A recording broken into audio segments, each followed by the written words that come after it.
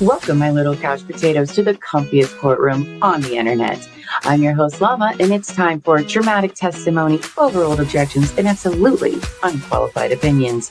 So grab your snuggiest blanket, some delicious snacks, and get ready to watch court with your internet besties. This is Couch Court with Llama.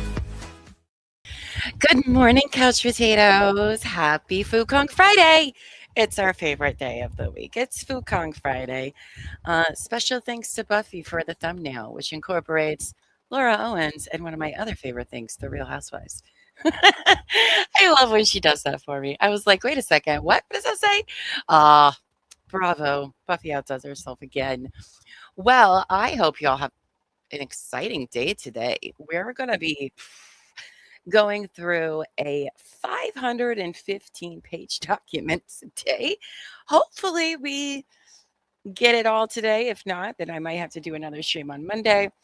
But we'll get to that in a second. As everybody's coming in, don't forget to hit that like button, hit the subscribe button, because you guys, we're only like 100 people away from 3,000 subscribers. So it would be pretty amazing if we hit that goal like by next week. So if you haven't yet, please do subscribe to our channel on like all of your YouTube accounts. That would be great. Hit the notification bell so you don't miss when we go live or drop an episode. And if you're watching this as a replay crew, hit that hype button so we can go hype. And that would be, we would really appreciate that. It helps our little channel get noticed and say, hey, this is where the party's going to be at today. So let's do that. Hello, Lady in Gray. Good morning to you. Suches. Good morning to you. Hope you're doing well. There she is, Buffy. I was complimenting your thumbnail because you incorporated the Real Housewives on it, and I very much appreciate that. She doesn't really watch Real Housewives, but she hangs out with us enough that she basically does just by our gifts all of the time. Hello, Wallace. Good morning to you. Good morning to you. Oh, Buffy says, I'm going to pop in a few once I get my kiddos set up. Yay, you guys, we get a Buffy day. How exciting is that? Good, because we have a lot of text messages from Mike and Laura that we've got to read today. So that would be great. Hello, sheeps. Good morning. Hope you're doing well today. Wallace says, wait, I thought you guys had so many more subscribers. You seem so professional already. Small but mighty.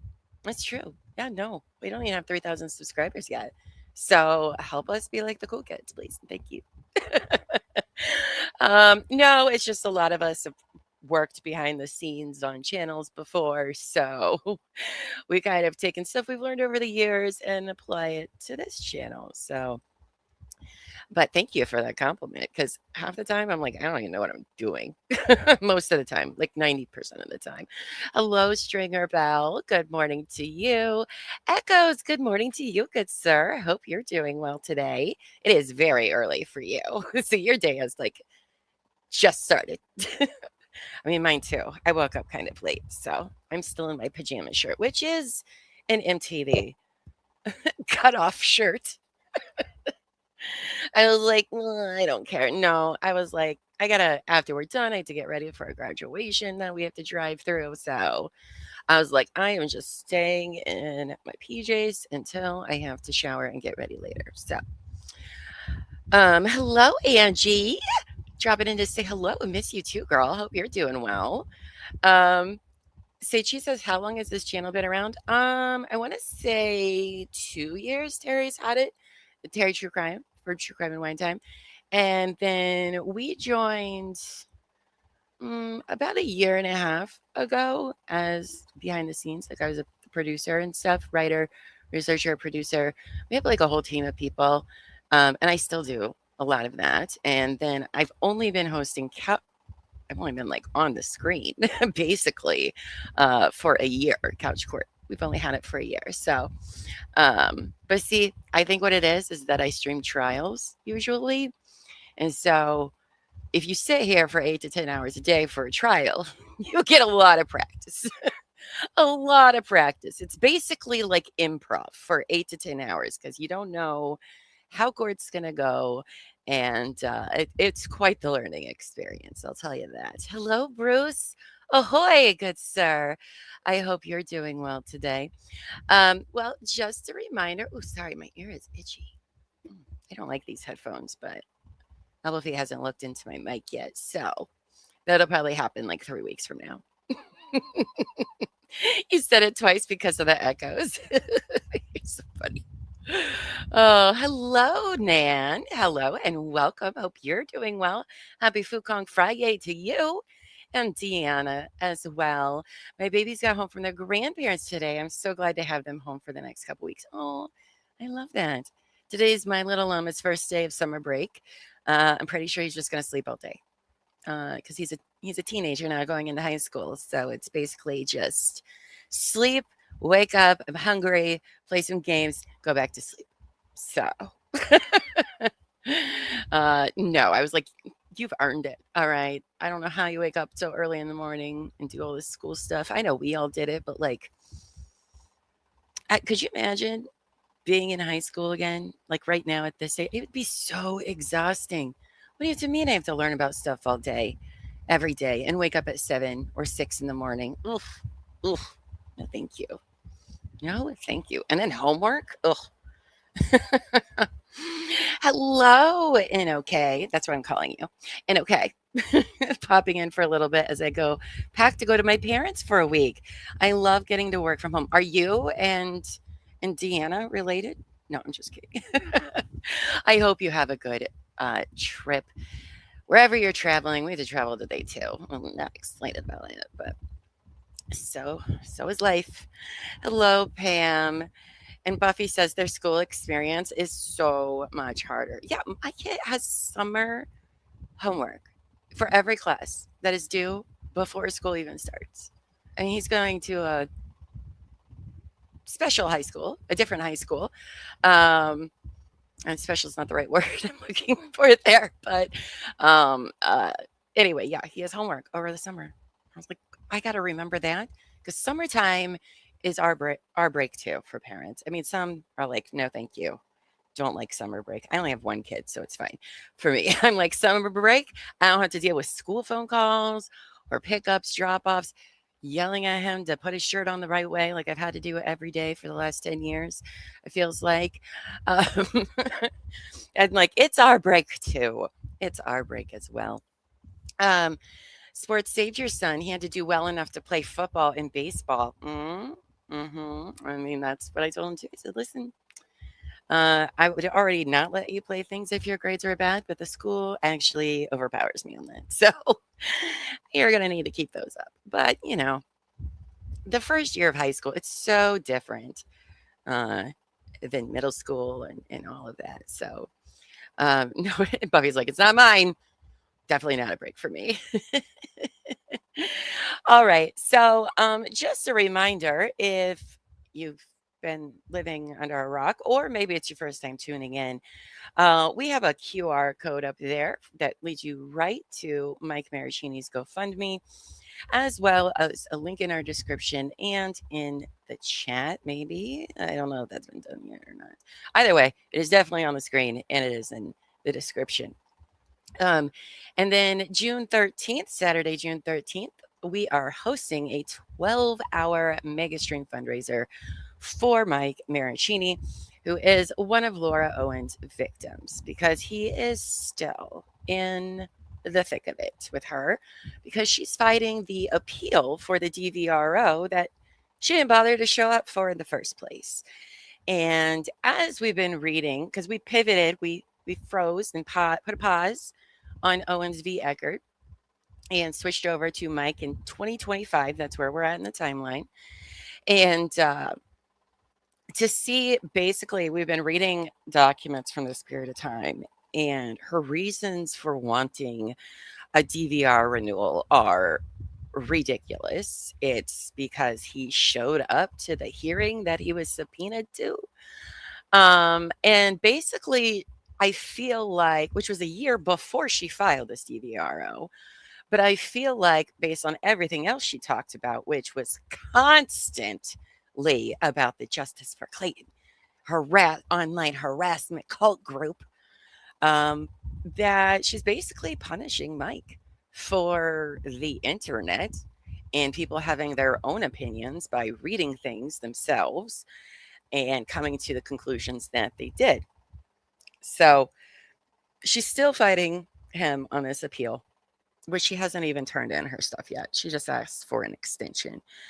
But Mike said that he got quotes for an appellate lawyer, because those are specialty kind of lawyers, and it was between $20,000 to $85,000.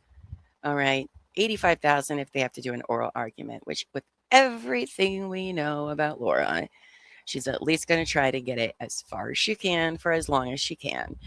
Because there's no, you didn't show up to court. You think you're really going to get an appeal, but not an appellate lawyer.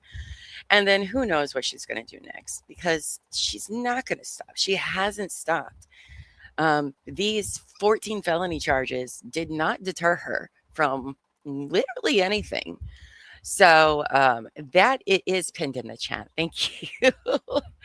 I forgot to check. Usually Bobby does it because she is the best at check marking things, but I forgot. My brain is drained from these kids. That's fair. Hello, Jupiter Janes. Good morning. Hope you're doing well, pretty lady. Happy to have you here. He said, Echo says, why YouTube puts pins at the bottom these days is a mystery. I know, right? I guess maybe so they see it. I don't understand why it went from the top to the bottom. Unless YouTube's a bottom bitch now, maybe. To each their own. Who isn't? Who isn't? Right, Buff? YouTube always worried about the wrong things. Let's move the pin chat, but mess up everybody's notifications, which my notifications have been messed up, and I don't know if it works or not, but all I did is I went back to the channel, because they were showing up like days after. Like Echoes, I think I got your stream like 3 days after it was, like the notification. I mean, I saw it already because I am on YouTube a lot, but my notification didn't come up till 3 days later. So I don't know if you go in, because you can adjust when you hit the notification bell, you can go in and do like personalized all or something else. So then I would like move it from one to then all again, back and forth. And then I don't know if it works or not, but that's what I did. So, Say Cheese says her preservation is really scary. Yeah. Yes, indeed. Yes, indeed. So, and think about it, that if she wants, but then you factor in the plea deal offer with the felonies. Because listen, once she has felony charges on her for these specific, perjury, tampering with evidence, things like that, court's going to be real difficult for her. It's going to be real difficult. So I feel like she's just going to keep trying to do what she can while she has a clean slate, if you will. So, she's the worst, though. Hello, Vil. Lurking during your 5-hour drive to Savannah. Everybody's traveling today. Well, I hope we'll keep you company. We're going to be here for quite a while today. But have a safe trip. All right. Don't be sending messages in chat while you're driving, unless you're the passenger. And then that's fine. I'll allow it. But I do hope you have a safe trip to everybody traveling today. Hello, Dana. Hey, y'all, just here, spicy already. I mean, I wake up spicy. What can I say? Hello, Winks. Good morning to you. I hope you're doing well today. All right, so let's get into what we're reading today, because like I said, it is a 515-page document. And this is from Mike's side. His lawyer is Omar Serrato of the Tilted Lawyer YouTube channel. If you don't know who he is, then please go check out his channel. Give him a subscribe. Hit his notification bell. I saw that he's been covering the Michael Jackson case, which I might listen to today while I'm traveling, because he goes on pretty late at night because he's a West Coaster. So I always have to be replay crew with him usually. But it looks very interesting. It was like what the media didn't tell you. or something like that. Have any of you watched it yet? Oh, I'm going to check it out over this weekend. But so he is Mike's attorney for this. And this is going to be their response to Laura's request to renew a restraining order. And they literally put everything in here. Like everything. Now, a lot of the exhibits are, excuse me. I don't know why I moved it from my face. It's not like it even matters. Some of the exhibits are either things we've already went over, like if they pertain to Greg or Clayton. We've already read these things, so it's not really important for this part of the story. And so if it wasn't relative to where we need to be caught up, we're kind of going to skip those exhibits. And if they are future ones that we skip, we'll cover them later when we go back to 2025. Right now, our goal is to catch up on where Mike is in present day, just in time for the fundraiser. So that way we're all pissed off enough to give him and his family all of the monies because, you know, he has a beautiful wife. They have 2 beautiful young daughters, and they shouldn't have to be using their money to fight this woman who is basically taking money away from kids by continuing these nonsense appeals and whatnot. So what I've done here, how I've sorted out going over this, is that he does have like a writing of stuff, and then he mentions like exhibits throughout. So when we hit a certain exhibit, we're going to pause and we're going to go to that exhibit. And hopefully that'll make things make sense as we're going through his, you know, timeline of events, because there is a lot. So let's go ahead and get into that. And then like I said, whatever we don't get through today, I am available Friday. So maybe we'll have a Monday stream to finish it all, because I got everything like pretty tightly planned. I mean, maybe not as tight as Laura's vagina, according to her, but I did my best. I did my document Kegels, if you will. Sorry. It is Fukong Friday. So you're just going to get spicy llama today. And Buffy when she gets around here. So no thanks. No thanks from Kay is like, morning. And so is Allie Firecat. And then they're just like super tight. What is happening, llama? It's not even noon. Well, it's after 7, and that's all that matters. Yes. Laura Owens is even here today. That's how we know it's a special day. It is as tight as I am pregnant. Yes, document Kegels. All right, well, let's get into it, friends, shall we? All right, so starts it off with preliminary statement regarding exhibits. Several of the exhibits referenced herein are taken from a comprehensive digital forensic examination of Mike Marraccini's laptop conducted on May 4th, 2024 by John Berryhill of Berryhill Computer Forensics, Inc. They bring up this guy during Clayton, like before we paused on Clayton's story. They were talking about this. I think it was in Gingras' one of his motions to be like, no, I don't like it. Why did they even have this?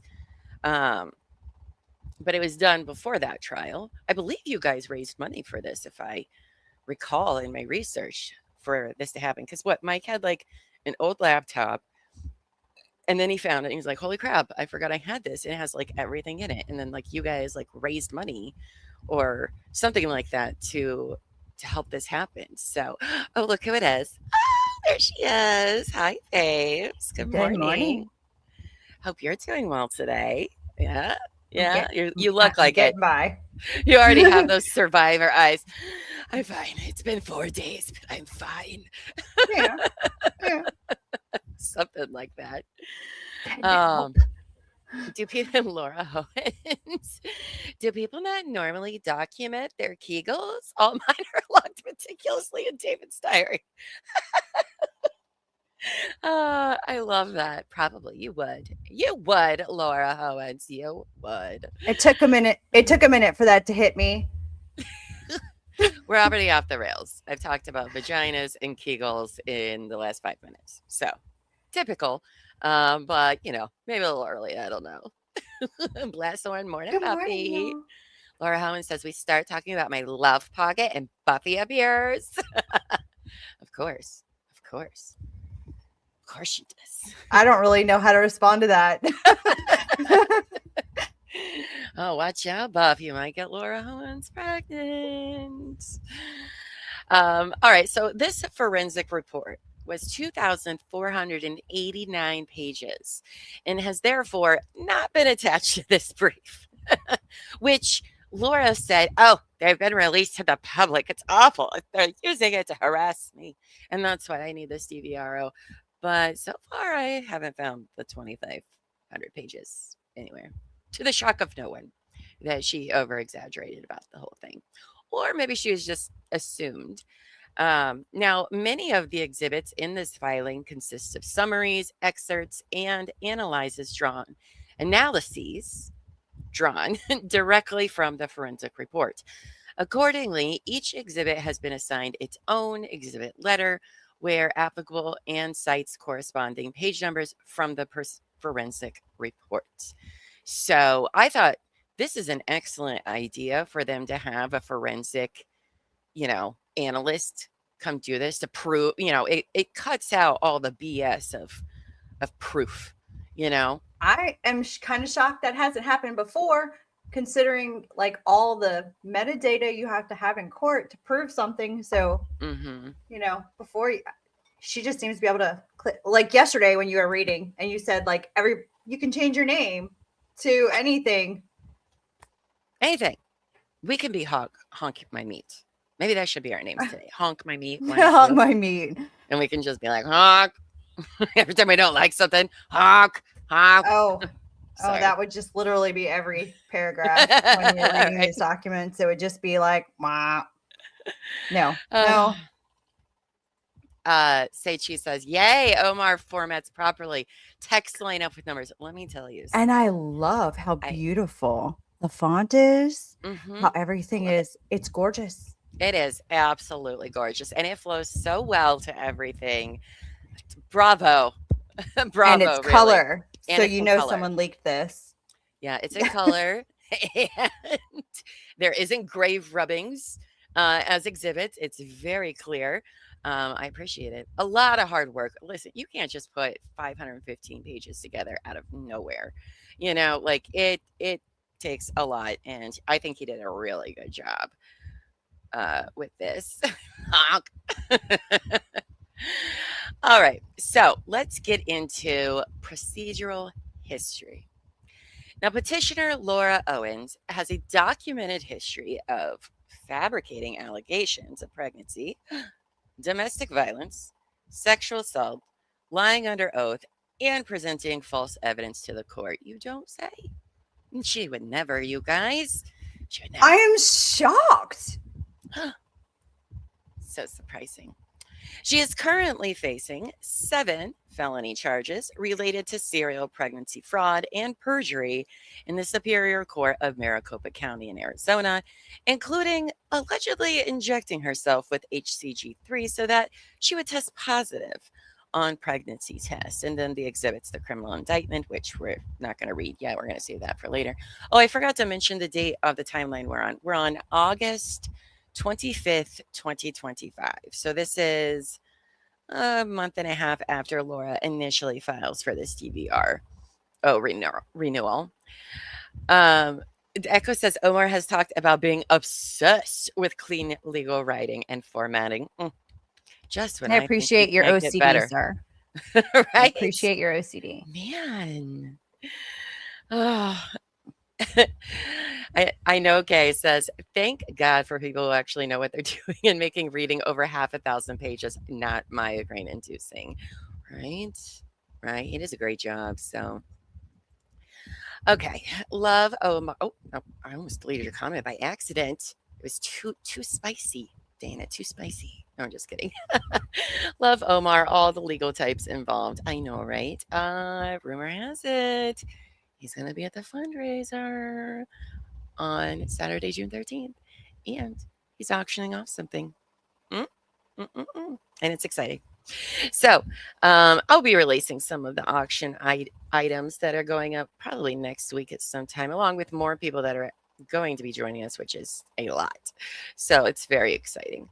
All right. So her latest filing in California seeking a permanent domestic violence restraining order against respondent Michael Marraccini is just the latest in a series of escalating behaviors designed to abuse court processes as a means of silencing her victims to prevent them from combating her fictitious victim narrative. Because remember, she was pissed that Mike went and did an interview after Clayton's trial and that people were calling Mike a victim. Pissed. She wrote about it a lot in this case. So now, Owens and Marraccini met in March of 2016 and engaged in an on-again, off-again romantic relationship that ended in August of 2017. Now, during the relationship, Owens crafted a series of escalating narratives to emotionally manipulate Marraccini. This included fabricating pregnancies, miscarriages, abortions. How many times is she pregnant when they're together? That it's all of those things. Okay. And fraudulently creating documents to support an ovarian cancer diagnosis. Owens used these traumatic fictions to coerce Marraccini into continuing to date her, using 2 fake letters from an OBGYN to encourage Marraccini to change his attitude and be more supportive of her. Oh, that's new. We have not been over that when we did the early Mike. So a lot of this information was not out or available in his 2018 or 2020 DVRO. So, okay, let's go. I did skim this motion briefly. All right. I was So, like, yeah. There we go. So, as I said, we're going to switch to exhibits as we go along. So, this allegedly is fake, according to Omar and Mike. This is from Sutter Health, and it is dated May 14th. Oh, no, that's her birthday. Sorry. Down to the bottom. Sent August 13th, 2016. Wait, when did they start dating officially again? Was it March? March of 2016, because she likes patterns of time, I've noticed. And they sent this at 6:37 a.m. Do doctors email that early in the day? Who does that? I have no idea.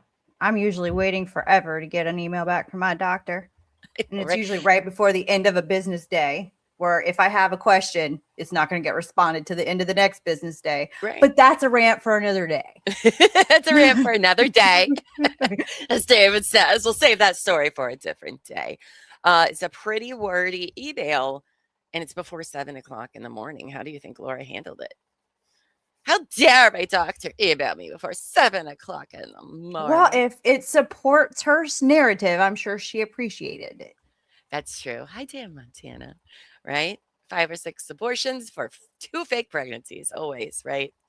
All right. So the doctor is John Chung Kai Chan. I don't know if that's... Say that 10 times fast. I know, right? Who I'm assuming is a real doctor, but I'm assuming that this is not a real document. So, or maybe it's a fake doctor too. Who knows? She loves role playing as ethnicities that she has absolutely no right in role playing in ever. So, who knows with Laura? Dear Laura, thank you for your email. I am sorry you are going through such a rough time right now, and will do my best to help you through it. I'm sorry. I'm going to hold your hand. This gyno sends them this already. I know. What? I read the messages you sent me from your boyfriend and answer his questions. Stage 1A or IA is without a doubt, must be 1A, I'm assuming, is without a doubt considered to be true cancer. It's something that we take very seriously. Oh, okay. So there's true cancer, real cancer, and then you're just basic cancer, apparently. So, okay. We don't take all cancers very seriously, guys. I guess. Just the true cancer. Just the true one, the worst kind. Because it's always the worst with Laura. You are correct, Laura, that this cancer is found only in one ovary. He is incorrect in his saying that this means you just might have malignant cancer cells. Please tell him that, yes, I have diagnosed you with real ovarian cancer, not something that just may be there. I'm not sure what is meant by the message you forwarded that says I would only be diagnosing it if it were something other than stage 1A. That is a very real stage and simply means it is not spread beyond your right ovary. I recommend looking at the American Cancer Society's website page for more information. In addition, you can let him know that your diagnosis and treatment has been complicated by your pregnancy, which on its own has been extremely difficult and unusual. Why is it unusual? I would strongly encourage him to change his attitude and support you at this time. I sincerely hope things get better. All the best, John Chung Kai Chan. What?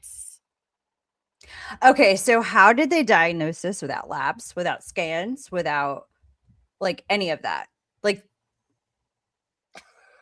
where are the doctor's notes? Where are all of the things that go along with this? What? Oh my gosh, this is the most bogus letter I've ever read ever. No doctor is saying all of this. Well, no doctor's saying all this, but there's also substantial like documentation to back up this diagnosis. Ask anybody who's had cancer. They've had a billion and one tests done. Right? Right. So she's also pregnant during this time with a difficult and unusual pregnancy. Oh my goodness. So all of the things.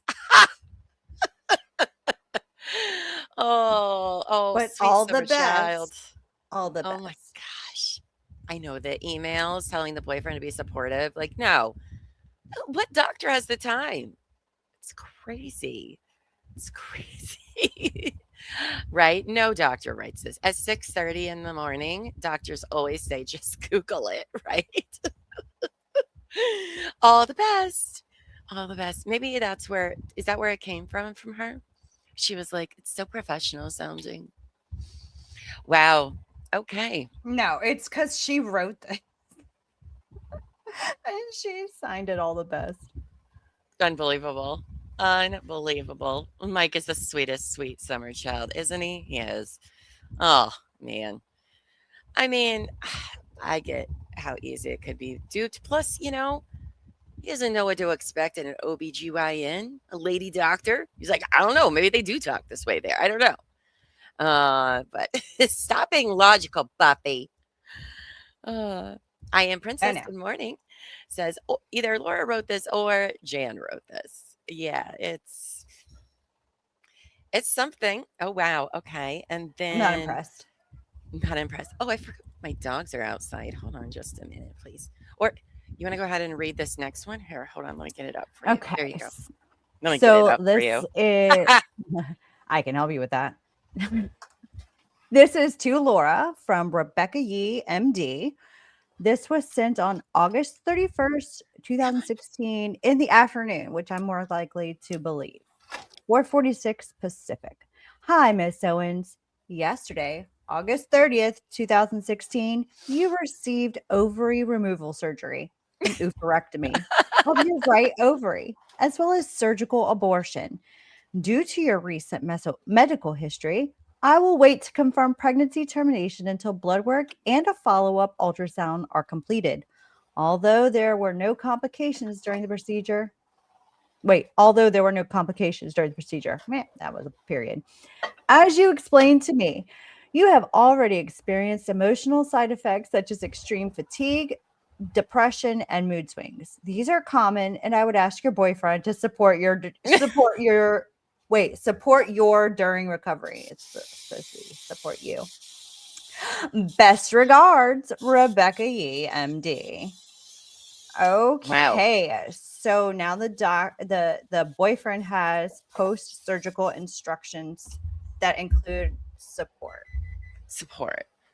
Wait, so how many days was this after the other one? It was what, like 5 days? I have no idea. I would have to scroll up. I'm really bad at remembering dates. So hold on, I'm coming. I need to get my dogs water. It's too hot for them not to have water. It's a dog days of summer.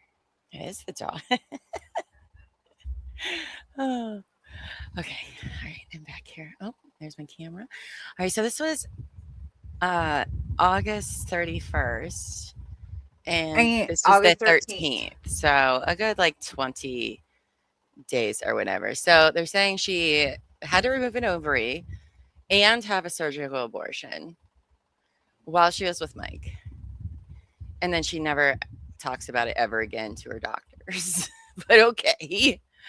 Yeah, that's a weird thing. But there would be surgical like things in your chart. I don't understand why there's documentations of some things, but not documentate. I would dump all of it. I would be like, here's my surgery, right? Here's my pre-surgical lab work, here's my ultrasound, because they're gonna do an ultrasound before they take an ovary. Like they're doing all the things.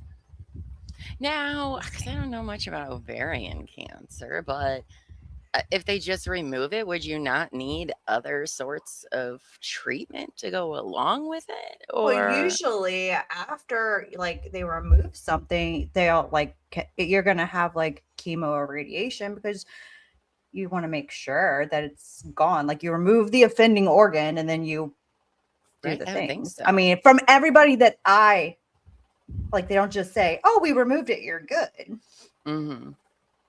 So usually there's follow-up treatment, but I've never had cancer, so that's not me speaking from experience. I just know from people that I know that have had things removed. You're right, K. Sudana. Okay. At the top, it does say my health online inbox instead of my chart or something like that, probably. Deb is like, I'm screaming. Again, never does a doctor write this or write this way. No, not at all. Not at all. And yes, it's a very real cancer. All right. Very real. Everything is so real. It's crazy. All right. Let's go back to Omar's writing because, like I said, we're going back and forth. Well, that was a wild already. I love this. All right. So now we start on line 11 to 19. Okay. Mike Marraccini called the police on Owens on January 7th, 2018. Exhibit D, which is just a picture. Did you read the little paragraph at the top? It says, in addition, you can let him know your diagnosis and treatment has been complicated by... Okay. Yeah, that's a clip from what we just read. He takes little parts of from the last and puts them in. Yeah, but I was like, we'll just read the whole exhibit instead of doing it twice. So if you see something, it is in what we're going to read. Gotcha. All right. Sorry. No, that's okay. Good looking out. Don't mind me. I'm just here.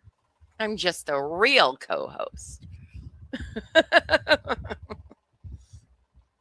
Deb, what exactly is an unreal cancer? All of it that isn't the very real or true kind. Deb, come on, catch up. All right. I'm just kidding. Literally everything that Laura says she has. Yes. Is unreal. And the worst. The worst. In my opinion. Let's see. Where are we? Okay. Owens had confronted Marraccini and his sister in public, yelling and screaming obscenities at him. What? Never. 2 days later, on January 9th, 2018, Owens obtained her retaliatory domestic violence restraining order in the Superior Court of California, County of San Francisco. The allegations in the DVRO were shocking, with Owens claiming extreme abuse at the hands of Marraccini, including using photographs from when she fell off a horse to allege abuse. And that It arose to such a degree she had to seek inpatient mental health treatment, an allegation she confusingly refutes in her previous filings. I mean, I thought it was funny in the doctor ones we just read where they're like, oh, so you've already experienced depression, all that. And she's constantly blaming on everybody else giving that to her. It's like, I don't think so. I think you've had it the whole time, boo. I don't think that's anybody's, doing. Say Cheese says, I got this from an ovarian cancer website for people with low grade 1, stage 1A or 1B disease. Surgery may be the only treatment needed. Oh, that's interesting. That's interesting. But also, why is there only a letter from a doctor? But wouldn't there also have to be tests to, like, I feel like there would be tests to verify that would be the only treatment that was being needed. It's not just like, oh, you have cancer, let's take it out, nothing else. There's like a series of tests that happen to make sure that it's not worse, it's not spread, it's not systemic, it's like in your lymph nodes. Like, there's a whole wide range of tests that happen before they settle on that. I need to know more about this. I need to know more about this craziness. All right, so let's hop over to Exhibit E, which is page 62 through 78. And guess what? We got some text between Mike and Laura. Who you want to be, Buff? I don't care. Watch out. Everybody's about to get a jump scare. You've been warned. You've been warned. Oh, God. Oh, God. Oh. It's so unflattering. Apparently, that is the picture she's using as domestic abuse. Okay. I warned you all. Scroll back up. I need to I'm making it bigger. Oh, okay. Oh, wow. All right. Yeah. That's the abuse that she's alleging? I guess so, yes. But they're saying this is from falling off a horse. So, oh, where's the biopsy report? Right, yeah. I mean, okay. Excellent. Excellent. All right, enough of that. That's, yikes. All right, who do you want to be? Do you want to be, who's who? Laura's blue. No. No.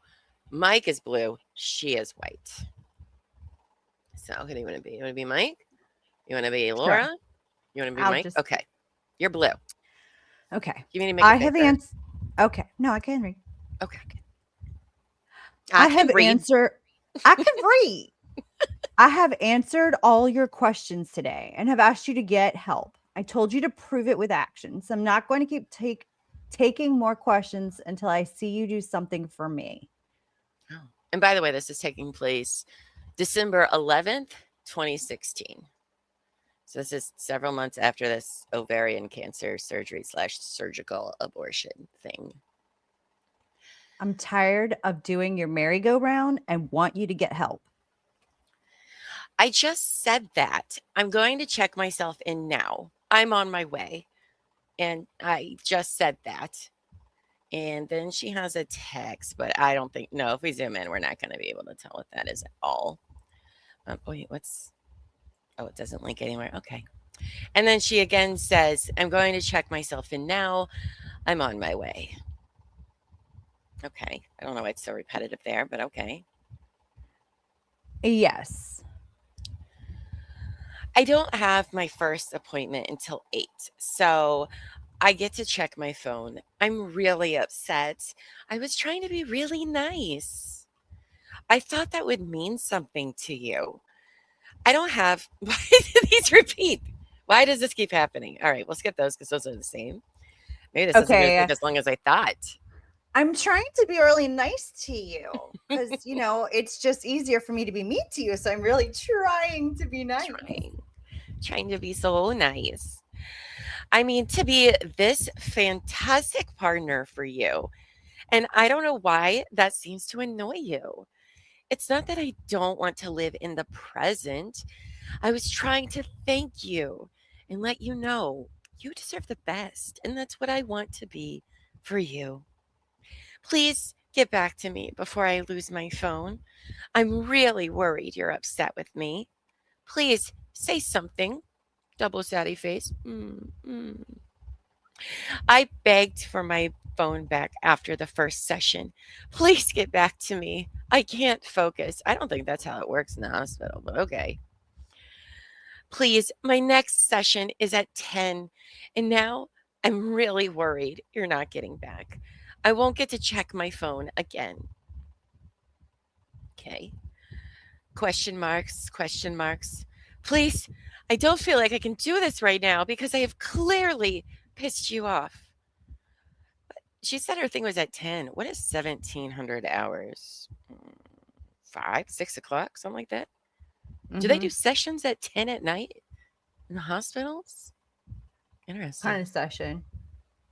I was thinking therapy. I think she's inpatient. I don't think she really is, though, if I remember right. What's the time between the texts? Oh, yeah. Good point. Let's see. This one ended at 17:53. So that's 5 o'clock, 6 o'clock. 17. Yeah. Yes. Is that right? 5 o'clock. 5, Yes. 6 o'clock. Yes. And she starts these. But it's UTC time. So that minus like. It's sometime. Yeah, you have to like subtract certain amount of time from UTC. It's awful. Yeah. So it's probably more like, if it's UTC, it's probably more like 1, because you have to subtract like 5 or something from it. Yeah. So we'll just go with these base times. So they start at 05:32 UTC. So it's over 10 hours, I guess. Maybe she is in a hospital. You know, she'd message more than that in 10 hours. UTC is 6 hours ahead. Okay. See, we don't do time math around here. Besides, time is a construct. It's not even real. Okay. I hate when we have to add when they like UTC in court, and I'm like, well, I'm done. Well, how about you just change it for all of us? That would be great. Right. Also, how did they decide where time starts? How did they ever decide that? I don't know. The powers that be, like the time police. Episode. I don't know. Yeah. Llama learns how time works. If not, but not really. I have questions for the inventor of time. We need to talk, because this is not cool. Like, whatever you did here is all very confusing. Very confusing. All right. So the rest happens same day, but we are at 17:53, which is where we left off. Please, I don't feel like I can do this right now because I've clearly pissed you off. I just want to check myself out now. I fucked everything up. Okay. Please. And there's like 30 seconds in between these text messages, which is, yeah. She texts like me. That's true. Buffy's the one-liner sender always. I am. It's like 1. Oh yeah, I have something else to say too. Like, stop it. I know. Right? Please say something. I can't focus at all, and I don't understand why what I said didn't mean anything to you. I want to be this great partner, and all that seems to do is frustrate you, and I don't get why. She's just trying her best, guys. Just trying her best. Question marks, because how much time went by? Like an hour? Hours went by almost. I need to just check myself out. I can't do this. Please, I want to stay and get better, but I just feel like I have screwed everything up. And he's not saying shit to her. I don't blame him. Please, are you okay? Oh my God, she just keeps going on and on. Should I text Stephanie? That's Mike's sister. Mike! Question mark. Still same day. We're at 21 hours at this point. So 9 or 10 o'clock. Okay, this is actually how my teenager texts us. Mom, mom, mom, mom, mom. Oh, hello, Toadette. Kimbers. Hi, babe. So happy to see you here. Hope you're doing well. Welcome in. Everybody make room for Kimbers and Toadette.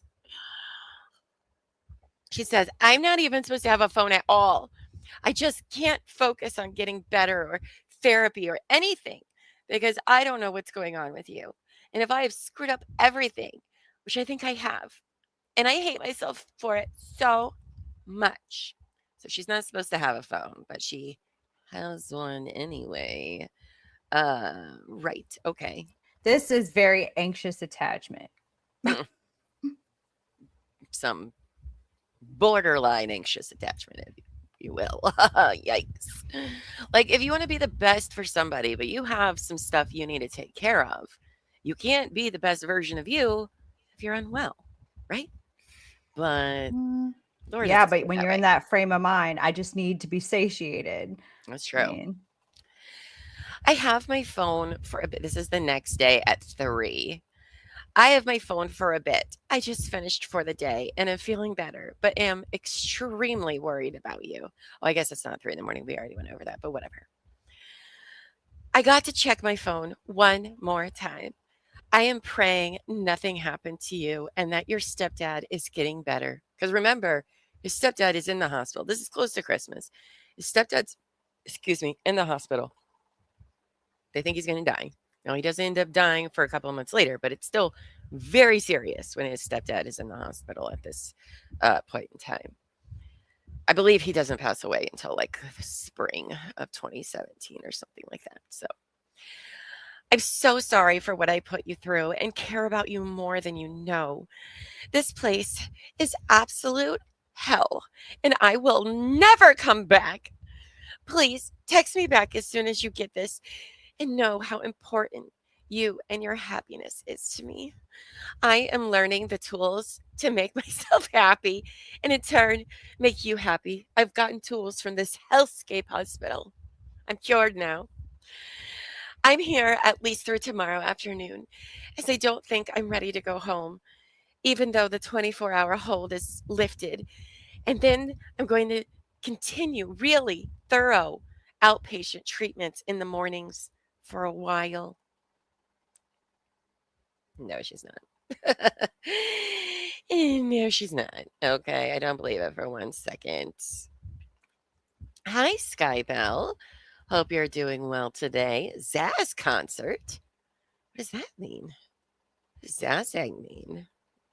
Or jazz? I don't know. Maybe both. New kind of jazz.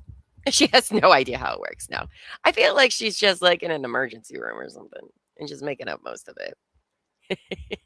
And Jerry Springer's voice. It sounds like it. I don't know any hospital that lets you have a phone. They check like everything. Like, yeah, you ain't getting shit. All right, you're getting your rubber-soled socks, grippy socks, your hospital socks, and that's about it. I know. Especially if you're on hold.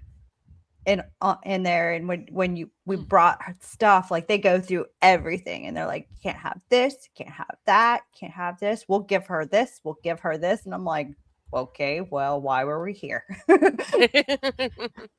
Yeah, I mean, it is a hospital. They gotta protect the patients from themselves sometimes. Not everybody's in the best frame of mind. And people get creative, if you will. But yeah. So will you please keep up your end of the boyfriend bargain if I stay here longer? Mike finally responds back. In time. Right? Like, oh my gosh. I will really try. Just please try not to resent me over forever for the weekend. I will work to build your trust up. I care about you more than I can say. And I want to get better so I can better myself and be good to myself and everyone around me. And then we can go step by step the right way. Can we just be partners in that? I'm sorry we have been at each other's throats, and I want to show you I mean it. She means it, guys. She really, really does. Okay. Another romantic contract. Basically. She says, can you imagine how many times she asked for her phone until they caved? He's responded with 2 words and got this. This is why he didn't respond before. Right.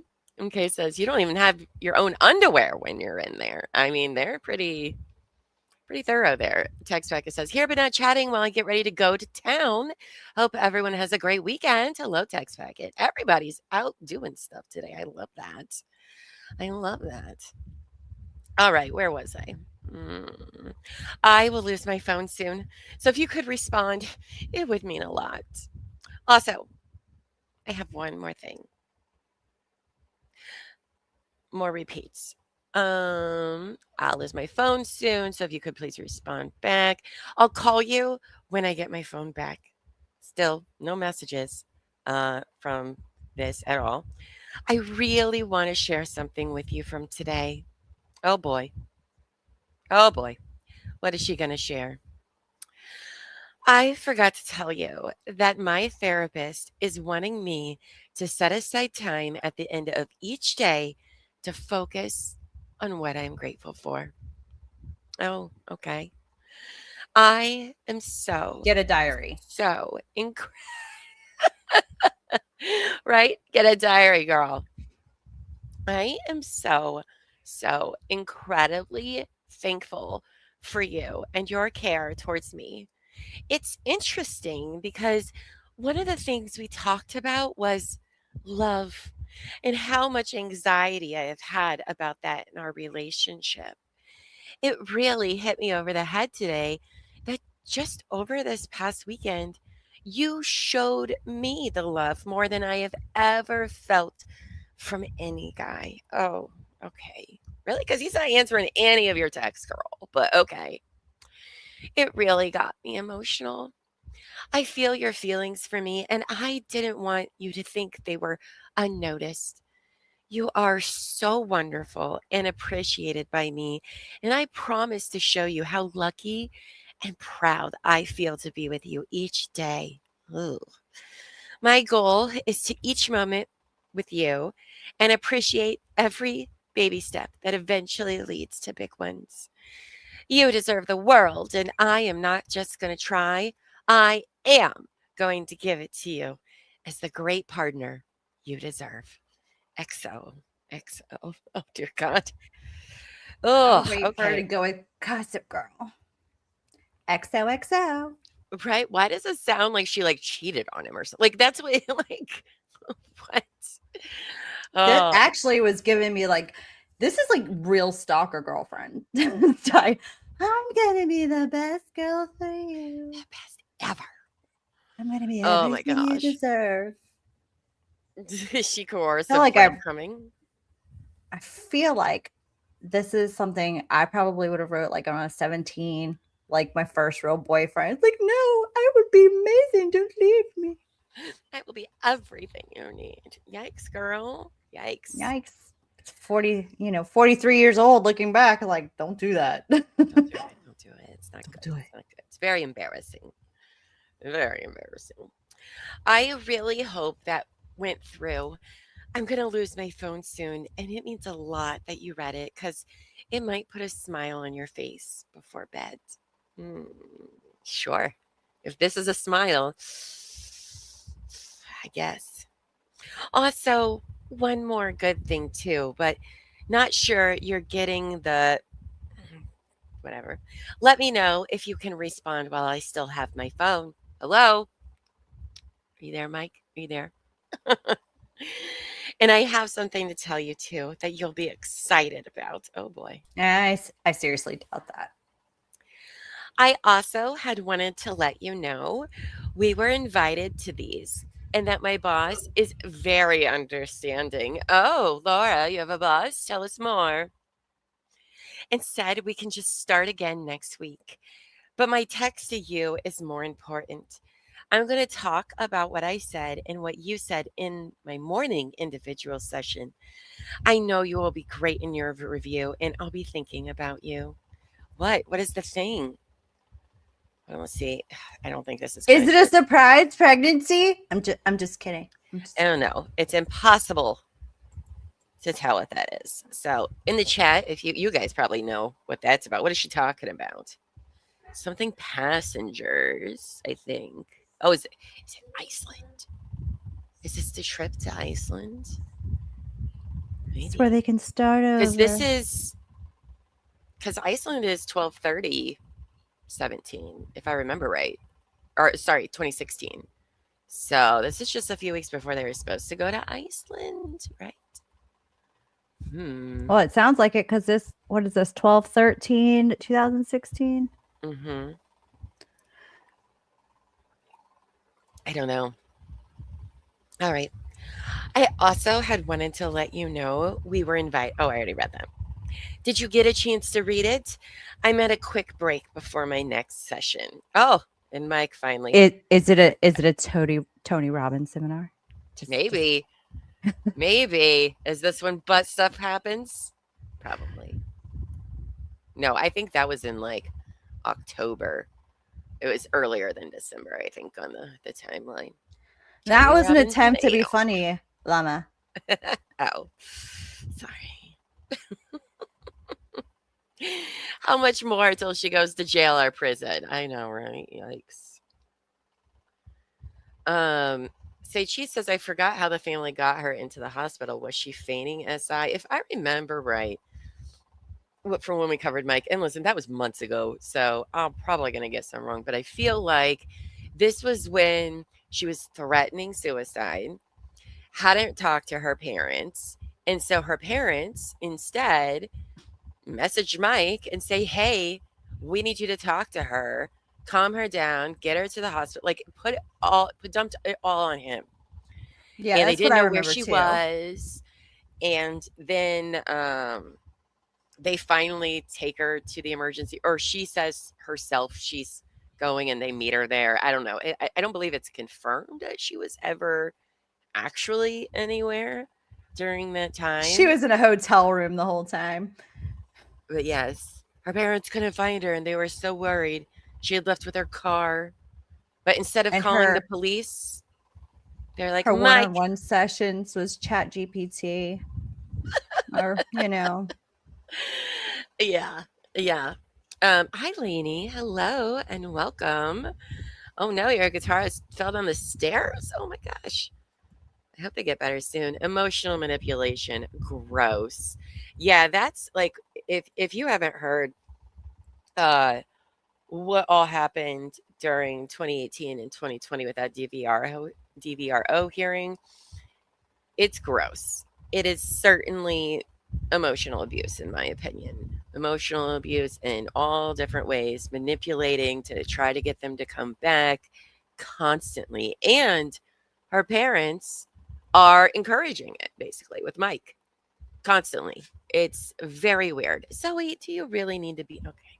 All right. Well, you read Mike, and I guess I'm letting the dogs out again. If it can always be happy hour somewhere, it can always be booty time somewhere. I like it. Those are wise words to live by. Booty time. Booty time. It's Fukong Friday booty time. Oh, I love that for us. Yeah, we're making it worse. We're making it worse. Okay, so let's see. Mike says, I'm so happy to hear that. You should be grateful for so much, and I'm glad you see that. I'm also excited to hear you're looking forward to the baby steps. Keep trekking ahead. He's trying to be supportive without being like, promising. Because he's like the nicest guy. Yeah. But he's not trying to engage. It's just like a thumbs up on her message. This is what I'm thinking. Yes. Cool. Okay, great. Thanks. And I've never heard of any of those movies, but I'll check out the trailers. She sent movie trailers? Oh, that must be what's in the things we couldn't read. Those, yeah. Screenshots. I really wish we could have zoomed in on that. I want to know what movie she wants to go see. Was it like one of those creepy stalker movies? By the way, Misery. Obsession was really good, but not what I thought it was, but better than I thought it was. Oh. Yeah. Anyway, and okay, so he's going to check out the trailers. It's sent twice, or somebody's just not very good at cutting this up. Okay. And that's the same thing again. Did you buy followers for relevant radio. LOL. What? Okay. This must be a thing, the buying of followers. I guess. I keep mean, hearing people talking about this, like in different like social spaces, and I'm thinking, why have followers if they're not engaging?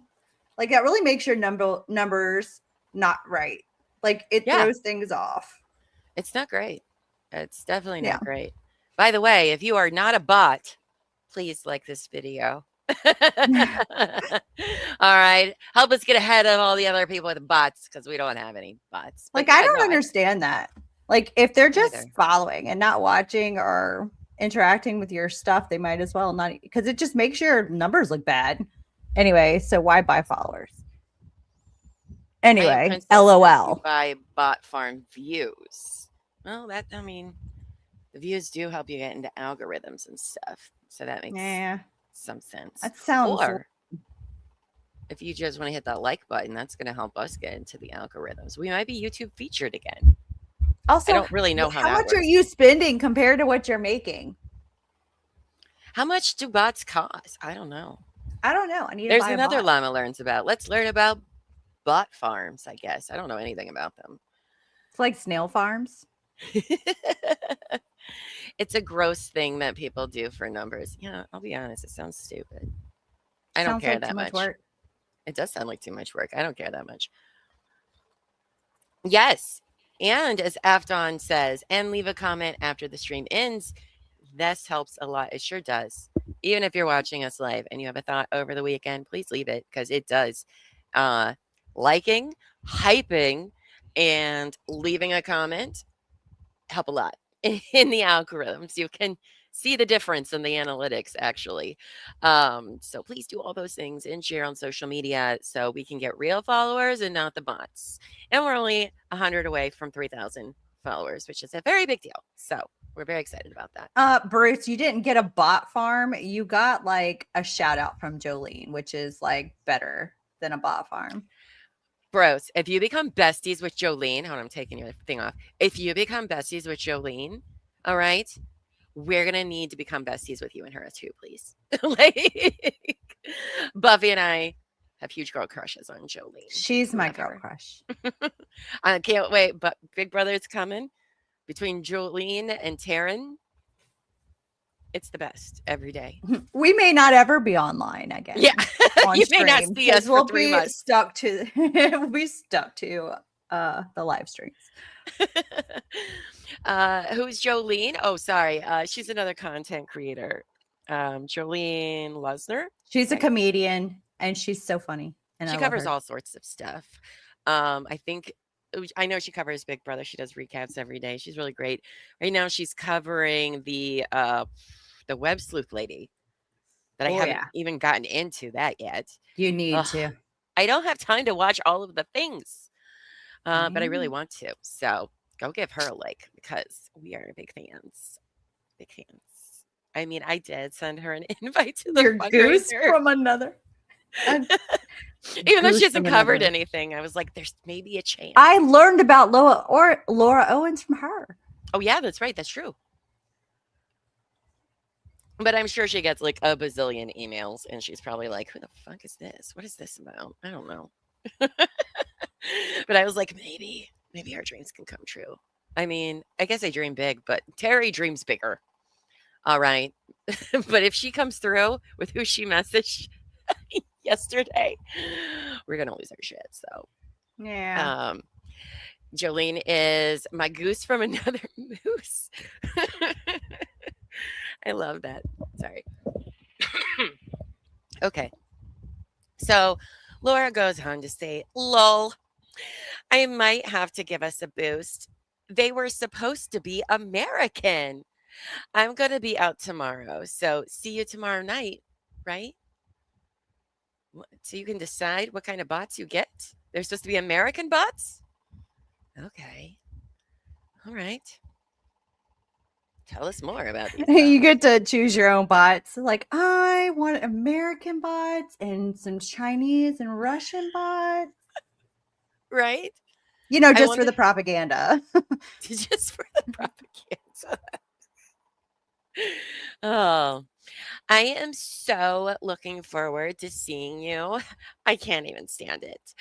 I just can't wait to start our new journey together and be the person I've always intended to be, but haven't.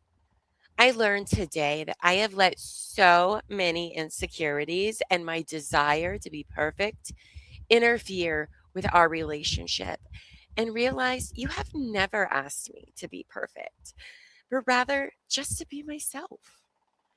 What I am grateful for with us from my counseling session on relationships today, you accepting me flaws and all, the way I feel your unconditional love, your kind and selfless heart, how I am always learning something from you, your patience with me, and your belief in me to be a better and stronger person, even when I gave up on myself.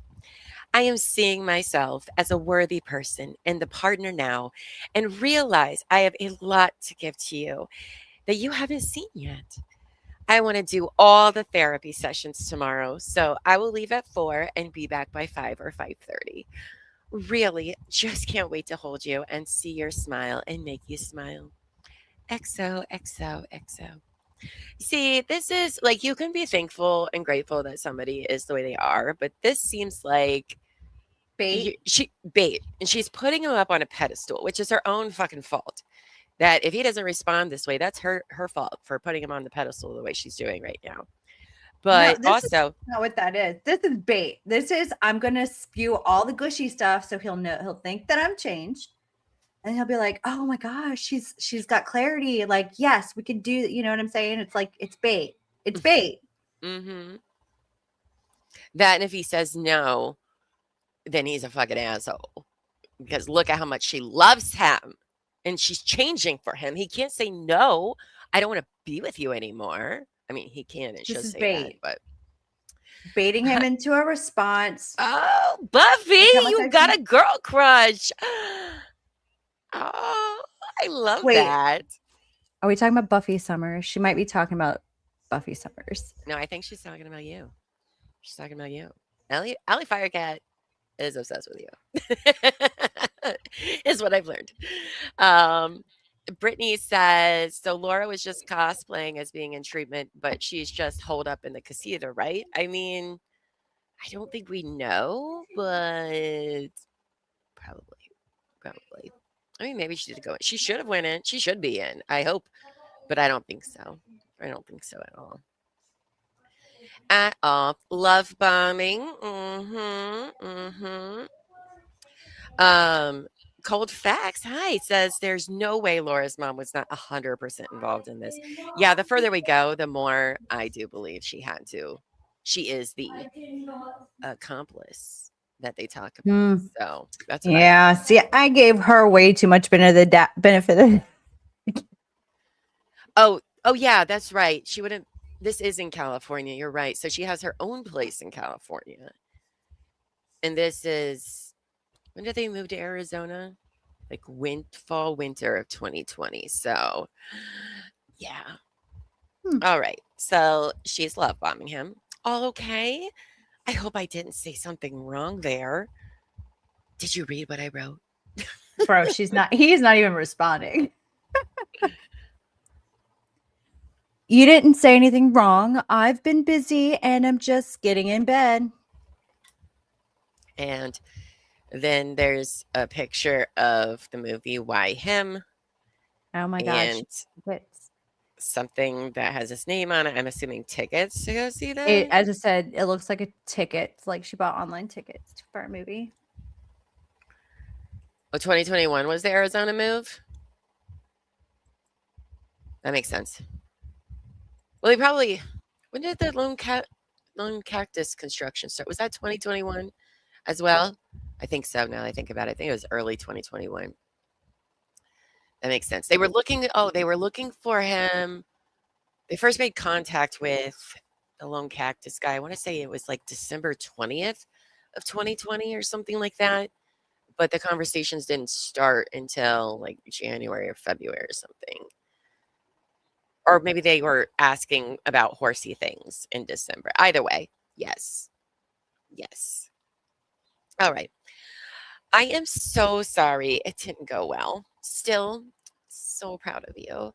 And hopefully we can work hard on the radio stuff next week and make big money. Also, wanted to send these to you. That must have been what she sent.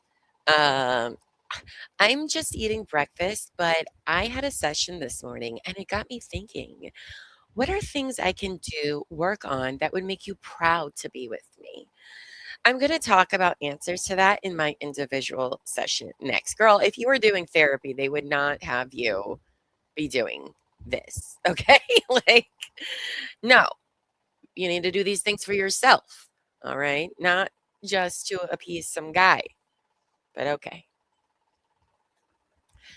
So she's eating breakfast, blah, blah, blah. I'll see you later and we can cuddle, right? Oh. I am so sad. I know I can get through it. Cuddling later, though, I'm going to have a surprise. And that it's should what, make so? him very scared. I'm Every not saying time she said that, I would be afraid. Alley Cat says this is 100% attributing traits to him that he has probably never shown. So when he acts in disordinance with those traits, she can weaponize that. Exactly. That's what I think too. Seichi says just checked. Late 2020 was the move. So okay. Do things that make you proud of yourself, right? That's what her therapist would be telling her if they were any good. So, but she probably just ignored. If she was there, she ignored everything. So, oh, wow. Okay. I'm leaving. So I will see you when you're home. Is that going to be for dinner? I can pick up takeout for us later. I don't think she's getting the hint that he's just not that interested in her. I say All right. he's not texting her very much. No. I was hoping if I kept one up, it would stay the same on both, but no. Cool. All right, so back to Omar's talking here. We're reading page 9, end of line 21. All right, so on January 22nd, 2018, Marraccini timely filed his DV-120 response and denied all allegations made by Owens and noted her history of manipulative conduct, including her fabricated pregnancies and conflicting medical claims. Owens and Marraccini both submit supplemental declarations. Hold on, let me move this over just a little bit. Submitted supplemental declarations and third-party witness statements. A hearing originally scheduled for January 26, 2018 was continued for further evidence, depositions, and declarations. Ultimately, on or about July 10th, 2018, exhausted by the false narratives, Marraccini entered into a stipulated agreement resulting in the issuance of 2-year Cleats reported restraining order after hearing under family code whatever, without any admissions of wrongdoing by Marraccini. That order was set to expire on July 10th, 2020. Notably, there was never any finding that Marraccini ever committed an act of domestic violence. So this went on for like 6 months, which is a very long time for a DVRO. They usually don't go on that long. And as we know, law stuff costs a lot of money because he did have a lawyer. He had Randy Sue Pollock was his lawyer. So I don't know. He's probably just like, this has been a lot of money. I don't care to ever see or talk to this woman again. So I'm not worried about it. And then here we are. That's what it sounded like from the podcast, that he was just like, whatever. Oh. Klutz rhymes with bets. Well, my brain's not going to remember that. Say cheese. I've been saying it for months now. Yeah. Well, okay, fine. Klutz rhymes with, I think. And cleats just sounds great because it reminds me of soccer. or a baseball. But fine, we'll do our best. to Fine. bring those things Fine, we'll home. do it your way. Fine. All right. No, I'm just kidding. Let's see. Exhausted from the okay. On that date, the order was set to expire July 10th, 2020. Owens filed a request to renew the DVRO, alleging continued fear and allegations of various violations by Marraccini, which he affirmatively denies. A hearing was held on September 11th, 2020, for the Honorable Sharon Reardon. Despite Marraccini's objections and without a finding of new abuse, the court granted a 5-year renewal under Family Code, whatever, extending the DVRO to July 10th, 2025. And it was bullshit. All right. We read the transcript and it was like he had questions and they're like, sorry, no, doesn't really matter. Doesn't matter. She says she's still scared and that's all that matters. July 10th keeps popping up. It's my birthday. And I just smile that all these things happened on my birthday. Not that it was great things that happened on the birthday, but I was just like, just seems to be recurring. It's your birthday. So between 2022 and 2024, Owens used this DVRO as a means of advancing a fabricated narrative that she was a domestic violence survivor. She made multiple public statements, including a January 2022 TED Talk, which is still up. Which I know a lot of people are trying to get taken down, and I don't blame them. Yeah. It's kind of ridiculous. It's kind of ridiculous. I have feelings about that. And that was an awful video. It really was. It really, really was. And a June 2023 Chicken Soup for the Soul essay, all of which accused Marraccini of engaging abuse. And guess what, Buffy? We have the Chicken Soup for the Soul story that we haven't read yet. Do you want to see what she actually said in Chicken Soup for the Soul? Because I believe when we talked about this, we didn't have it. And somebody said it was taken down online because they had it up online and they took it down. Chicken Soup for the Soul. Go to all the bookstores and just rip the page out of all the books. It was printed in the book.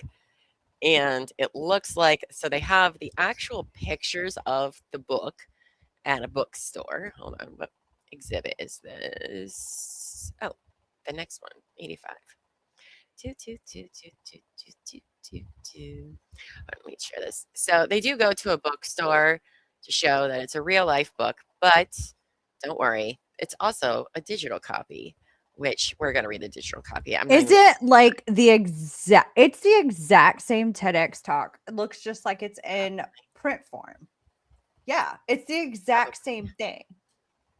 Do you not want to read it? We don't have to read it. I don't care to read it. Okay. Well, then we won't read it, but it's there. If you want to read it, because I don't care to read it either, you can just go to this document on the Volo site, find the 515-page document, and it's on page 85. I'd say probably read this as opposed to going to go watch your TEDx talk, because then you give it a view, and then that probably encourages them not to take it down. So it just looks like the same thing, and I don't really want to give. I don't want to say those things. I don't know. I'm having. And of course, she uses a Brené Brown quote. I don't like feelings. I got opinions. Let's see. The search warrant was executed on your birthday. Wow, look at you guys. I love that. Text says the challenges in many states, CLEATS is actually the body that certifies law enforcement officers throughout the state. Oklahoma is one of them as example. Oh, that's interesting. Yeah, it's the story of Iceland and the napkin lady. It's absolutely fucking ludicrous and ridiculous. And like that ever happened. I don't believe it for 1 second. All right, so let's go back to this one. All right, we are now on page 10 and 10 through 11 and on line 18. Okay. Meanwhile, Owens continued to use her pattern of falsifying pregnancies with 2 victims in the Superior Court of Maricopa County. In 2021 to 2022, she sued an Arizona man named Greg Gillespie in Maricopa County for abortion coercion, after she claimed he impregnated her with twins and then later claimed to have aborted them at this direction. Exhibit G, we've already went over that, so we're not going to do that. When he refused to continue dating her, Laura obtained a protective order against him, because of course she did. But don't worry, if he would just date her, she would drop the whole thing. That's what she said over and over and over again. Is that not a reasonable request? If you just date me, I'll drop the lawsuit, okay? Even though I've made you out to be a horrible person. It's crazy. I get crazy. Where was I? Against him.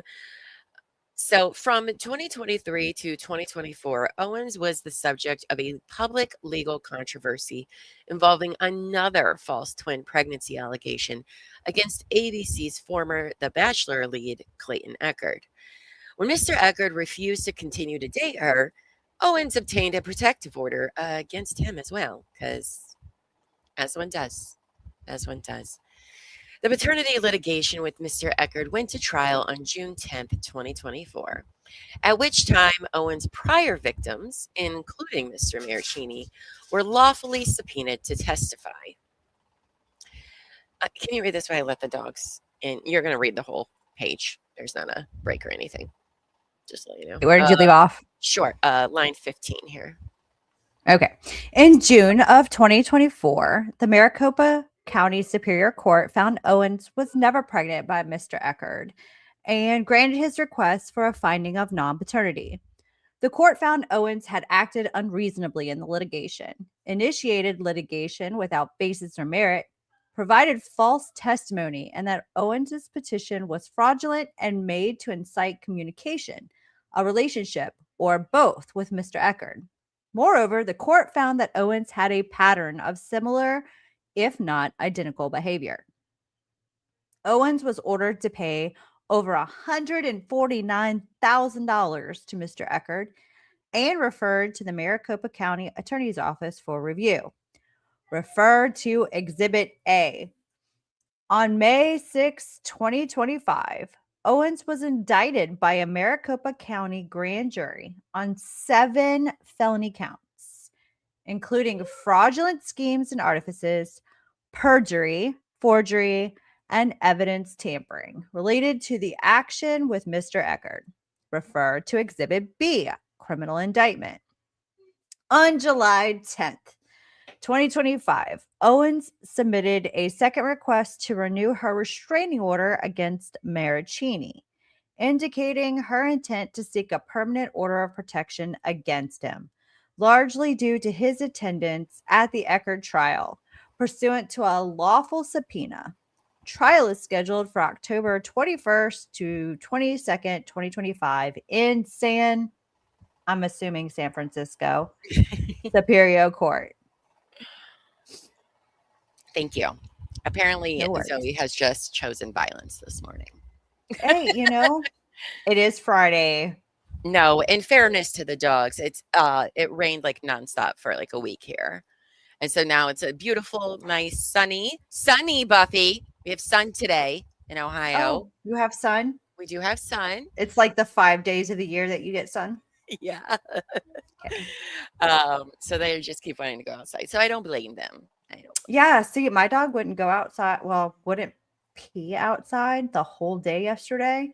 And so she just decided, well, we'll do it in the house because it's raining and she does not like rain and she's a nervous Nelly. So thunder, all that. No, she was like, nope, not going outside. It was Which one? Penny or a Reed? day. Penny. Reese? Oh. Nah, she don't care. Well, in fairness to Penny, all right, she almost died from a spider bite from peeing outside. So I don't blame her there. It's true. It's true. I got bit by a like, really dangerous spider. I don't want to pee in the grass. Thanks. She's like, yeah, I don't think so. I don't think so. I almost lost my leg. Right? Not worth it. Just pee here and you can yell at me. I don't care. Hello, Don. Good morning.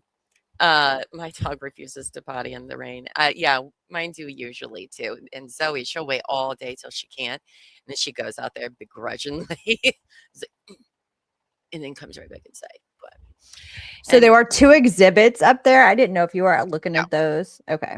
I just those wanted to are make sure. ones we've already done. So we end on this page at line 18. So okay. Owens has a well documented history of making false pregnancy allegations, subsequently alleging domestic violence and otherwise abusing court processes when her victims do not wish to continue the relationship. Given this pattern of manipulating the court process to re traumatize her victims, Marraccini urges this court to deny the requested renewal. Under California Family Code, a domestic violence restraining order should be renewed only if the evidence shows the protected party harbors a genuine and reasonable fear of future abuse. Owens' own conduct, as evidenced by her current 7 felony charges in Arizona, demonstrates that any claimed fear on her part is neither genuine nor reasonable, but instead part of an ongoing strategy of deceit and manipulation. Man, Omar, you did a great job with this. I'm just going to say, like, ooh. You made sure to give the judge all of the tea. All of the tea. Hi, Liz. Everybody be like, Liz, and hit the like button. Please and thank you. Please and thank you. All right. So, manipulation. Early on in their relationship, Owens began her pattern of faking pregnancies to manipulate Marraccini. Just 3 months after dating him, in June of 2016, she is so fertile in that month of June, I'll tell you what. So weird how all of the pregnancies all came to She goes into heat at the same time of the year. like a dog. I think Kita goes like twice a year, maybe. It's been a few months. Poor thing. It's not really that bad,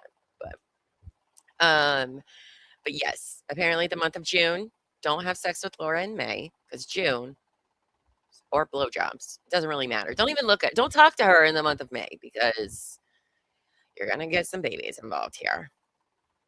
Now, just 3 months after meeting in June of 2016, Owens informed Marraccini that she was pregnant with his child, eventually sending a photo of a positive pregnancy test to support this false narrative. All right, let's pop over to Exhibit K, which is page 148.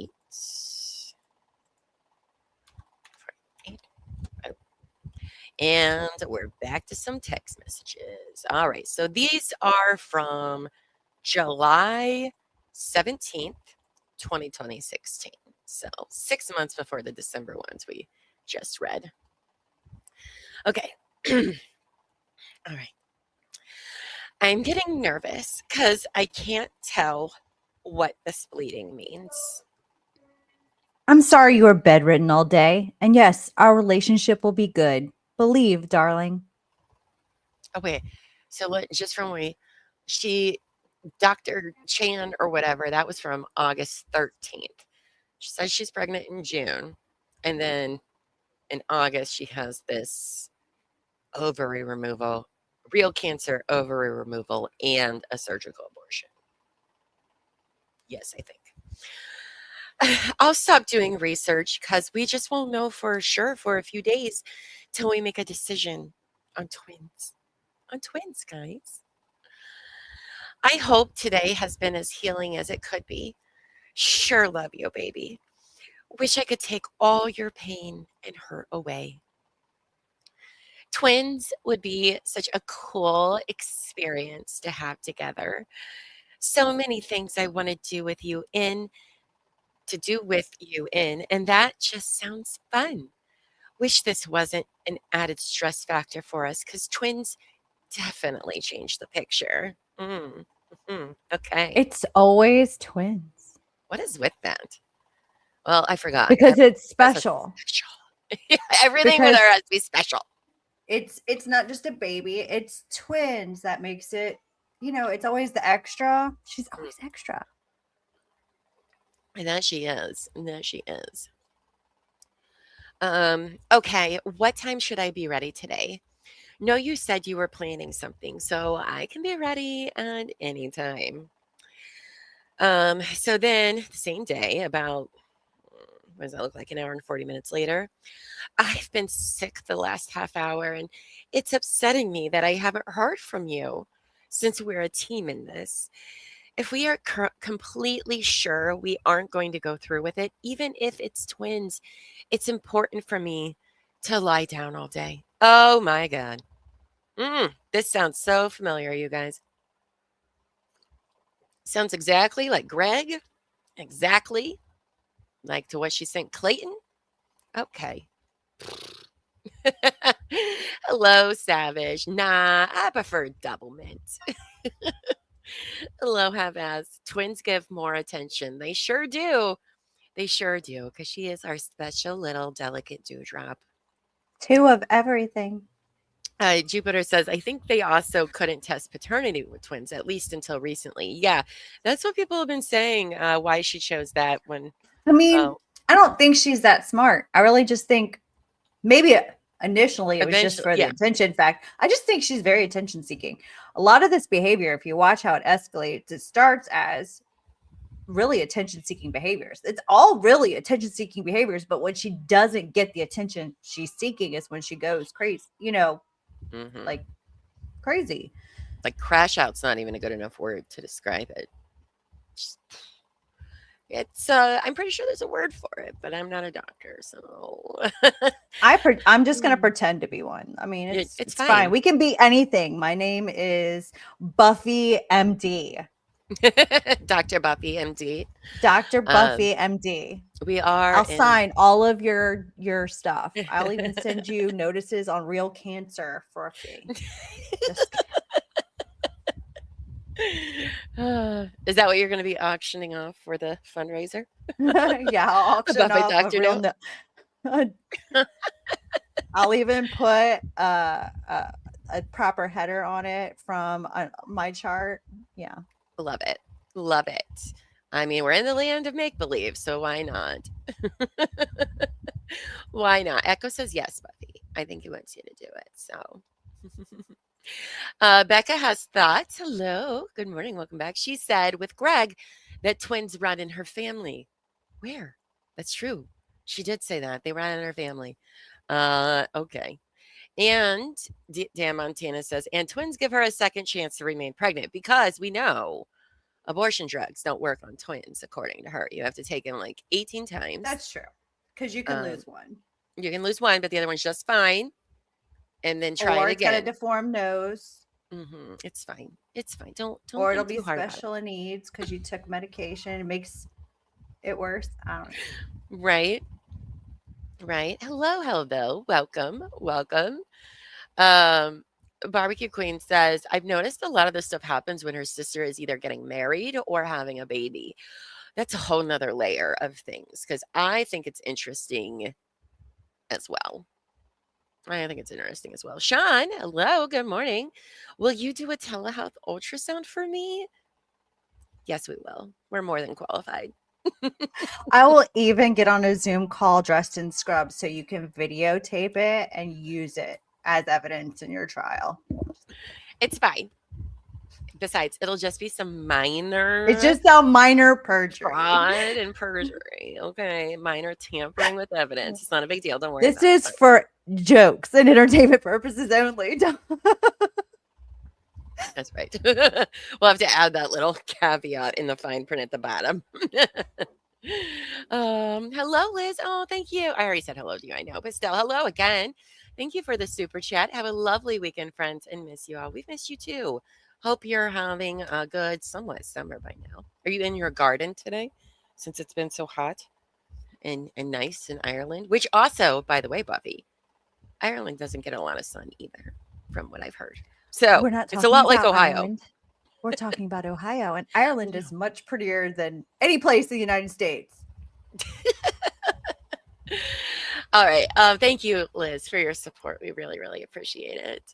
All right. Where was I? Over here. Okay. What time should I be ready for? No, you said you were planning something, so I can be ready anytime. Oh, she's been sick.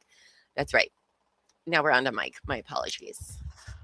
Laura, we're about to drive back from Stinson. Since you are bedridden and have been the last day, I scrapped the hiking plans. I'm thinking we just hang out and relax. Sideways smiley. Man, it's bringing me back to like before emojis. But there were emojis in 2016. I didn't say there wasn't. I'm just saying it's bringing No, me I know. back to when it was sideways smiley faces and winky faces. I'm just surprised and at the stuff. lack of emojis because I feel like emojis would be something Laura would be very into. Like she would be the one who uses too many emojis. But I like the emojis. hiking could be fun though. We could try Land's End and stay close to the city, as any woman in the first trimester pregnant with twins wants to do, I'm sure. Probably not. Wait, isn't she bleeding and tired? Yes. Yeah, hiking sounds great to me when I'm bleeding and tired. Even if I'm pregnant. on a day 2 of pregnancy or not of my period on a normal flow day. Like, no, I'm not hiking. What? Also, I noticed that she didn't mention anything about going to the doctor at all for bleeding again. Well, no, because it's probably not real. Interesting. All right, so those were those text messages. All right, so now we're going back to, excuse me, back to Omar's report here. Exhibit, we did that one. All right. Within weeks, she insisted she was pregnant with his twins. I'm sorry. I forgot to read this footnote here. Text message. When was this? 6. Oh, this is at the end of the forensic report here. It says text message was sent from Owens to Marraccini August 19th, 2026, purporting to show she was pregnant. 2016. 2016. Thank you. Again, Again, we don't do time here. All right. We definitely don't do years. After a string of text messages where Marraccini indicated, no, I don't want to meet up. I'm with my family. Wait, so does she get pregnant again? I guess. I don't know. All right. How many times has Broad been pregnant?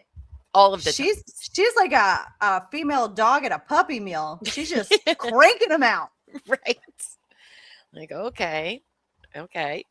Well, within weeks, she insisted she was pregnant with his twins.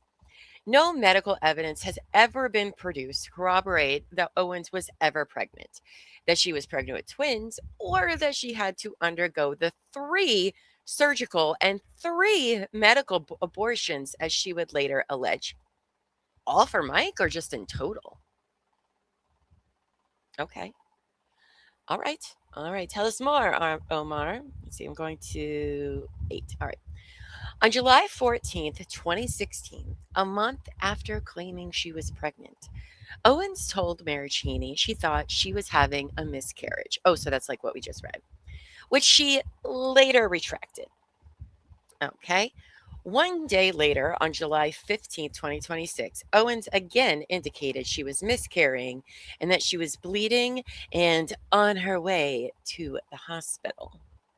So let's do exhibits L and M. We're just going to do all of those at once. L is 151. So, okay. Even though she was ready to go take a hike. So, that makes sense, Laura. Okay. Man, this is all the stuff they got off of his computer. Mm-hmm. That's wild. I wish we had all 2,500 pages. If it ever comes out, me and Buffy are going to definitely be reading it'll be a long stream. It'll be very long, but we'll do it. We'll make it through, I promise. Or they could just release it. Why not? Let's just do it. But no, I know why they won't, because he's still fighting up Eels because she's crazy pants. All right. So this is from July 15th, 2016. I do really love you. Does this mean anything to you? Seriously, after all of this, geez, kind of taking a big step in forgiveness here. I don't actually feel like you give a shit either way. It's extremely hard for me to come to terms with. My love and my desire to make you feel special doesn't mean anything to you, and I don't get it. And then, still the same day, less than like 30 minutes later, after 8:15, okay? We're still going to meet up. And then she says, I'm sporting, which I think means spotting. But so she didn't get his attention. I was about to say, what sport? What sport are you sporting? Getting pregnant, apparently. If it was an Olympic sport, she'd be about, I don't know, maybe not. I'm gonna say Michelle Duggar probably has that. But. Right. And so then she says, like spots of blood, because she wasn't getting his attention that she wanted. So now all of a sudden, what are the odds? What are the odds that this happens every single time? Like how they include the metadata in there. Mm-hmm. Yeah, they do. Okay. You know what actual documents look like. All right, so this is the same day. And yeah, 8:30, 8:45 works. Spotting. In case you're going to figure out what she's talking about. She's just going to clear it up. It's spotting. It's spotting everybody. What does that mean? Like spots of blood. I think it's just a repeat of what was before. They need to stop that. Stop with the repeats. Interesting. No one ever taught her about birth control. No.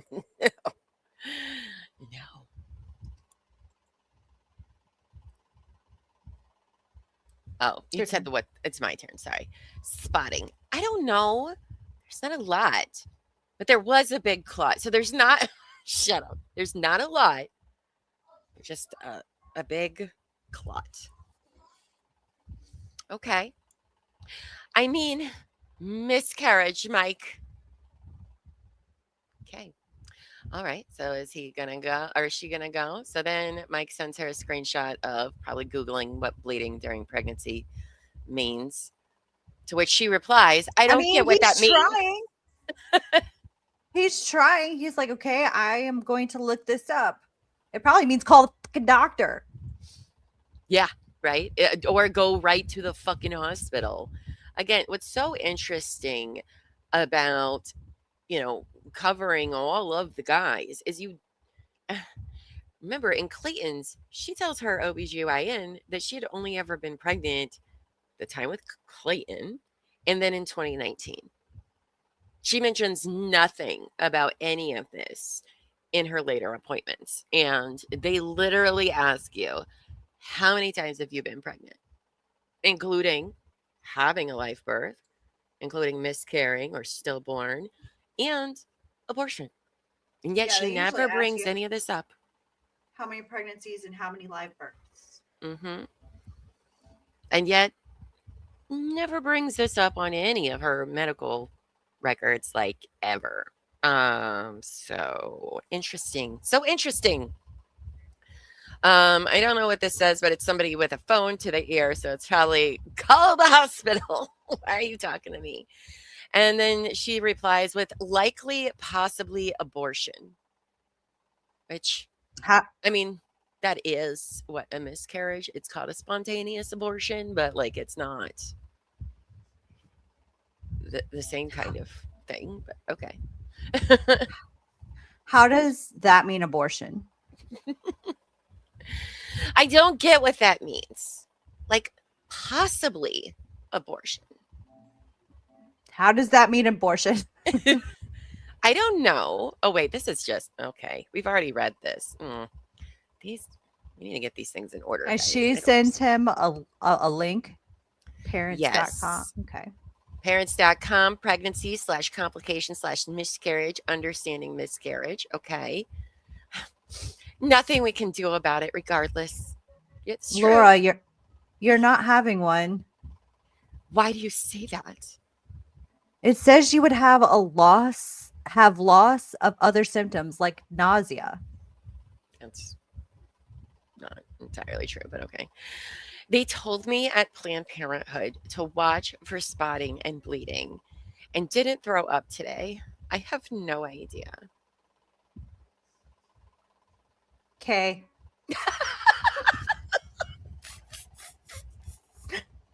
I'm sorry. Oh my dude.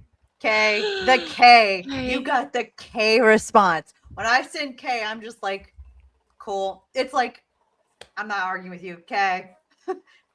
If I send you K, ask immediately after, are you mad? Did I piss you off? Right. Because if I send you a K, it's because I'm over you. Yeah, right. Right. I'm just throwing it out there. I have no idea. I'm just throwing it out there is all. Laura, you're not having one. Is that the same one? Yeah, it's the same duplicate. Okay, Omar, we gotta talk. I know. Yeah, this is all repeated there. Okay, here we go. You're right. Probably not. Don't know why I seem to have hit a nerve there with you. Why? Because you're annoying as fuck. Sorry, he didn't say that. That's me. I'll be honest here. Mike's take on this is not. I mean, we know it's not real, but it's also not entirely true what he says. So you can start bleeding before. He's also a man. I know, right? Like, all the men have been completely clueless throughout this entire thing. All three. Again, this bitch needs to go to the hospital. Like, what the fuck? I feel like sex ed needs to do a lot better job. You know, when they split the boys and girls into separate rooms and they go over things, they need to do a little bit better job with the boys because they are completely clueless, completely. Savage is done with us, by the way. He's just done. How rude. Okay. Yeah. I mean, I don't know why he wasn't like, just go to the hospital. But that's okay. No judgment, right? No judgment here on them, on their part. They don't know. They don't know how it all goes down. Neither does she, though. So really, we need to re-educate all of the peoples because she doesn't know how pregnancy works either, at all. Which is how I know she's probably never actually been pregnant because she is just wrong about a lot of things. So she says, this is the next day, July 16th. I'm sorry. I was upset about you not coming, and I'm sorry I didn't get that you don't want support about your dad. But not responding to me when we are in the midst of this is not okay. Oh, okay. That might be why Mike is like, shut up. None of this is real right now. His dad must be sick. And she's like, but me, focus on me because you can't care about anyone else but me. I can't have somebody stealing my show. And that's why I think a lot of this is really just attention-seeking behaviors. Like, it started out that way. It's like starts out that way. It obviously escalates when she doesn't get what she wants because she has to throw a tantrum. But this really just is a lot of attention-seeking behavior in the beginning. Mm-hmm. Sure is. I don't want to actually cancel my appointment. I'm really having a rough night. I am bleeding and feeling horrible. I'm deciding if I need to go to the hospital and I need to speak with you. I'm extremely upset. I know you are too, and I apologize for my part. Why are you to go the fuck to the hospital then? Like, what are we doing here? I'm sorry, Mike. Good night, Laura. I'm going to because I feel sick. Okay. I'm going to go because I feel sick and we'll talk to you tomorrow at some point. Please don't call me again for the rest of the night unless it's a medical emergency. I don't want to interrupt your morning. Morning? Did he die at this point? But no, because he was in the hospital in December of maybe it was another possible close call during this time. I don't know what was wrong with his stepdad, but maybe it was I know another. he had cancer, Wasn't right? sure. Is that what it was? I don't cancer. remember. Yeah. Okay, so it could have been, another close call, but because I feel like he didn't pass away until it was when they went to Dubai, which was in 2017, I think. Yeah, because this is only 3 months after they started dating. And then again, his stepdad's in the hospital come December. She pulls, "Oh, I am suicidal," and goes to the hospital. And then they go to Iceland, and then they come back. And I think Dubai was like in March or something like that. So, either way. Timelines. We need timelines. Timelines. Are you Then please stop. I'm going to bed. Yeah. Are you still my partner? Do you still want to be with me? All I want to know. I will respect that. Girl, that's not respecting anything. I'm gonna let you go to bed, but I'm gonna hold you hostage and you tell me what I want to hear. Okay, thanks. And then I'll let you go to bed. Okay, thanks. Yes and yes. Good night. All right. I'm sorry, Mike, but I think we already read those. Please don't go to bed. Yes, and good night. Okay.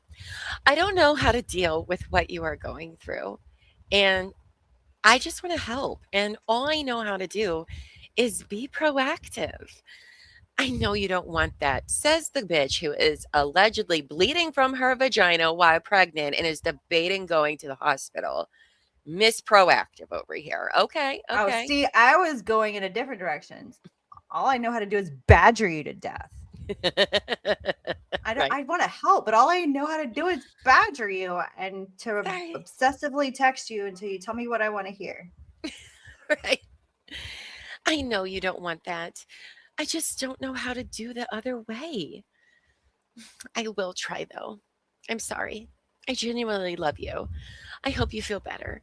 You know, I would do anything to help you. My mom is here trying to determine if it's an emergency or if we should wait and see. Well, your mom doesn't fucking know shit. All right? Get out of here. And your mom, who's had 2 children, her answer is like, should be, we're just going to the ER. I mean, what's the worst that can happen? They tell you, no, everything's fine, or you're losing the bit. Like, you're not going to go to jail for going to the ER because you weren't sure if it was a miscarriage or not. Like, come on. We called the hospital, and bed rest is the best way to get an optimum result, not damage the fetus. So we are doing that. What? Bullshit. They told you that. They're not going to risk that. Okay. I know what signs to look for if it looks like it's getting worse, but hopefully no miscarriage. Okay. So then several hours go by. It looks like about 8 hours go by. We are on the way to the hospital, not doing well. Can you give me a quick call so I can update you? Actually, it's super important. Wow. Okay. What was the phone call? Was there a phone call after that? No. She said, can you give me a quick call so I can update you? Actually, it's super important. And I was like, did he call? I don't think so. Because his response says, after thinking about it, my answer is the same. Okay. So that's why I was like, what was happening on the phone? Or he gave her anyway. Yeah. I love his responses as well. Deb says going through the entire experience of losing a loved one is horrific, but she wants everything to be about her, and it's awful. It is. It's awful and gross. Sometimes things do happen where all the timing isn't good, but for every single time, for every single person. Doesn't really check out at all. Becca, can't go to the hospital if you're not really pregnant. That's true. Hi, Holly. Welcome. Hope you're having a good day, babes. Glad to see you here. All right. Okay. I'm sorry, but I still feel like we should go on Tuesday. After thinking about it, my answer is the same. Okay. Cool. Do you think maybe we should think a little more? Do you think maybe we should think a little more? I think not. Am I not? I think you didn't spend enough time thinking about it. At least 7 days. I just feel like this changes it up a bit, and we need to give it a good amount of thought. Do you want to think about it some more? All the thinking. All the thinking. I thought about it. We will chat about it tomorrow. Are you mad at me? No, not at all. Why would you think that? Why would you think that? You doing okay today? Thinking about you. Hearts, double hearts. We got some emotions. There's so finally. much thinking in these text messages. And then more time goes by to the whole next day. You doing okay? Are you doing okay?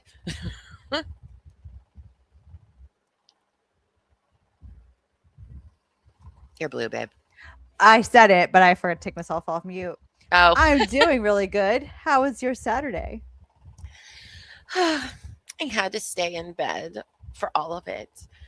But my parents came over. Bleeding started up again about an hour ago. What are you doing? Baby, our relationship is going to be okay together if we miscarry or abort. Right? Right? I'm so sorry you were bedridden all day. And yes, our relationship will be good. Believe, darling. Darlig. Darling. That's what we're going to start calling Lig.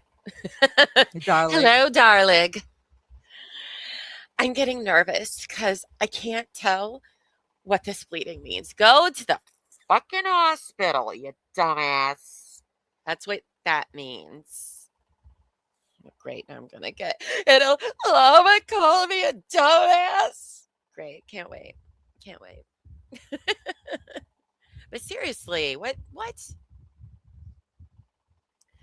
I'll stop doing research because we just won't know for sure for a few days till we make a decision on twins. I hope today has been as healing as it could be. Sure love you, baby. Wish I could take all your pain and hurt away. Twins would be such a cool experience to have together. So many things I want to do with you, and that just sounds fun. Wish this wasn't an added stress factor for us because twins definitely changed the picture. All right. Oh, Lauren, these are getting very repetitive. What's going on here? All right. So I don't that understand is the make a decision on twins. What decision did you decide? Like, oh, we don't want twins. We'll just keep one. Like, is that what you're doing? Just like, we'll take baby B. We're just gonna flush baby A. Like, Yeah. what do you mean decision? right. Like, oh, do we get to choose twins? Be like, yeah, I'll take the fraternals up there on the left shelf. Like, I don't know what that means. She probably thinks so. That's for sure. Okay. So this claimed medical emergency is easily debunked with her social media post that same day, where she is depicted in a white dress, drinking alcohol, and partying. What? Exhibit in. Let's go look at that. So, okay. Girl, if I'm bleeding, I'm not wearing whites. No. And I'm not trust me, wearing white miscarrying, the last anyway. thing you want to do is be in public with people. All right. I'm not wearing white at any place where I'm eating food because I will wear it. Yeah, I I don't wear miss my white. mouth all the time. So this is dated July 15th in San Francisco. celebrating the great Ron Owens tonight at John's Grill. 40 years asking San Francisco politicians the tough questions over the 50,000 watt Clear Channel KGO radio. And there's Laura in her white dress, drinking what looks to be a martini, or it could be like a margarita in a martini glass. Definitely has something green, so it could be a lime or olives. It's all very good things to do, Laura, when you're pregnant with twins. Definitely Kool-Aid. Right? It's probably a monster. She's like, actually, it's a virgin dirty martini. Girl, it's a Monster Energy. Yeah, so that's not great, Laura, because this right here would not be happening if what was going on you said was going on. I thought you said they said to be on bed rest. Why are you wearing a white dress? Because the bleeding is a lot. All right, a lot. And why are you drinking alcohol? Girl? Why? Dan Montana says, Omar might be duplicating some text, so it's crystal clear that he is including the entire conversation and not chicken pecking, cherry picking like Laura Owens does. I mean, maybe she did double send them. I wouldn't put it past her. Seems like something she would do. Oh, and here's another close-up picture of her and Ron. Jump scare. So, okay. Is that Laura? Okay. Oh, that is a lime. Oh, maybe she got a Cosmo. I bet that's what it is. A Cosmo. Okay. So It's a cute dress. it is a cute dress. But okay. I know. Dang, photo evidence of Laura's lies. How is this possible? No. Dawn says she is absolutely exhausting, and Mike has the patience of a saint. He sure does, because I sure as hell wouldn't. Sure as hell wouldn't. Now, this footnote here says between July 23rd and October 14, 2016, Owens claims to have had 3 surgical and 3 medical abortions, all in the midst of being diagnosed with ovarian cancer and receiving an oophorectomy, or whatever, the removal of her ovary, to remove her cancerous ovary. So, are they saying she was pregnant 6 times? Because you don't need to repeat surgical and medical abortions. You can't even get pregnant that many times in that short a period of time. That's not how the body works. It'd be what? 3 menstrual cycles if you ovulate, which may not, considering she also has PCOS. We're just throwing things at the wall now. Why not? 3, yeah. 3 surgical, 3 medical. Right?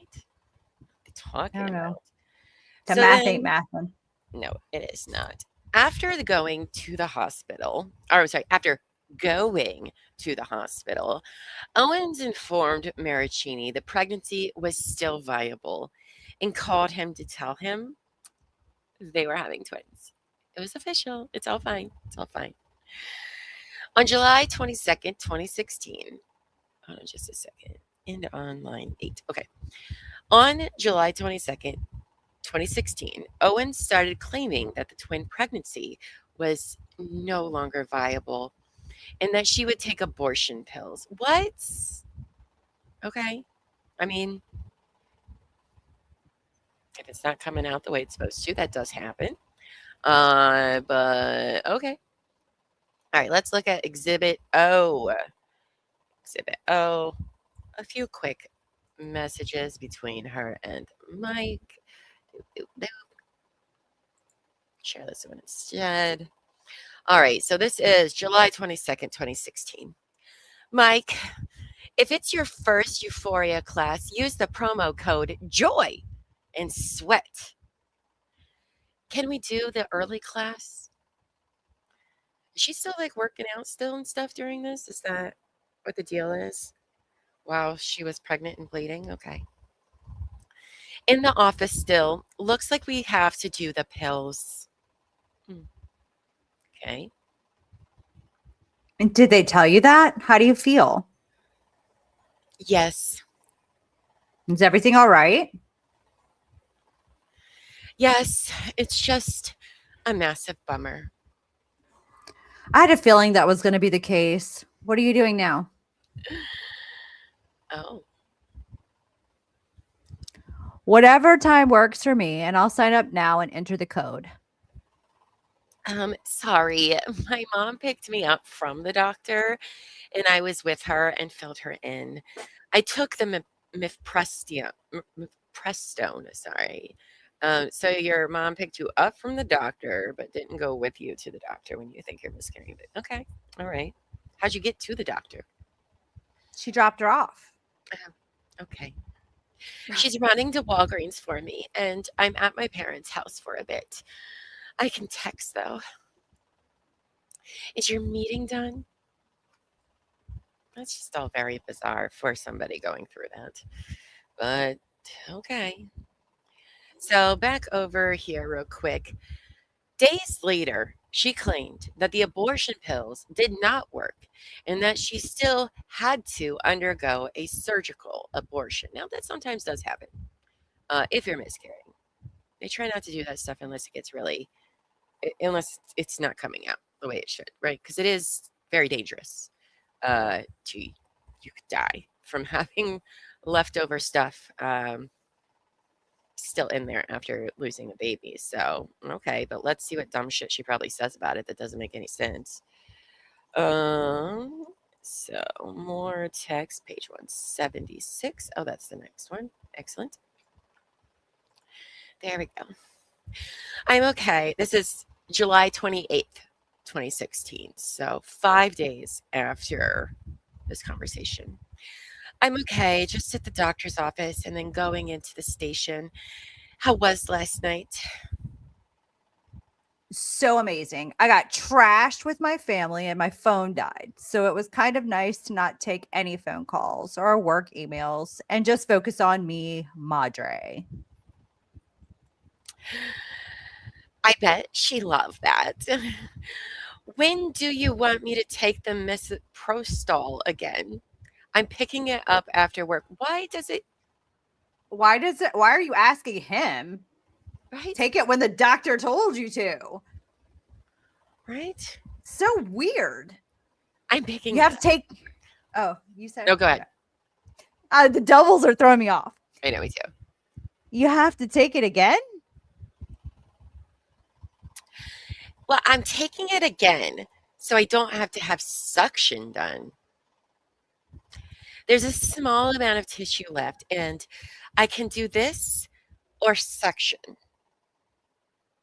This doesn't sound right to me. You know, they stick a big vacuum cleaner in there and clean you out. Sorry. So you have to bring in a shop vac.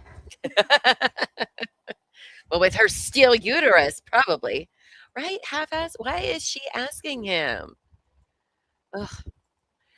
So when? We can just do it at night after work. It does not sound like this needs to be a group project. Right. The doctor said, take this. You take this, whether he can be there or not. Like, you have no choice if you have a no longer viable pregnancy. It's not a question of when you have to do it. It's so weird. I am Princess. That's not how that works. Sorry for yelling. You don't have to apologize for yelling. We yell a lot around here. So these next set of text messages take place August 2nd. So a few days later. What, 4 or 5 days later? So, okay. Here. Tossing keys. You're staying with me the rest of the week until SD, right? Is SD Sedonia? Or what is that? South Dakota. South Dakota? I don't know. San Diego. Oh, maybe San Diego. I don't know. That makes sense considering where they are. On the way. Yes. Who is going with you? Sarah and my mom. Okay, hold on. I'll have the doctor write something after I'm done to say I'm no longer pregnant. First of all, if you are having, the doctor's going to say that like in their notes. You don't have to like tell them like, hey, can you like write it down that I'm not pregnant? You had anymore? 6 of these. You don't know how this works yet? Like, what is happening here? This is crazy. That's not how any of this works now. Not at all. San Diego, she says. Okay, San Diego. Okay. Okay, I'll come right after my mandatory meeting. Anything else you want to say before I get there? Girl. No, that's perfect. Thank you for that. Okay, so still committed to us in our future after this is over? Stop it. That is so cringy. It is. It is. I understand it will take time and work.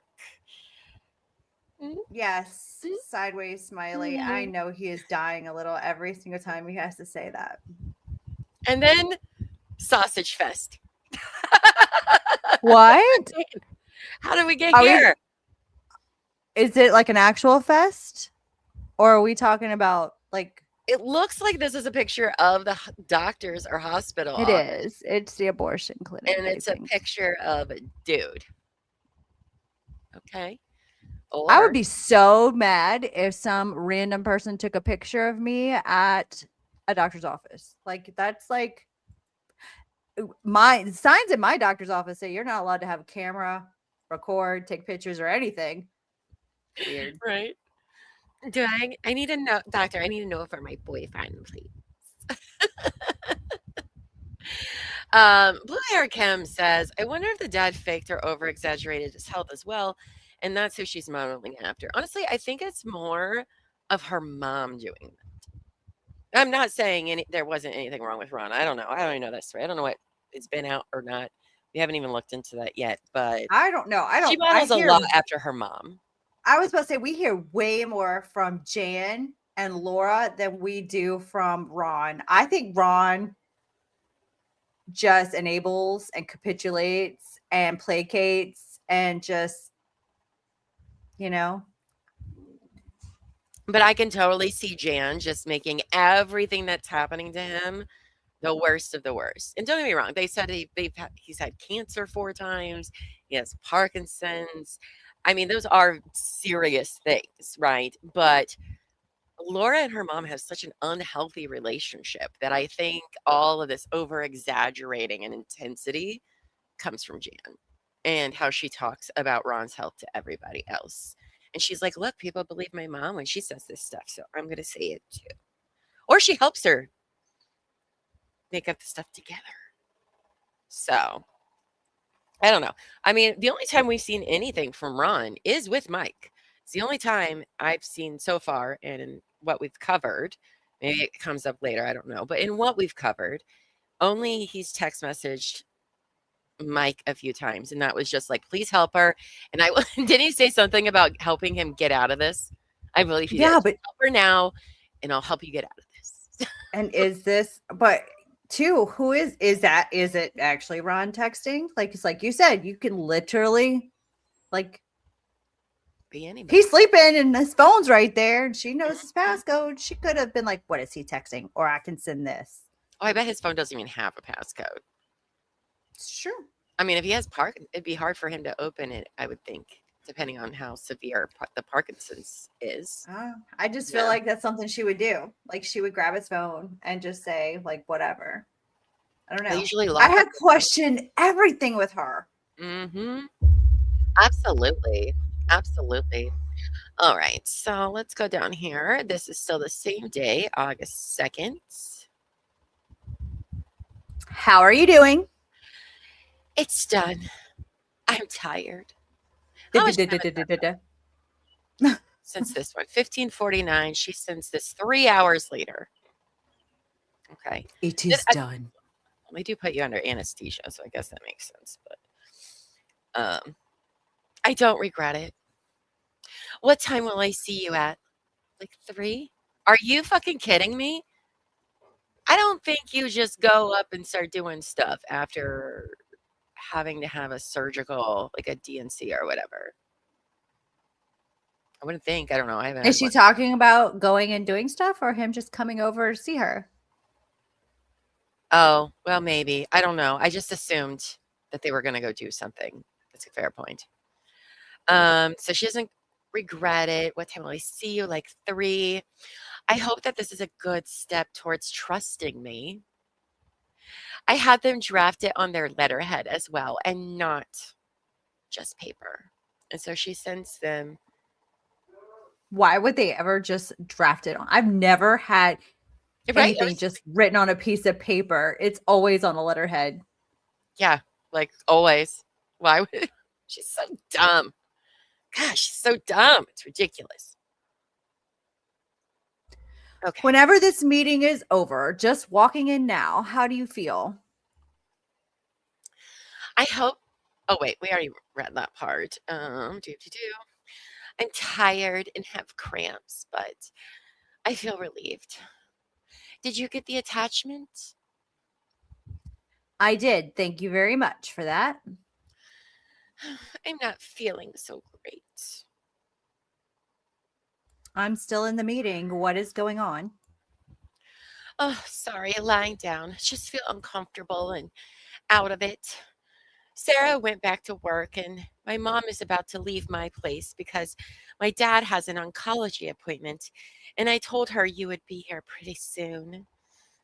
Are you leaving soon? Still in here.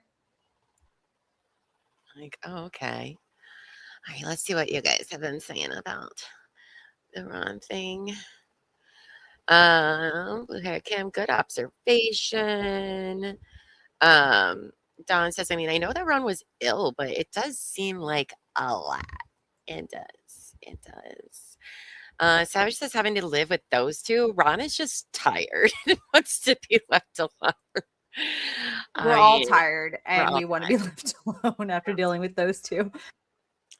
Ron has also said some crazy stuff about Laura on the air while she was a teenager or a young adult. Ooh, interesting. Okay. All right. Becca says, I absolutely wonder if Jan basically trapped Ron and made him think his health was worse than it is. An apple doesn't fall far from the tree. Maybe. Deb, are we even sure if it was really Ron? We don't know. We don't know. We just don't know.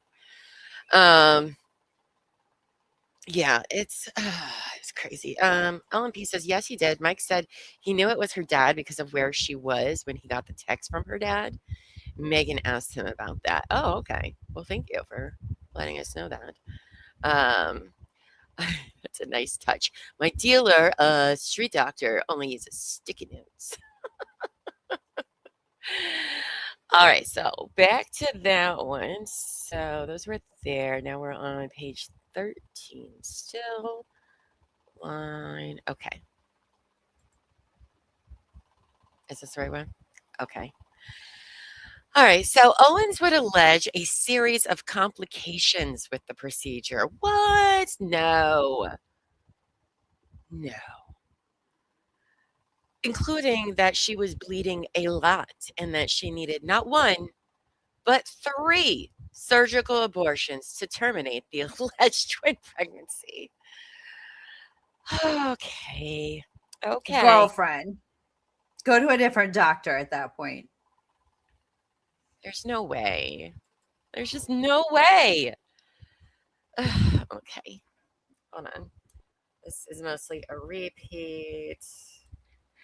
She's just the unluckiest person on the planet, Llama. Everything happens to this girl. It's unbelievable. I feel so bad for her. Like, how? How did this happen? Hold on. So it's looking like the same exact thing we just read. Oh, here we go. So this is from, oh, sorry. Not sharing that one. There we go. So we ended up here on August 2nd, 2016. And now we got messages. Those were all the ones we just read. And now we're on August 10th, 2016. And Laura seems pissed. Peace out. You don't do that to somebody who aborted your kids a week ago. You made promises to me, and I made them to you. My dad guaranteed me you were going to stay when I was having doubts last week before this. Oh. Said no stand-up guy would ever leave a girl after an abortion. He would be absolutely livid. We did this together. Don't put all the guilt of it on me. Okay. My daddy said you wouldn't hurt me. What is this? This is crazy. I'm feeling absolutely horrible. I'm cramping nonstop, which I'm not used to. And it kept me up all night. Have a fever and am bleeding a lot. But I'm not going to go to the hospital. If you have a fever, that means you have an infection. Go to the doctor. Right? Go to the hospital, you idiot. Good God. Let's see. I don't know if I should try to go back to Planned Parenthood this morning. What do you think? Oh my God.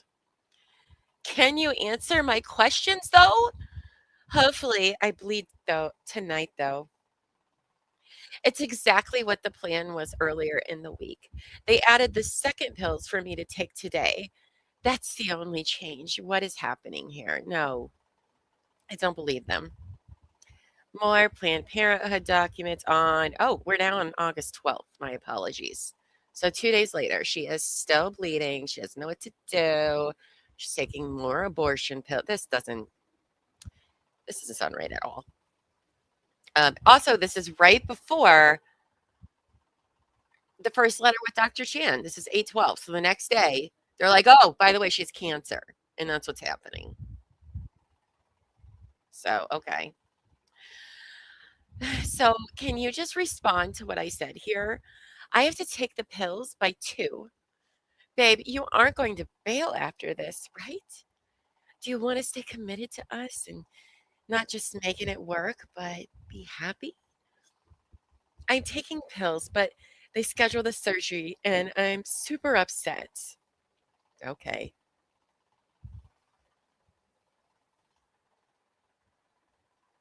I am just like, what? Okay, Laura, you've asked me this question over 30 times in the last month, and you've already asked me twice today.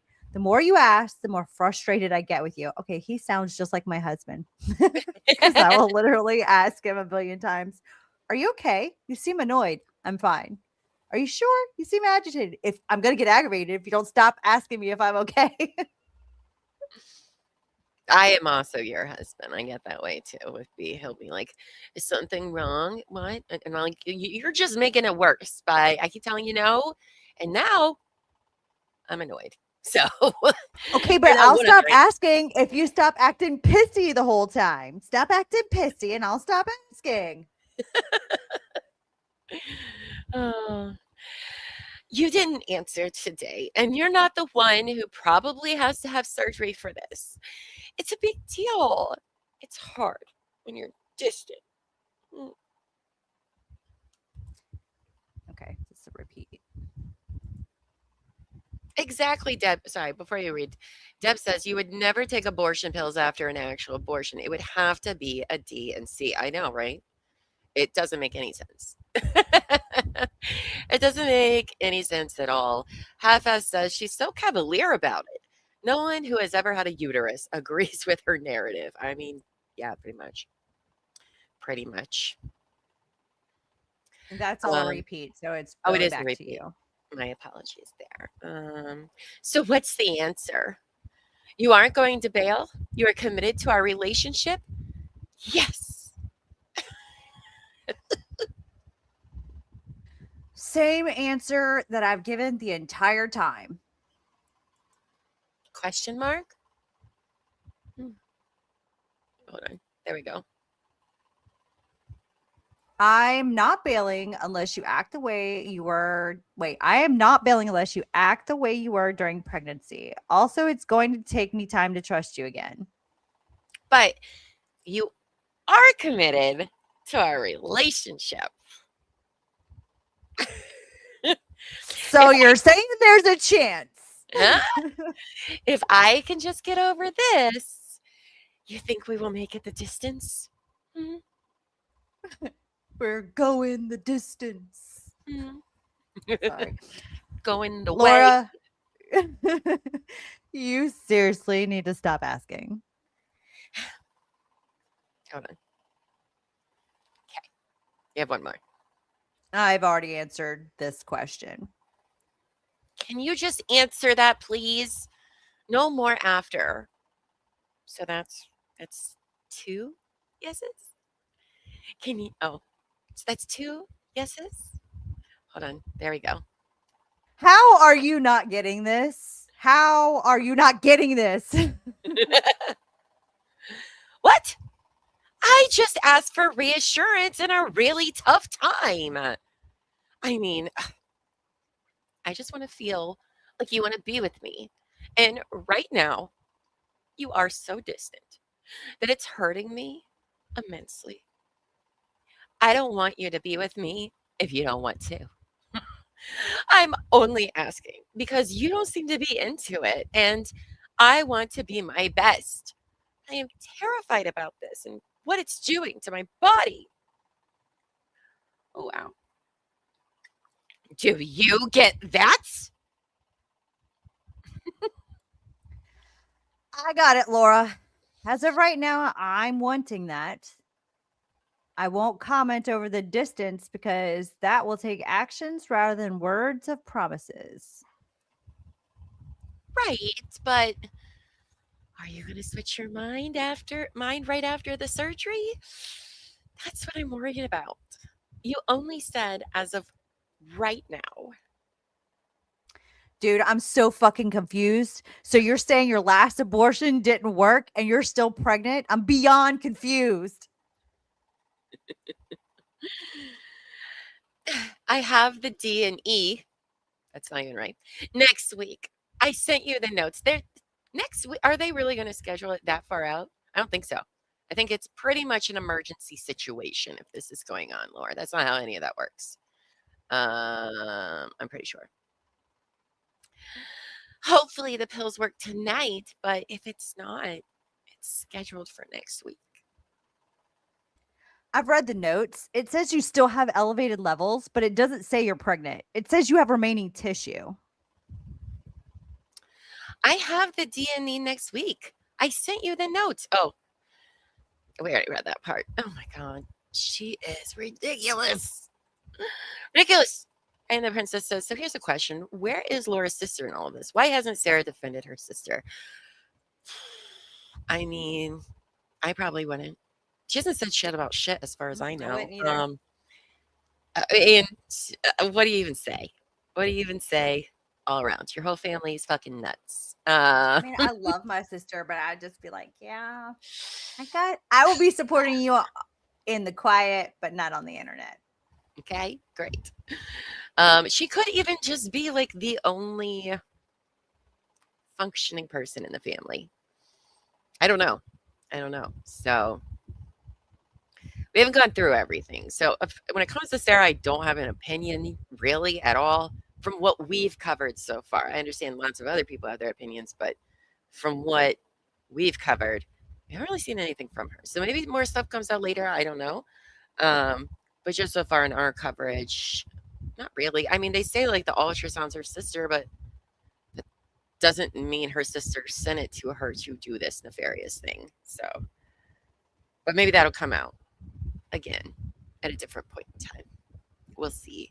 Because we're paused in the Eckerd case right now. And we do know that during that time, Whitnick had tried to subpoena Sarah, right?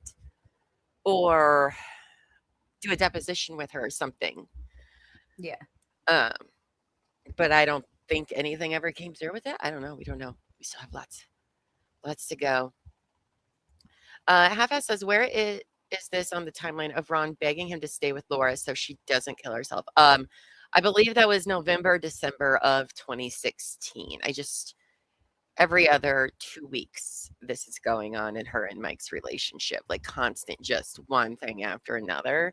So she threatens it numerous times, but I want to say it was like in the fall, winter of 2016, where he is just like, I don't know. We have 4 Marraccini episodes from the beginning, and it's definitely in there. I just don't remember where. The word committed would trigger me after dealing with LO. I know, right? Sarah is supporting by co-signing the parents' HELOCs. I mean, maybe. I don't know. Do you want your parents? I think it's complicated. I would say family dynamics are complicated, and you don't know how much they're being guilt tripped. There's a lot of like weird family dynamics that happen. That doesn't necessarily mean they're supported. It's just like you feel like you have to, and it's not necessarily sport. It's if you don't think Laura and Jan behave this way to everyone, I can imagine them literally guilting and annoying and exhausting everything they could possibly. We don't know. I mean, again, Sarah's never spoken out, so I don't know. But I just have a hard. It's hard for me to say because I know family dynamics can be weird sometimes. Yeah, and you don't know what kind of boundaries are crossed in these relationships, especially with your kids. And it sounds like you have a very narcissistic mom with like that. It's just, I don't know. Sorry, hold on. I'll get to that one in a second. Those twins are gremlins. She had a DNC and they regrew on their own. They did, those little gremlin babies. Barbecue Queen says she basically used her sister's picture as a faulty foundation for court cases. That's so messed up. And if Sarah is okay with it, that's even more unhinged, but we don't know. I mean, it doesn't necessarily mean she's okay with it. Sometimes like people steal your stuff. If she has it on the internet, she can print it out and do all kinds of stuff. Like, you don't know. Like, we don't know. We don't have that story. So I am just very careful about indicting the sister or implicating the sister as a co-conspirator. I mean, she moved. I don't really have anything on that. She moved very far away from them, which makes it seem to me like she does have some independence within this family dynamic for them to like go do that, because I'm sure they weren't happy about it. But both Cold Facts and Barbecue Queen both say blackmail is a main tool and currency for them, and maybe that's I don't know. I want to hear from Sarah and her husband. So I just need more evidence before I indict somebody. Like I know that this world lends to a lot of speculation because you don't have answers and you want to fill in the gaps to the answers you don't have. So you tend to go down but I need a little more evidence before I start indicting people in my brain. And again, maybe there's something y'all know that we don't. So we'll see. But that's what I'm saying. And maybe they do have it, but I haven't encountered this yet. That's true. I mean, it's only till recently that we've even been like, oh yeah, Jan definitely has to have known exactly what was going on all of these times. So I don't know. Families are weird and messed up. If they weren't, then everyone probably wouldn't be in therapy. Okay, so all right, so let's see. What are you not getting? Blah blah blah. We did that already. Go ahead and read that top one, and then we'll go from there. Okay, I'm confused if you think you're pregnant because the details say you're not, but you have remaining tissue. This is all I said. Right, but are you going to switch your mind right after the surgery? That's what I'm worried about. You only said as of right now. Okay. The way we have been going? You mean it's good for you right now? Smiley face. The fuck? By the way, could you pretty please put this on your calendar? It's supposed to be amazing. It's for, excuse me, the San Francisco Symphony opening night gala, that's probably expensive to go to. It would really help me if you wouldn't be distant like this. I'm not being distant. I'm busy with work. I've been on the go nonstop all day. Okay, I get it. For like 20 minutes. Will you look at the symphony thing when you get a chance? September 7th. We can use Sarah's tickets since she can't make it back. I'm just feeling alone today and nervous about tomorrow and wanting to feel close to you. Smiley face. Go pet And your then horse. frowny face. She needs to go play with her dogs. 30 minutes something. later. Go walk your dog.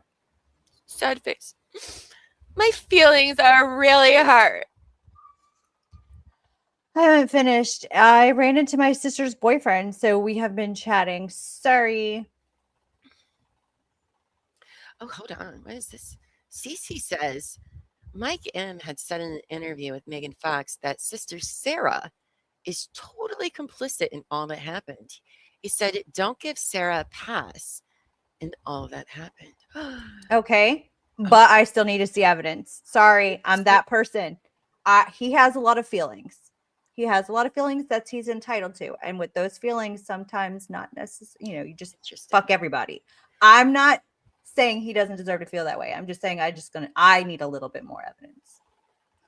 But this is the only person that has had like actual contact with Sarah. I don't think Greg. That's fine. I just I feel like right. There would be some more. There's like not. was Sarah I know in the area, I guess is what I was wondering during don't tell me if there wasn't something out there. All these like super sleuths in JFC wouldn't have found something.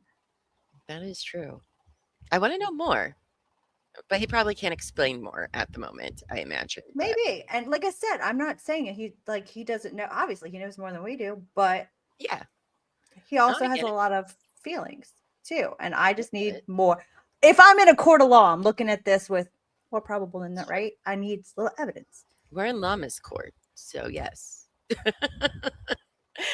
Well, I'm in Buffy's court, and Buffy needs a little bit more. I give people the benefit of the doubt till I can't anymore. So that's just a character flaw. Like it, don't like it. I'm sorry. That's true. That's very her. That's very her. Well, thanks for letting us know that, Cece. That is interesting. Interesting indeed. I want to know more, but I get it. He probably can't explain more. I don't blame him. Let's see. So you haven't answered anything.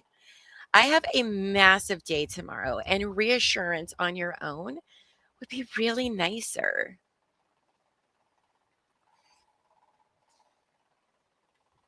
Yeah, sorry. Right here. What do you want? I'm trying to make sure it's not duplicates. What do you want me to answer? I'm down for the symphony.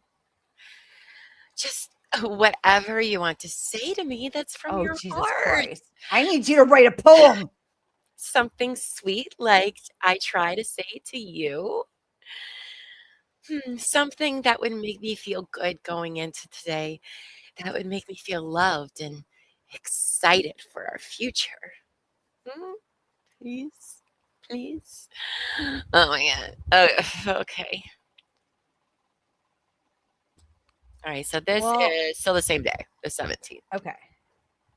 So, first I want to say I'm sorry for not coming over. Although I slept amazing in my own bed, I know it meant a lot to you that I came over. I hope you have a good morning. Oh, look, Amos sent a $5 super chat for Buffy to get her breadsticks. Thank you, Amos. That's very kind of you. Thank you. Let's see. All right. Take the ducking pills, Laura. Take the Fukong pills already. Watch out. That's very threatening to her. It's very threatening. She got a whole restraining order over it. Do you have faith in us making it the distance together at this point? I appreciate that. Thank you. Be honest. Question mark, question mark. Your answer would really mean a lot to me. Mike, I'm about to do this and you're not responding to this is super upsetting. Ah, so rude. Wow. This was so obnoxious. Yes, I feel very strongly about us. Laura, I've been in a meeting since 7:45 and haven't had a phone. I'm sorry that I wasn't there to respond. And how old is she during this? Let's see. She's Like 15. she's what, like 27, 28? I'm going with 15. Around there. I need to see some ID and a birth certificate, some DNA or something. Oh, gosh, she's ridiculous. Okay. I'm here. I'll see you tonight. Looking forward to Caramel this weekend and San Diego next and everything we have to look forward to. By the way, I have to drive up to I think that means Sacramento tomorrow, provided there are no complications here. They said I would more than likely be fine and stay overnight so I can drive you up tomorrow. Hello? Question mark. What time will you be over? I called you. I didn't get anything. I'm sorry. It's usually the excuse I give, like, to my dad. Sorry, Dad, if you're listening, or my mom. I We didn't get anything. Right? Oh my gosh. So now they're sharing their call logs. I did show up because I deleted it because I didn't want to be wrong. What time will you be over? I called you. Are we having dinner? This is the same day, guys. I called you. Are we having dinner? I'm totally relieved this part is over and totally looking forward to being happy with you. Oh, jeez. Little Llama scared the shit out of me. I forgot he was here because he's not supposed to, because it's school break. I was like, what the fuck? Who was in my house? Oh, never mind. It's Little Llama. All right. Want me to drive us to Sacramento since I have to go to Manana? Manana? I don't know what that means. What's Manana? Banana. It's not a banana. Is that a mango banana? I thought it was mañana. Want me to drive us to mañana since I have to go too? Maybe. Mañana. That's probably. She's just really bad at spelling. By the way, what time? I'm back. And cramping. This is the next day. And cramping. Oh, a descent into madness while we're reading this. Question mark. Here. We're making this a musical. Actually, we've already read this part. Here. Oh, wait. Because he says here, she's throwing keys. How's your day going? Blah, blah, blah, blah, blah. We've already read this. But did we read this part? Thinking about ways I can make you happy. Okay, no, we'll do this part. I'm thinking about all the ways I can make you happy. I am really not feeling. And by the way, this is now she has the doctor from Dr. Chan saying that she has real cancer. But yet we're not talking about any of the real cancer, apparently. So She's going to go into the dirty talk in this, isn't she? Probably. I am really not feeling well from yesterday at all. I just wanted you to know how grateful I am for you and how I'm thinking of how excited I am for everything ahead, thinking of all the ways I can make you happy. So just wondering, why aren't you responding to my text? I am just having a really tough time after the procedure yesterday and need you to be there for me. I'm really trying to be positive, and You being sweet really helps me. Are you okay? Question mark. Mike, are you okay? Very worried about you. I don't know what to do. I mean, you said you weren't going to bail and be a better teammate. A teammate, okay. I had my DNC on Wednesday, have surgery to remove my ovary on the 31st, and you haven't said a word. So I'm concerned about your well-being and whether or not you even made it to Sacramento. What? I thought she was going to Sacramento too. You haven't said a word about me, so I'm worried about you. Dead? Dead? I think you're dead. I'm thinking maybe I will stay in Sac. Would you want me to meet up at some point tonight? No, I don't want to meet up. I'm with my family. Are you free for a chat on the phone?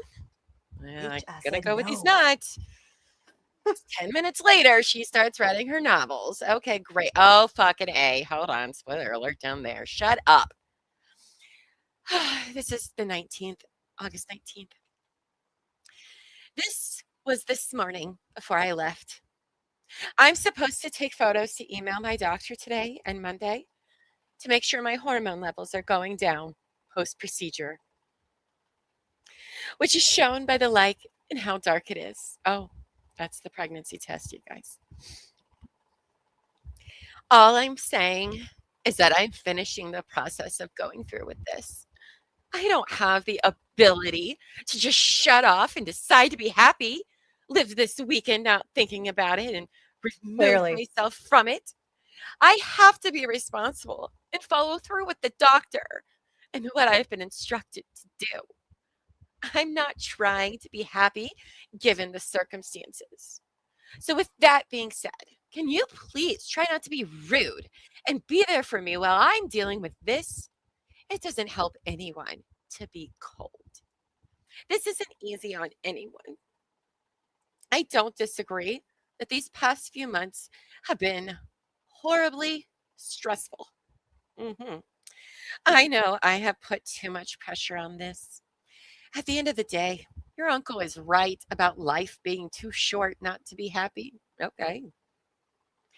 But it's pretty damn hard in life to find someone who genuinely cares about making your day better and your life better. And I do feel that way about you. Yesterday, I got you a GoPro book and a journal I was filling in about why you are important to me. I'm a computer and a journal? Okay. I don't understand what I have done between Wednesday and today that you are now acting like you hate me. But I understand you are going through an extremely stressful weekend. Given the photo I sent, the meaning behind it, and what I said, I would ask you to acknowledge my feelings and the situation and really try your best instead of going into this with a defeated mentality. Is that okay? Oh my gosh, it's ridiculous. First of all, they're not going to make you pee on a test every day. I doubt that. Why would they order that for you to do? That doesn't even make any sense to me. That's crazy.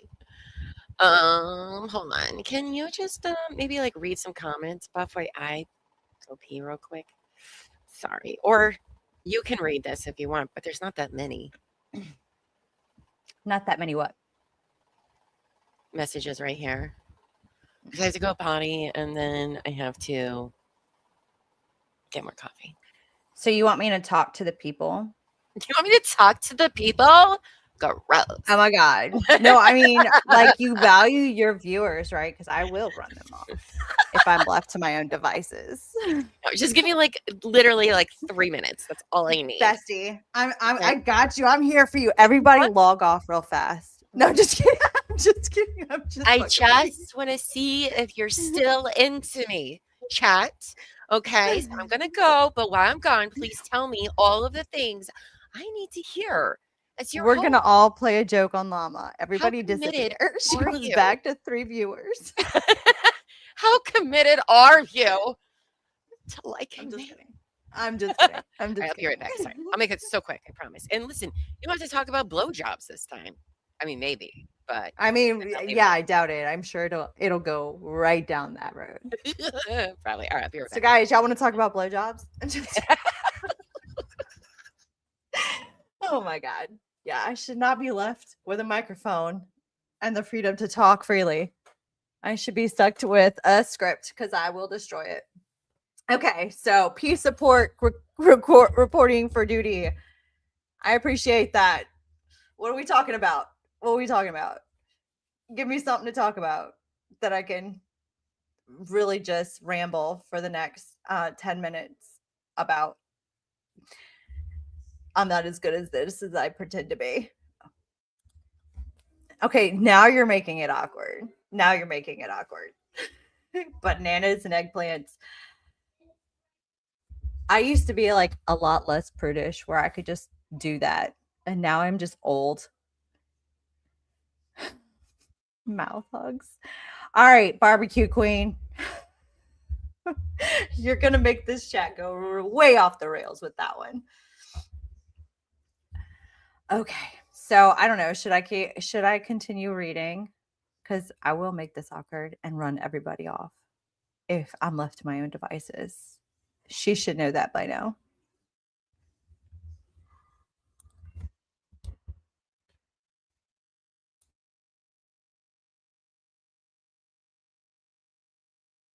I have, you know better. You know me. You know how conversations with me go.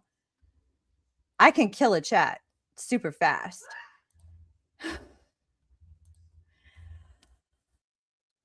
Who is comparing the Mackenzie Sharilla text with Dom to Laura's text? Just me. Laura is the adult version of Kenzie. Okay, I don't know that story. I know like vaguely what that story is about, but I don't know any of the details.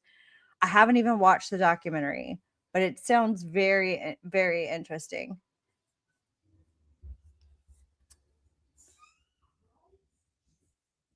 Like I was trying to talk my husband into watching it with me, but he's like, that's old. I already know that story. And I'm like, yeah, but I think there's more to it.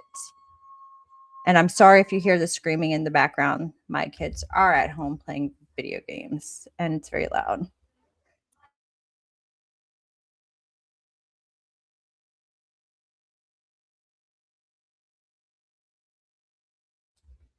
Let's see. I'm back. Did you guys write good things to me? Because I've given you lots of time to think about it. They all left. Okay. They were like, dude, see, you just like, no, Buffy is not it. I told you, I am not main character energy. I am definitely a supporting. I'm a supporting actress. I am there in a supporting role, but like, give me the lead at us, and I'm like, nah, girl, that's not me. No, we are going to be watching The Crash on June 2nd in our Discord channel, The Courtyard, or Discord server, The Courtyard. And then after that, Terry and I will be going live to talk about it to our members only on June 2nd. So I'm doing my best to not spoil myself, but everybody's talking about that case right now. And it does seem crazy, but we'll see. We'll see. All right, back to where we were. Thank you, Buffy. You did a great job.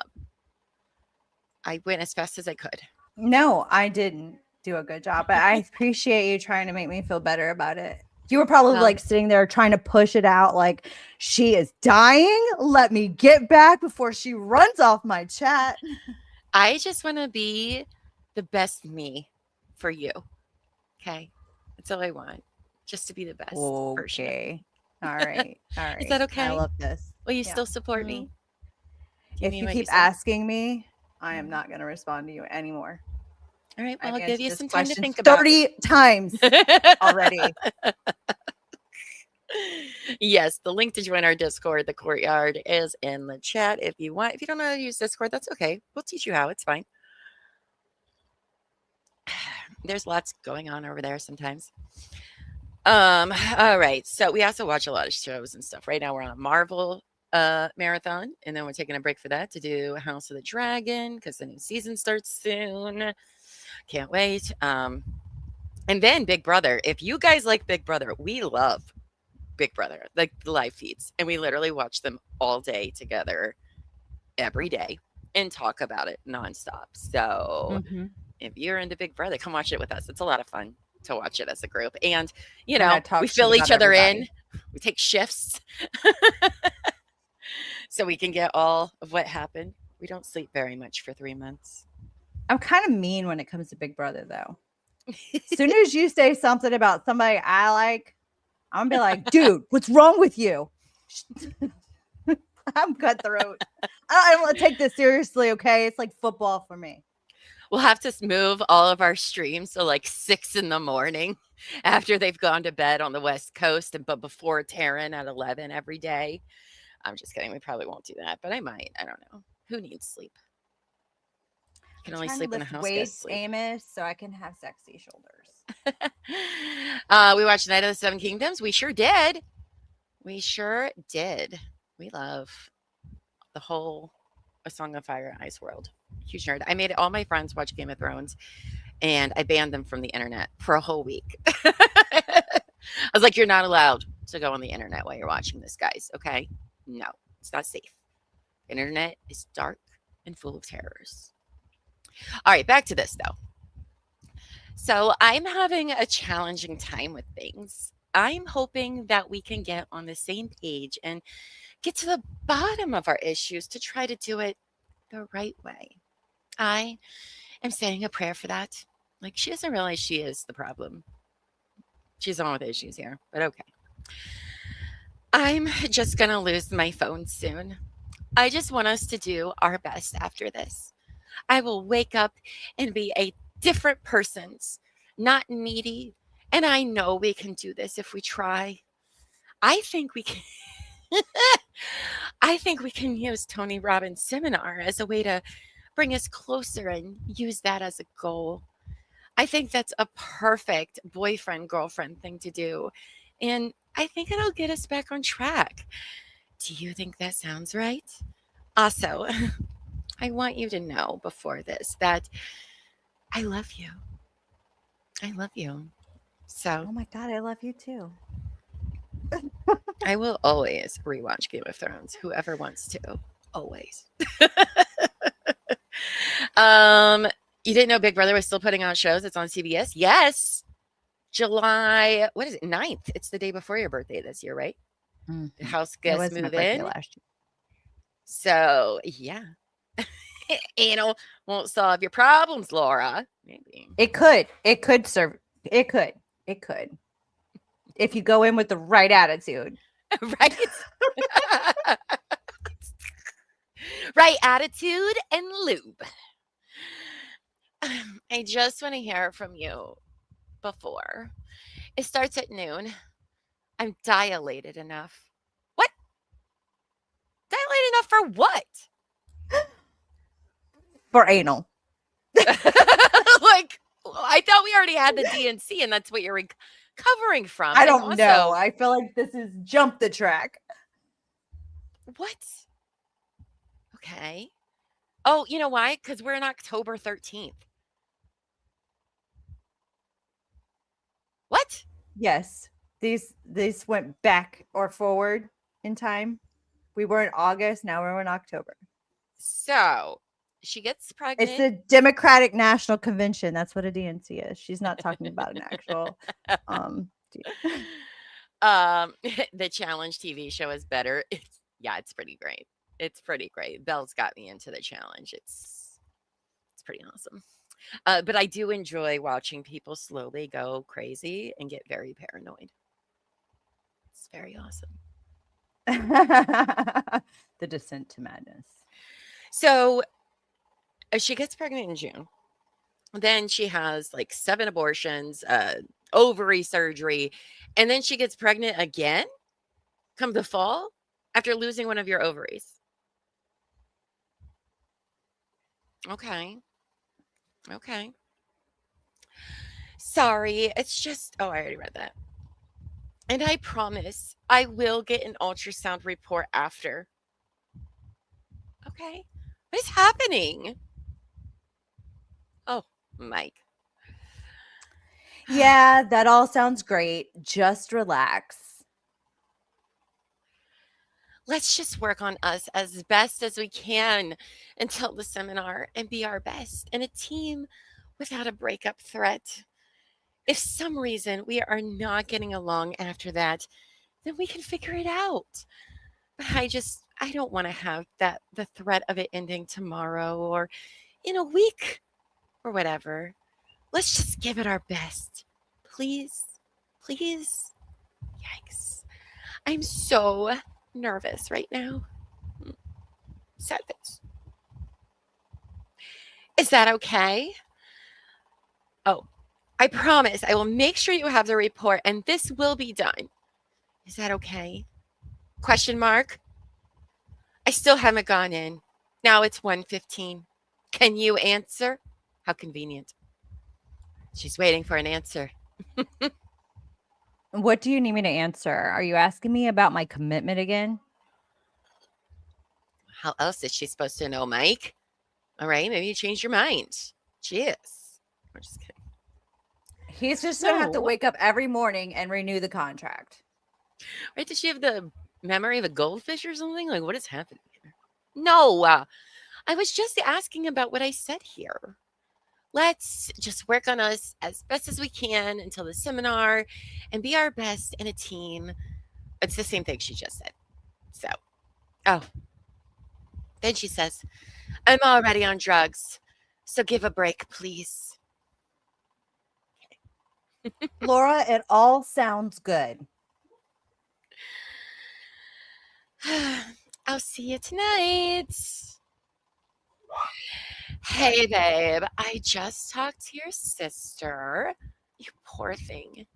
I am so sorry. You are in so much pain and would do anything to make you feel better. I'm here for you 100%. That's not enough, Laura. All right, what about 1,000,000%? Or 10,000,000%? Only 100? I don't think that's enough. Everything went well with me today, so you don't have to worry about that. Just worry about getting better. Praying for you to be out of pain. Just know that I love you and am here for you for whatever you need. How are you doing?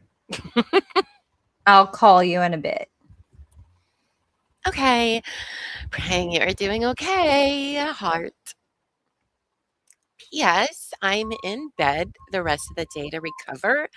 Don't leave till tomorrow morning. So anytime you want to talk, buddy, I'm yo girl.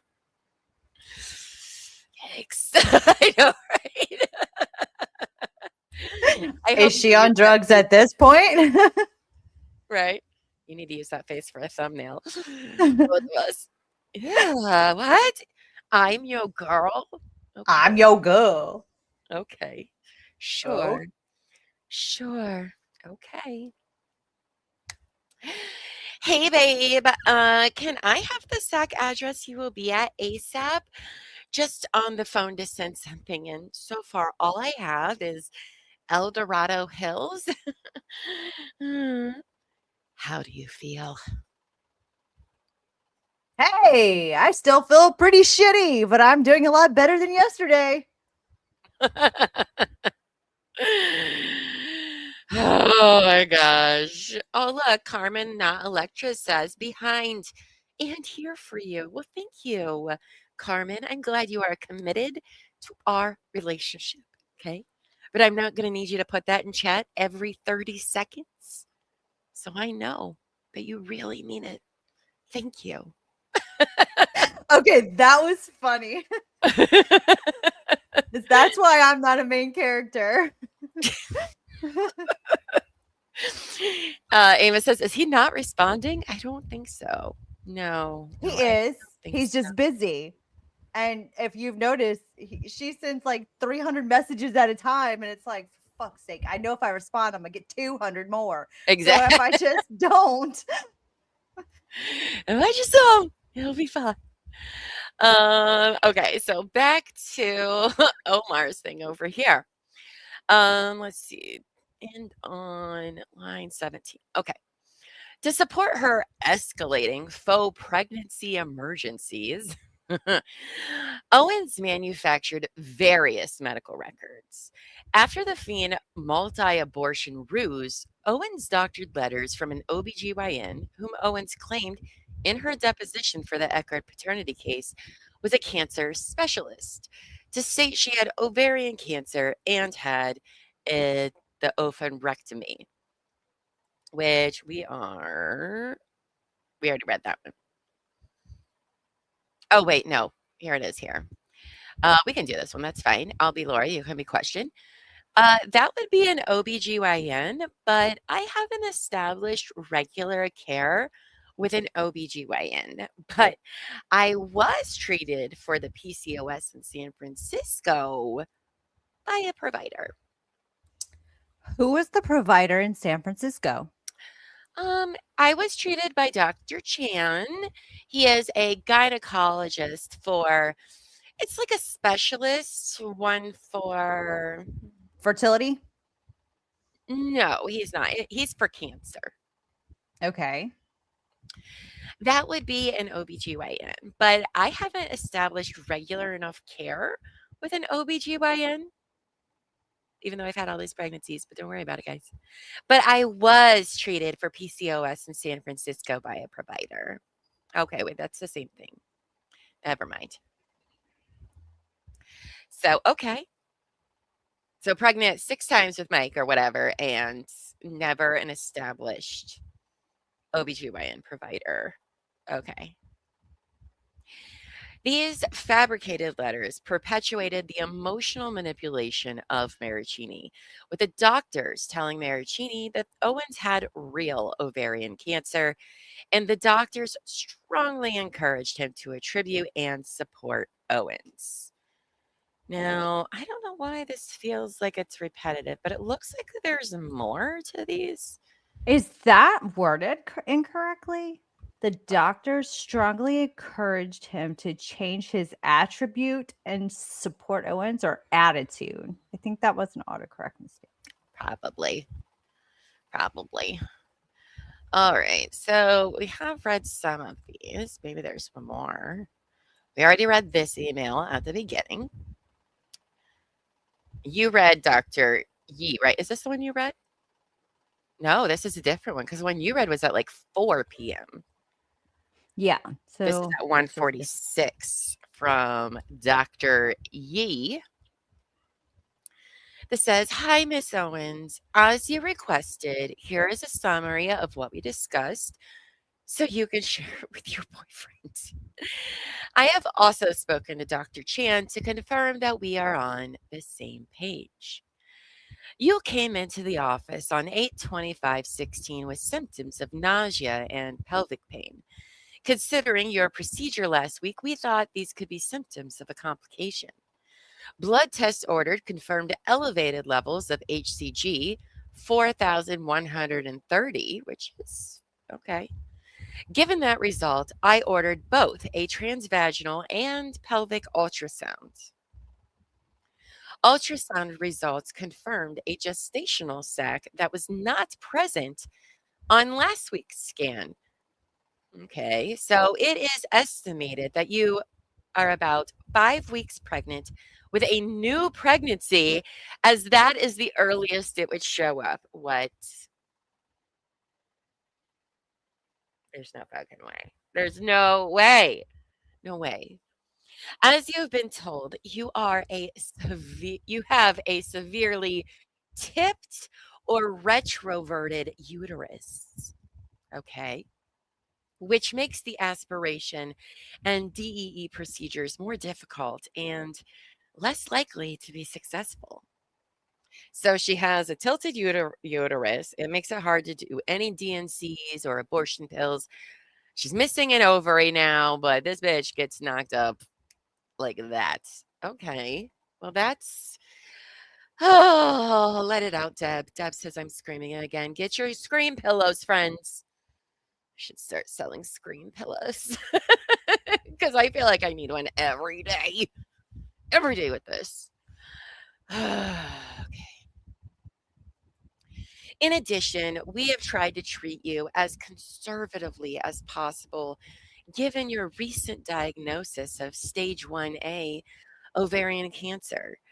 I cannot speak for Dr. Chan, but I'm sure he would agree that your case is amongst the more difficult I have treated, because of course it is. At this point, Dr. Chan and I are both of the opinion that you need to give serious thought to what you are going to do with the new pregnancy. Shut up. You have taken medication abortion pills recently that could potentially be harmful to the fetus. However, as you likely know, the nature of your condition makes it so that pregnancies in the future will be more difficult. Well, guess what, Dr. Rebecca? Yeah, wrong, because she is a fighter. All right. She is the most fertile woman I have ever heard of, ever. It's crazy. There is an elevated risk that once one ovary is removed, he would need to remove the other and perhaps complete a full hysterectomy before you would necessarily be ready to have children. At that point, having children on your own would obviously be impossible. So I think you must take time to determine what you think is best. Should you continue your current pregnancy, it would be imperative that you are monitored extremely closely. Best regards, Dr. He. All right, none of that sounds possible. Is any of that possible? I'm not a doctor, but this sounds ridiculous. This is ridiculous. Wow. Blue Hair Kim says, wow, someone subscribed for me. Thank you so much. Your audience is amazing. Oh, well, thank you. That is awesome. Amos says, all these texts prove is she is clingy as fuck. Yes, she is. Yes, she is. I am the princess. Says she's missing an ovary and gets pregnant with girl boy twins. Make it make sense. How they make you do a pregnancy test if you are a woman every time you go to the hospital for something. Every single time. Even if you're going for surgery. I mean, I'm sorry, let me be a little bit more specific. But actually, I went for other things before. And they're like, yeah, sorry, we got to do a pregnancy test. So I have had that happen before. Even if you're a lesbian, they make you take the test. They don't fuck around a lot of the times. And some people just don't know that early. But I don't know how they wouldn't have seen this baby 2 weeks before she had an ovary removed, which I thought was through her vagina. How is this possible? I don't think this is possible. Is it? Is it? I was gonna say, I had a hysterectomy. They're like, is there any way you could be pregnant? And I'm like, no. I'll be very rich because I'm suing the fuck out of that doctor. No, just kidding. I mean, I went in there for stuff completely unrelated to anything on my abdomen or lower. And they're like, no, we're going to need to know. I'm like, what? Okay, I guess. Yes, gets pregnant several times with one superhero ovary. Well, she's special, you guys. She is. I mean, it's possible. I had to get pregnant with one ovary. I did. So you can. I had like 2 ovaries, but only one tube. And you know your tube will actually like switch sides to catch the eggs. Yes. Are you fucking serious right now? Yes. I'm being very serious. It moves. It's not attached to your egg, your ovary. It moves. It will actually go back and forth. Compensate for the other tube. What? Woman's body is fucking amazing. I've never heard that. I believe you, obviously. But what? That's interesting. I had 2 ovaries, one tube, and the doctor told me that it will actually compensate for the other one. What is it, like one of those blow up guys outside a car dealership? Yeah, they're not connected. It's a tube. Wow. When you look at it in a book, it looks like they're attached. They're Yes. not. They're not. They're fingers at the end of it that grabs the egg. Oh. All right. So we're going to have a whole class about female anatomy because It's how am I crazy. 40-year-old woman? Yeah. And Your not know tubes that. just have like little fingers at the end of it that grab the eggs. Wow. Yeah. And it is like the car blow up guy. Who knew? Yeah. All right. So this is the one that you read earlier from Rebecca Yee. Okay, here we got. This is done. Let's see the date. Hold on, let me get smaller. This doesn't have a date of when this happened. Oh, 9/6. So September 6th. She goes in and she has a HCG level of 6220, which is interesting that she knows how this stuff works at this point to make fake things, but not later when it's like 120. Or I guess that kind of makes sense because she actually went to a doctor for the other one that she tried a doctor. So this woman is crazy. On this edition of Llama Learns, what? I know the books are so misleading because forever you think that they're just attached to the egg, like it's a fucking funnel, but it's not. It's not. They're not attached. Well, now I'm really confused because so when I was 13, I had a torsion. That's why I lost my That's right your ovary twist. Well, they said that I lost the tube and the ovary. That it then twisted up. It can be tangled. Yeah, I just assumed they're connected. Not attached. Interesting. I'm going to be bothered by this all day. Go look it up. I've watched. I believe you. You can look it up. I believe you. I'm just, oh, because they will actually catch from both sides. It's crazy. Woman's body is amazing. It's amazing. That is amazing. Because my doctor was like, you can have the most like unstable environment inside your body and still have baby. He's like, he's because I was asking about having babies because I was trying and then I lost my tube, and he's like, you'd be surprised what kind of a hostile, ground a baby can actually. You'd be surprised. Fascinating. Who knew? There's Carmen again. I'm here for you. Thank you, Carmen. Thank you. I love that she's doing that, like actually like on time. I'm going to need that to be a consistent thing. All right. So this apparently makes it sound like Laura is anywhere between 5 to 6 weeks pregnant in September after her surgeries, after her numerous DNCs and abortion pills. She was also pregnant again. Who knew? And then let's see, what is this? This is a study or something. This is from results discussed with Alina Gates, MD, via telephone on October 11. U.S. pregnancy, for less than 14 weeks OB with endovaginal imaging, 10/10/2016. Multiple attempted medical and surgical abortions since June. No pregnancies previously. That's not true. Now presents with possible continuing pregnancy or retained products of conception based on ultrasound completed last week. Oh, I see what US stands for now. Last aspiration completed September 21st.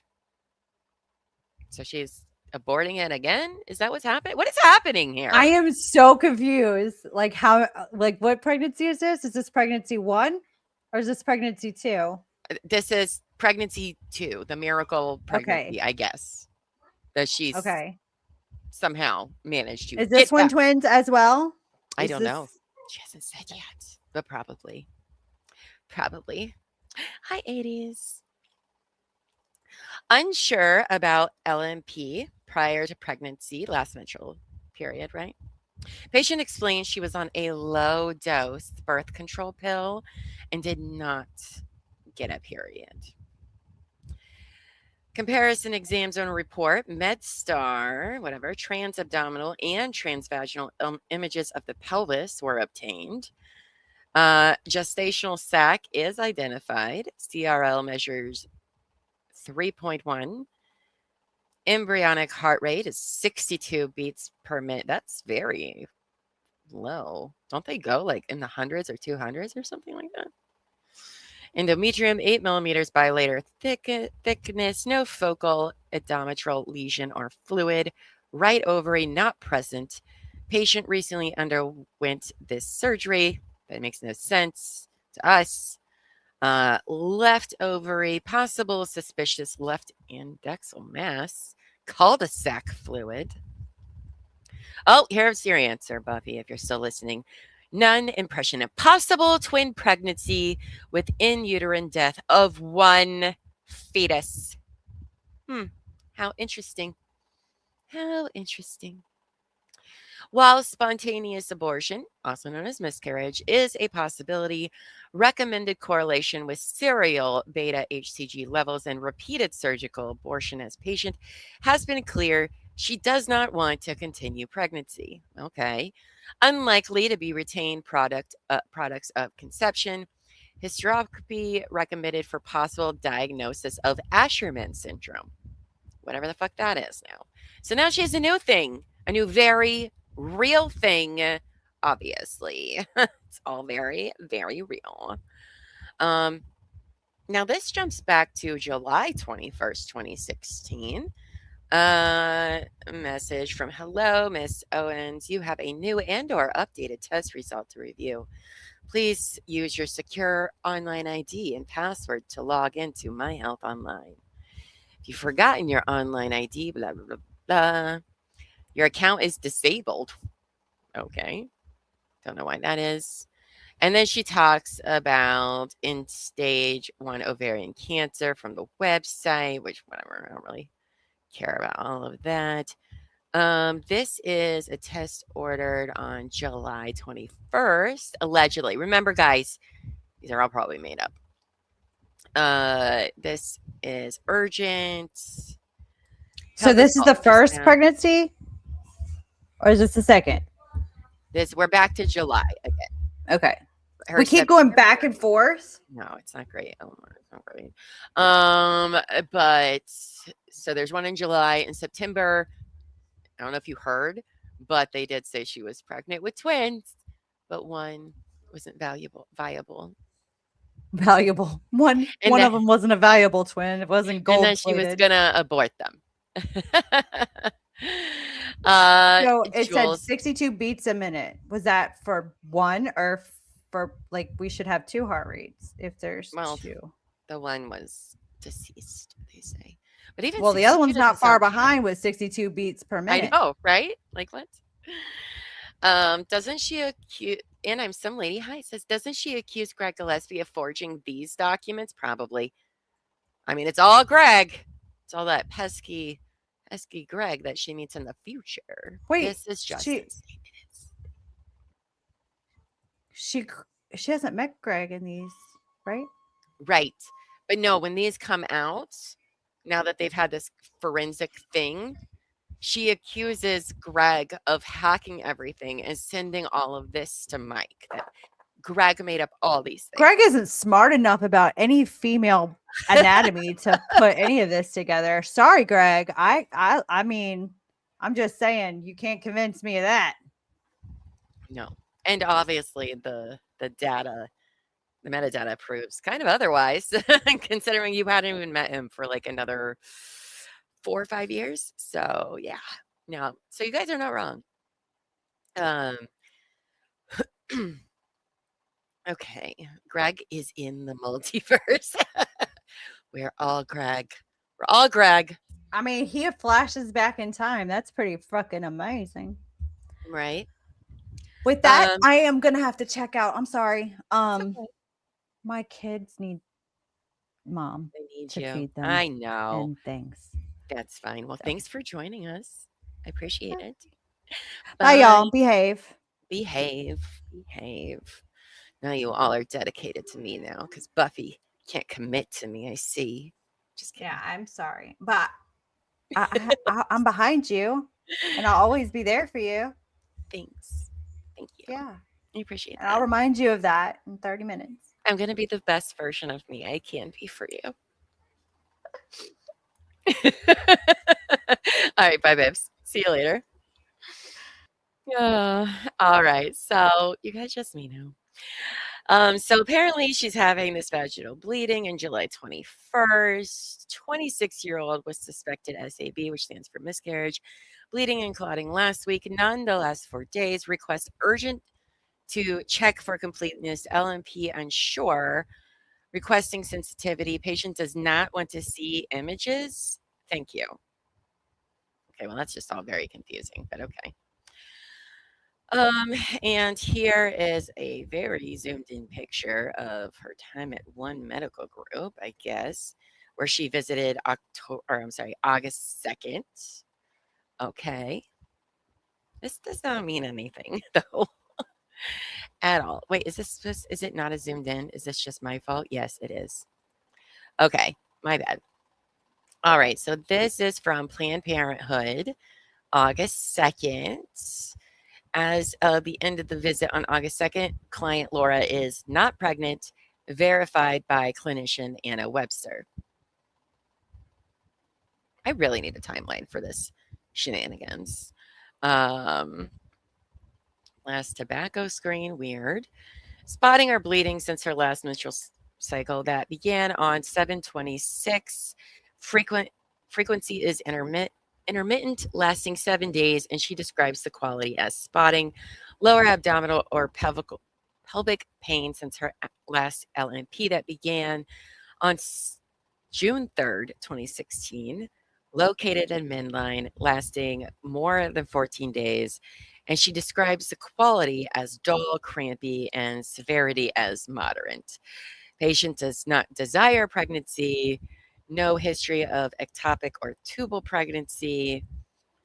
And then she goes back 8 days later.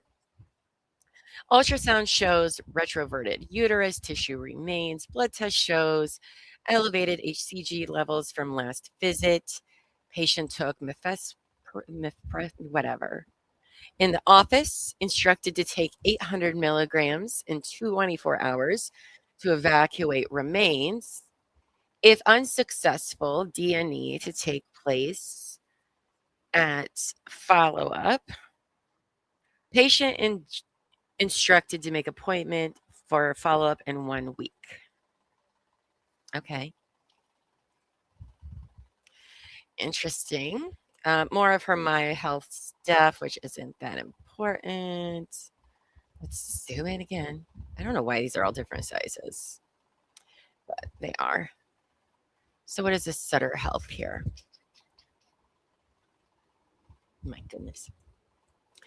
What was this? So result 718 collective, result 720, 432 HCG level. Interesting. How long has HCG, where you can buy it yourself and inject, how long has that been available? Though, again, these are all probably fake, so that doesn't really matter, Llama. I need to keep remembering that she didn't actually probably go to any of these doctors. Oh, goodness. Oh, my God, Buffy, you are so needy. Do you guys promise to still go the distance with me? I just need an answer. I love you. You're the best. Hello. Hello. Hold on just a second. Hi, little Llama. What are you doing?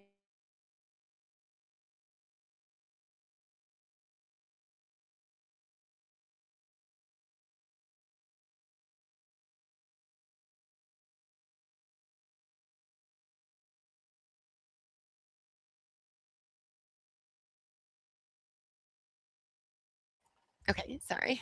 I don't know what just happened, but he was like, hey, Mom, How long until I can run the vacuum? What? What are you asking me? How long till you can run the vacuum? A thing I didn't ask or tell you to do? I was like, why? What happened in his room? It was like nothing. I was just cleaning it, so I thought I'd vacuum. And I was like, what? What? What is happening? I can't believe it. Are you talking to someone else on the stream? I thought we were a team. And he's cleaning your casita? I know, right? And then some lady says, I haven't had a period in almost a year because I'm old. And they asked so many times about pregnancy. I mean, yeah, they do. They do. All right. So here she gets her diagnosis. Oh my gosh, so many things, you guys. Look at this. Is this just all about her women bits? Ovarian cancer, 1A. Okay. Polycystic disease, ovaries. H. pylori ulcer, pericarditis, a hernia, an umbilical one, unspecified asthma. Okay. Pleuritis. I don't know what that means, but okay. It's weird she never brings these up again. And I was like, that's more of a miracle than these pregnancies. I know. That's crazy. I don't know what's happening. Callie says, my son runs 10 miles every day for cross country, but I couldn't get him to take out the garbage. I know, right? I love it. Can someone come clean mine? I mean, I don't know what's happening. He must have want something. I don't know what. No, I'm just kidding. He's not like that.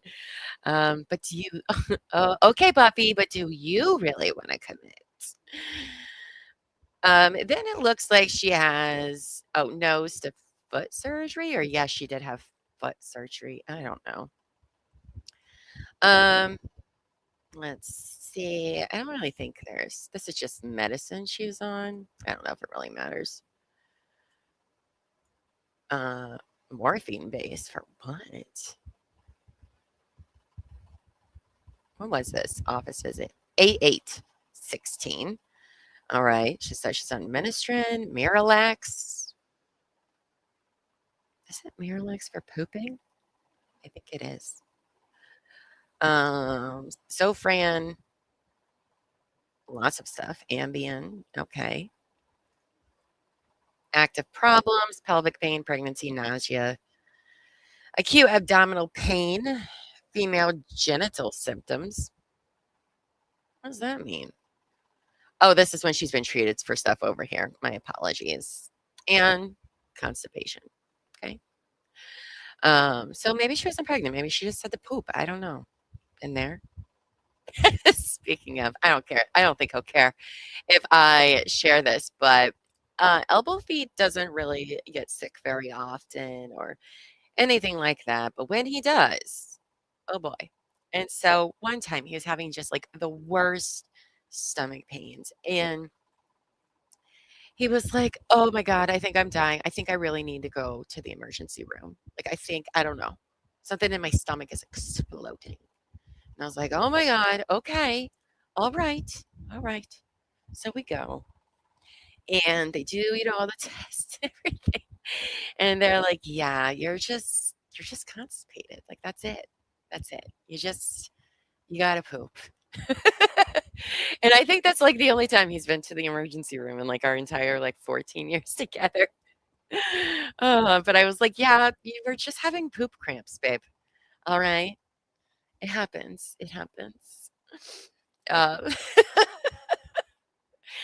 Yep, he just had to poop. Poop, baby. Yep. That damn gluten.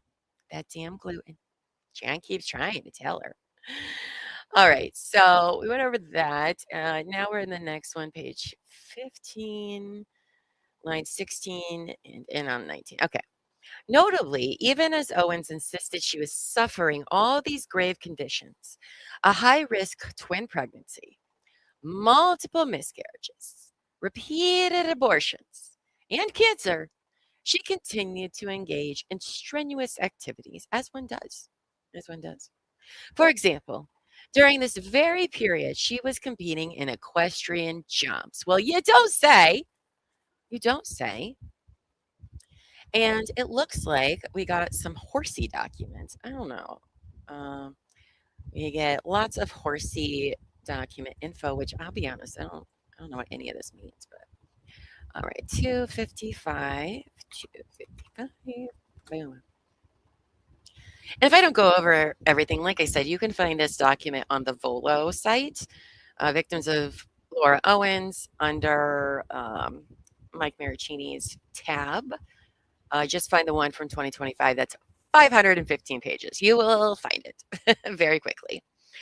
So apparently this is from her something, U.S. Equestrian Rider Report.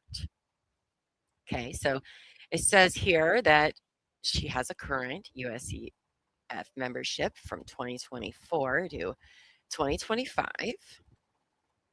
Okay. Okay. I don't know how any of this works. I might need a horsey person to tell me about all of this, because that doesn't say. Oh, start date 1/13, 2016 to 1/17. Okay, so this is what she was on at the time. She wasn't pregnant yet. She hadn't even met Mike yet. So I don't know why we care about any of that. Okay, so here she had met Mike, but she wasn't quite pregnant yet. This is May 18th, 2016, where she wins a national adult medal, 5,000. So is 5,000 how much it cost to enter? Or is that like the prize she won? What does that mean? I found out about this story from Echo and Jen Camp. I like seeing him pop up. Oh, I love that. I love that. Constipation in my second pregnancy was sure I was losing the baby. Oh, yeah. I mean, oh, they just, I don't know. That when you have your period, everything gets real weird down there. And I'm like, oh, well, that's just how it goes sometimes. That's to enter. The $5,000 is to enter.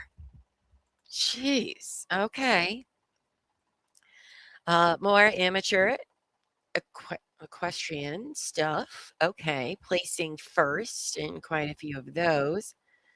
Height 3'3". What does that mean? Is that what they're jumping? I don't know shit about horse stuff. Okay. Maybe I should look into it over the weekend and get back to this later, because I don't really understand. We haven't looked at any horse stuff yet. So, okay. You do pop up from time to time. I love that. But she's broke. Who's paying the entry fees? I know.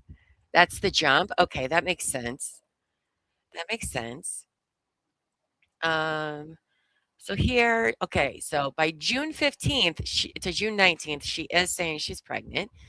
We know that. She tells Mike, she's with Mike. She says she's pregnant, but she's competing in these horse things here. So adult amateur hunter, 18 to 35 years old. Oh, so see, they do separate it sometimes by age.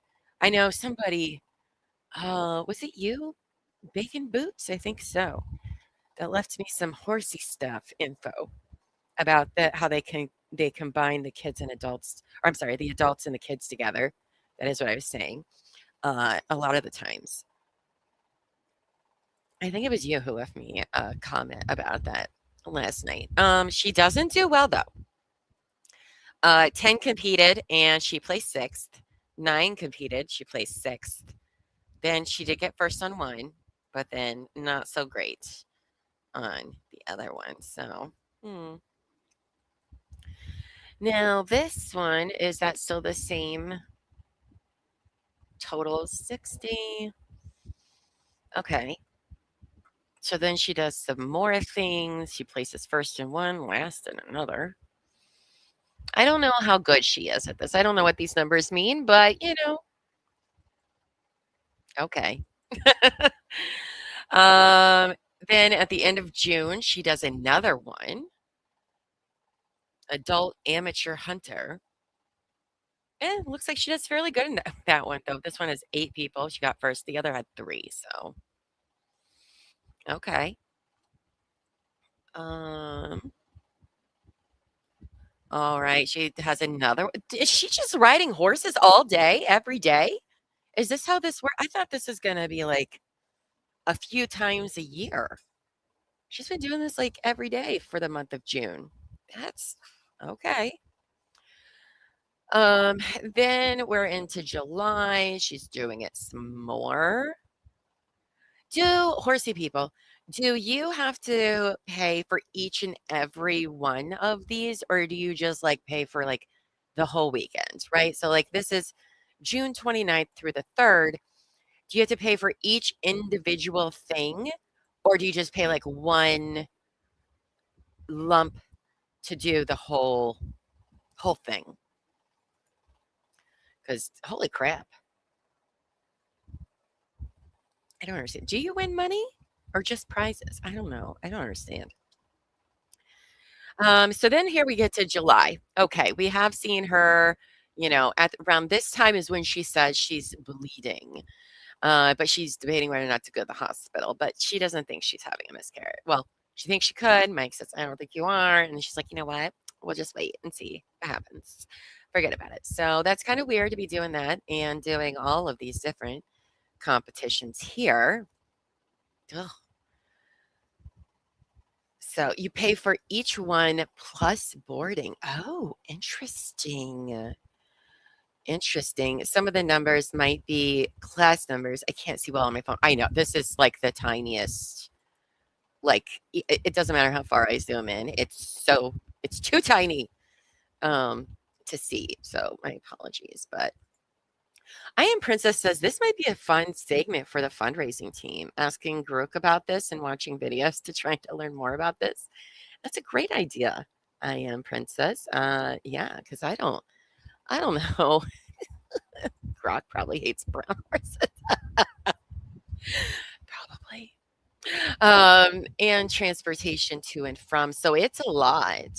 It is very expensive to do all of this for a grown-ass woman with no job. Okay. Oh, look, it's 99 problems, but crime ain't one.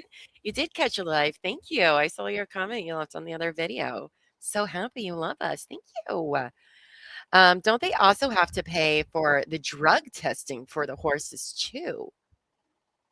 I never thought about drug testing of the horses. I mean, that makes sense, right? But there you go. Say Cheese needs to do a Llama Learns about amateur horse competitions, right? Or get someone who knows horses, right? Horsey people, if you know things about this and you want to come on and tell me about it sometime soon, let me know. The Owens mortgaged their San Francisco home for this BS. Shut up. For riding fucking horses? I don't get it. I don't understand. But I don't got pony money, so what do I know? Here, we'll just look at the dates. Maybe we'll go into this more detail after, either somebody wants to come on and talk about it at a different day or at a later time we can go over it. But as you can see here, the end of July, when she's going through all these miscarriages, abortions, D&Es, and here she is up on horses competing, which I just don't find to be very possible. She's literally doing this. Oh my God, she is literally doing this every week. Excuse me. Literally every week. Throughout all of the bullshit that she is sending to Mike. She's literally doing this every day. For 2 whole months so far. Remember, and now, oh, no shit. No shit. This bitch. Okay. This is around the time, August 24th to August 28th, even up here, August 18th to August 21st, when she allegedly had her ovary removed. And you're up there dropping money to be on horses for 2 weeks and riding on them? I mean, I know that they can do these surgeries differently now.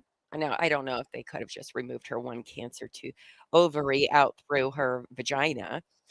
When I had mine removed, it was a C-section scar. It was full abdominal.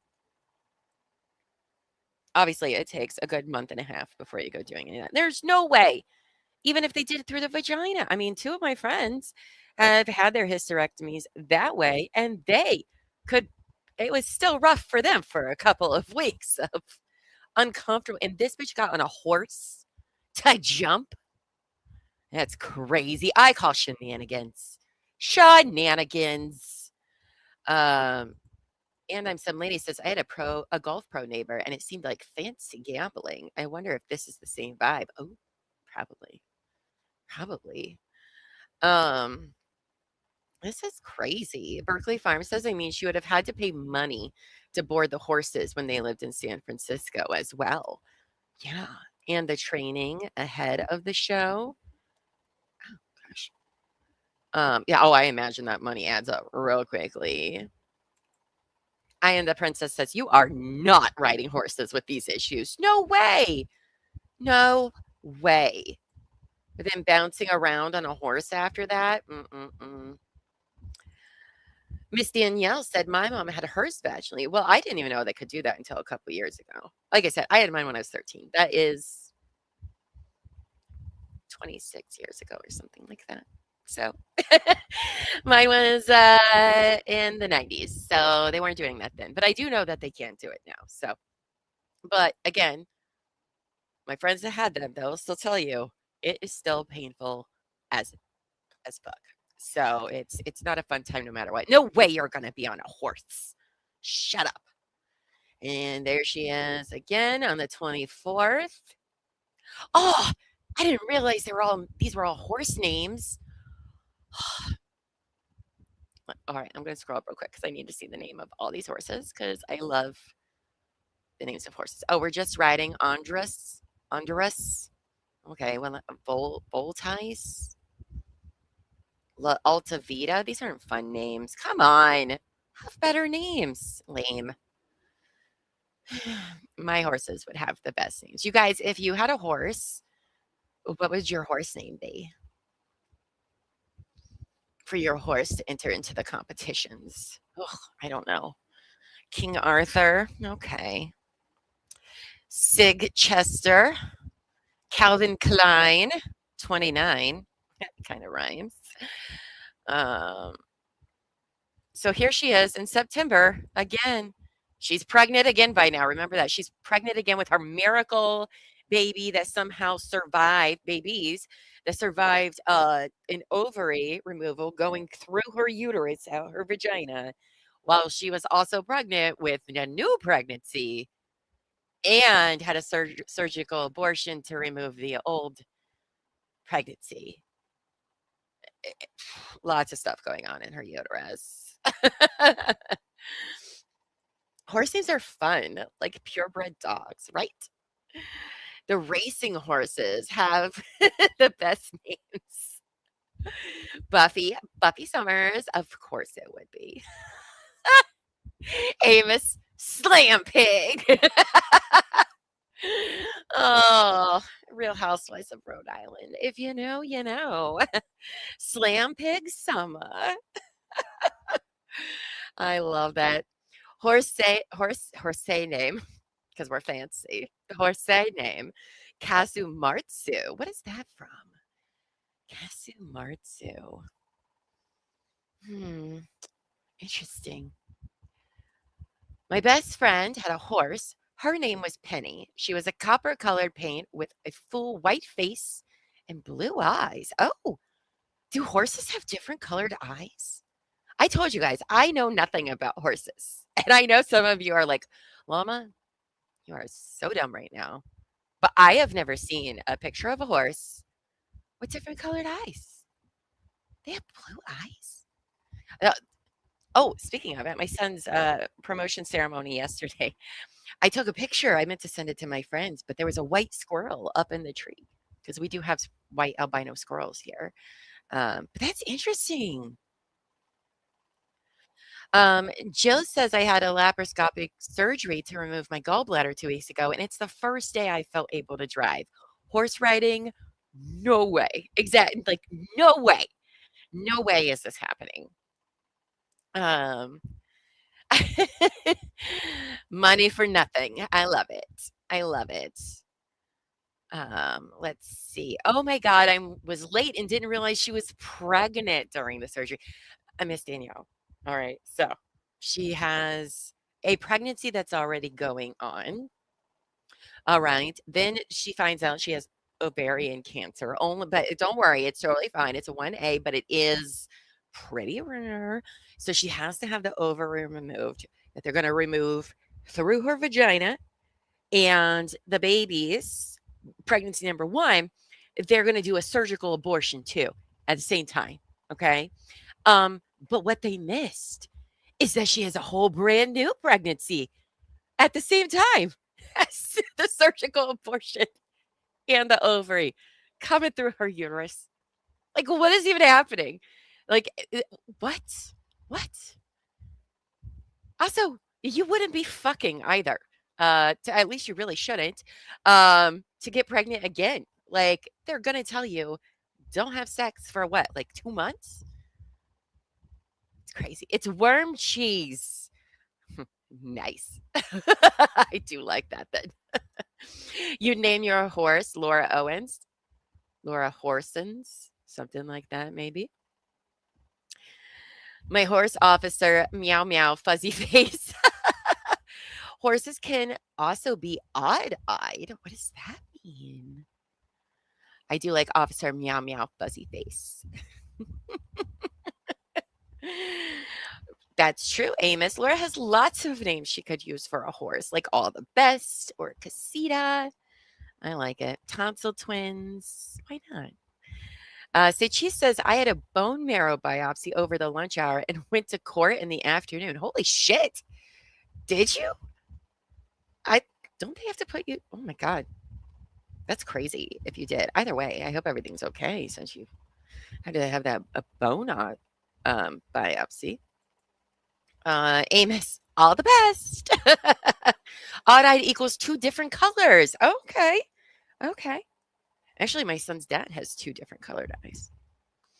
A brown one and a green one. And I have brown and green eyes. And our son has blue eyes. It's very funny. 1 blue and 1 brown eye. Interesting. Okay, back to this. Back to horsey stuff. The more you know. Llama is learning a lot today. Is she retaining it? I don't know, but she's learning a lot. All right, so I forgot we're looking at dates here. So here we are back in September 14th, 18th. She's supposed to be going through all sorts of stuff and abortions. And here she is. She is literally doing horsey stuff every week or weekend. Wait, 21st. Every other day she's doing horsey stuff. So that's crazy to me. Still riding Sigchester, which, okay. Let's see. October. Here she is. Still riding on Vancouver this time. Okay. And she's riding other people's horses. Oh, where's her horses? Or does she not get her horses until later? More in October. This time she has riding On Board and Silhouette. Okay. October again. Finding Eden. Okay. The end of October, which I have a feeling, remember, she's going to be having more surgical abortions during this time with the surprise new pregnancy that she already knew about, where one of the twins have now died, and she's just going to terminate the other ones. So remember, that's going to be going on during here while she's jumping and doing all of this. Couldn't imagine why, but okay. Where she rides Kaka, which is hilarious, and Adondris again, and same in November. Oh my God. No way she can have a job. Oh, here she is. We got some pictures of her on some horses. Ugh. The size difference in all of these things is very annoying. Okay. So this is from the Sonoma Horse Park on September 25th, 2016. Overall and second round winner of the Pickaway Junior AM Finals, Laura Owens and Sig Chester. So that looks like a small horse. Is that a pony horse? Looks very small. Very pretty horse. But there's her in her riding gear, also all white while bleeding all of the time, apparently. Ron posted this on September 26th as well. Love this photo of our horseback riding younger daughter, Laura, leading the victory gallop after her win today in the Pickwick Junior Amateur Finals at Sonoma Horse Park. On board the horse, Sig Chester. She's worked hard for many years to win the Pickwick medal today, and I am proud father, as you can tell. Congratulations, Laura. Okay. I do like that the ribbons are on the horsey, though. Listen, I'm not going to hate the horsey. All right. Oh, they have a braid going on with the horse. Wild. So there she is with some more medals and a horse. Some more of her on a horse. Oh, it's so weird. None of those. Guy on the end there in the t-shirt and sunglasses. He's just like, I guess I'll do it. Right, Berkeley? Berkeley says, I didn't know about the fallopian tubes. It was a real today I learned about it. Right? We're very educational over here on Llama. On Couch Quote with the Llama. We're always learning stuff. And some lady says a lot of Icelandic ponies are blue-eyed. I was in the rabbit hole not long ago. I'm going to have to go look. Interesting. I'm the princess. It's called heterochromia is what it's called. Yeah, they said when I was pregnant with our son, since his dad had it, they were like, oh, there's like a 25% chance that I want to say 25% chance that he could have had it too, but nope, he ended up with blue eyes. I think she might be tall for a jockey and it makes the horse look smaller. Yeah, I mean, she's what, 5'5", I think her medical record said. She's just barely shorter than I am because I'm like 5'6", top 5'6", almost 5'7", so probably. Laura is actually fairly short, but not jockey short. Yeah. I mean, 5'5" isn't that short, is it? A lot of my friends are way under that. I can't wait to meet a lot of them and be like, wait, that's how tall you are? What? So there's her more jumping a horse. And, oh, look at this. There's her horse and holding a stuffed lamb for some reason, but okay. All of her medals that she won. Oh, she sends them. Well, I don't know if that's to Mike. So, okay. And what are these? Results are in for the 2016 NorCal Equestrian Classics. So she's just doing all of the horsey things. Okay, I think that's enough of that. Let's get back to this now. So then, where are we starting at? Line on 21. In December of 2016, under mounting scrutiny, Owens finally admitted to Marraccini and her own father, Ron Owens, that she had never been pregnant, that everything was fabricated, and that she would seek psychological care. Now, this next exhibit is from a declaration and deposition transcript of Colin Scanlon, who was Mike's sister, well, his brother-in-law, right? He's with his sister Stephanie. And this actually was part of the DV responses from 2018 and 2020. So let me switch over to that real quick. 287. 287. And it's very short. So I'll read it again, though, to refresh your memory, because I felt like it was really important. So this is from March 28th, 2018, submitted to the court and everything. I, Colin Scanlon, declare and state as follows. I am the boyfriend of respondent's sister, Stephanie. I am 37 years old and am employed as a real estate analyst. I'm a resident of San Francisco and live in the Marina District. I had met Laura Owens several times while she was dating Michael Marraccini, including a dinner with her family at the House of Prime Rib, because, of course, it was their favorite spot to eat. I specifically remember being called by Michael to come to Laura's apartment in December 2016 for a meeting with Laura and her father to discuss Laura's desire to continue the relationship with Michael. Laura had been claiming that she was pregnant and had been threatening Mike with not having an abortion if he ceased dating her. Additionally, Laura had been indicating to Mike that she was contemplating suicide at the thought of their relationship ending. Mike wanted me to be there as a witness because, oh my God. So in December, before she goes on the whole I'm going to hurt myself thing and the hospital, she's telling him that she's pregnant again because of course she is. During the meeting, which her father, Ron Owens, steered, Mr. Owens told Michael that his daughter had a tendency to exaggerate or even flat out make things up.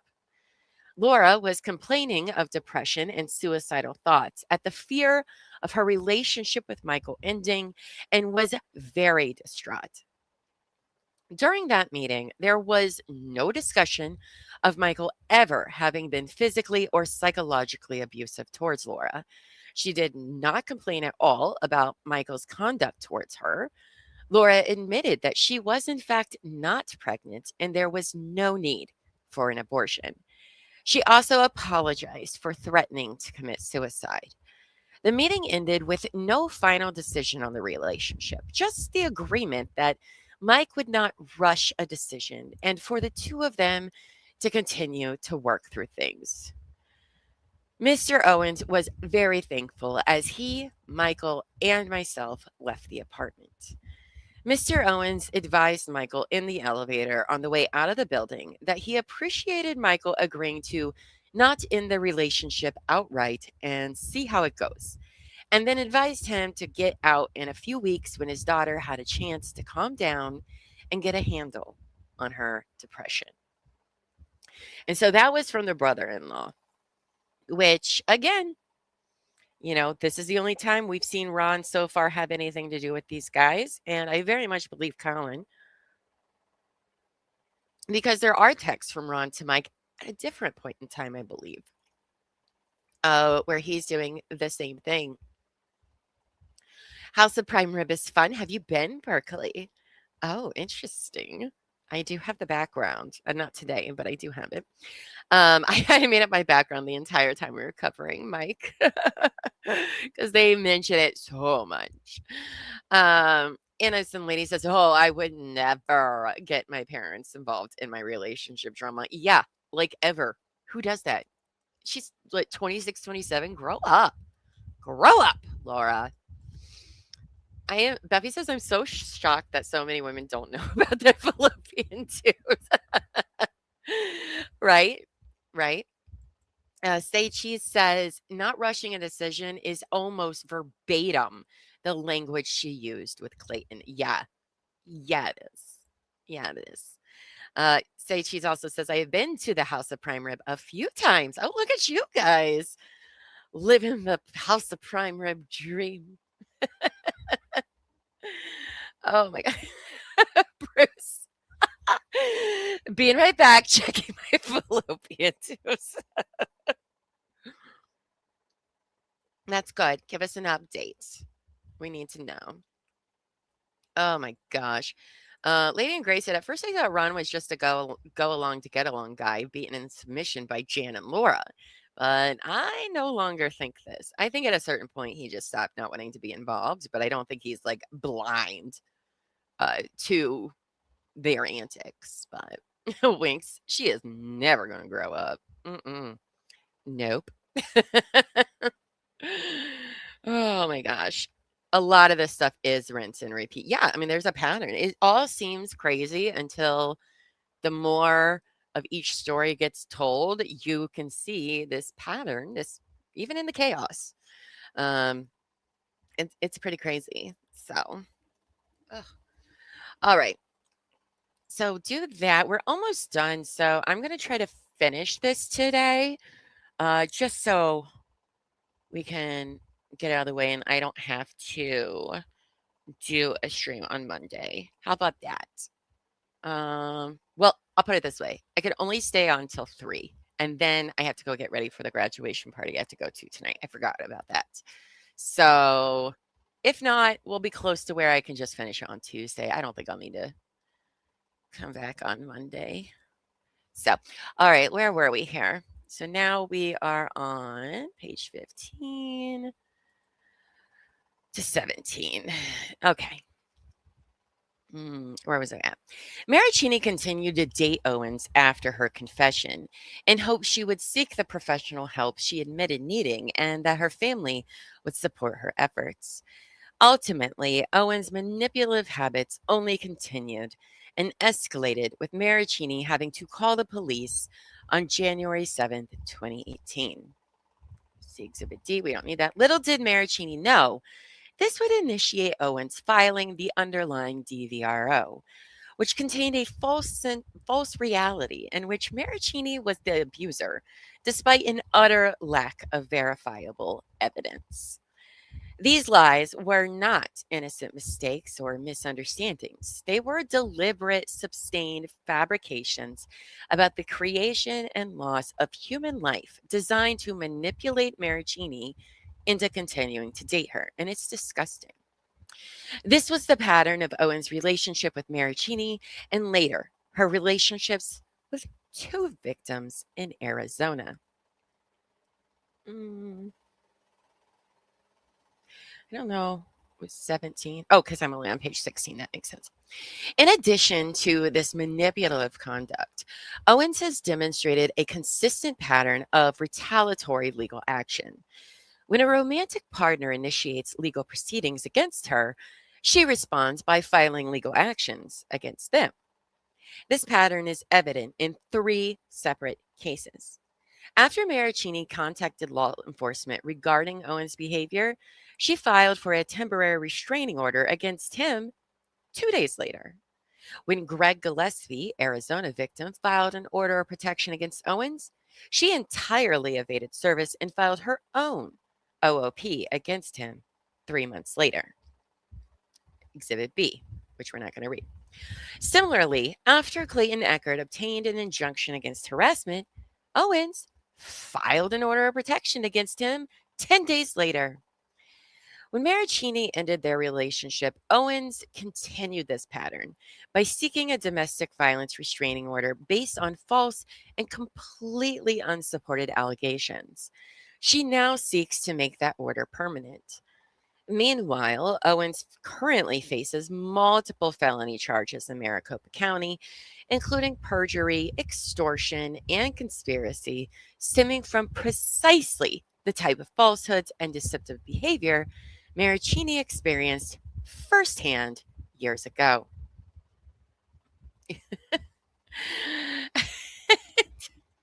Bruce, I couldn't find them. I filed a support ticket, though. We will get you your online ultrasound provider. Okay, it'll be fine. We'll help you find them, Bruce. have you have you tried turning it off and back on again, Bruce? Okay. Justice for Bruce. Ow. Okay. All right. The description of the fallopian tubes being like an air dancer. I mean, I don't know how else you describe it. So they go on to say, Owens cannot satisfy her burden to demonstrate a reasonable apprehension of future abuse. Her behavior has demonstrated that her claimed fear is neither genuine nor reasonable. Owens' conduct towards Marraccini has been wholly inconsistent with that of an individual who genuinely fears for their safety.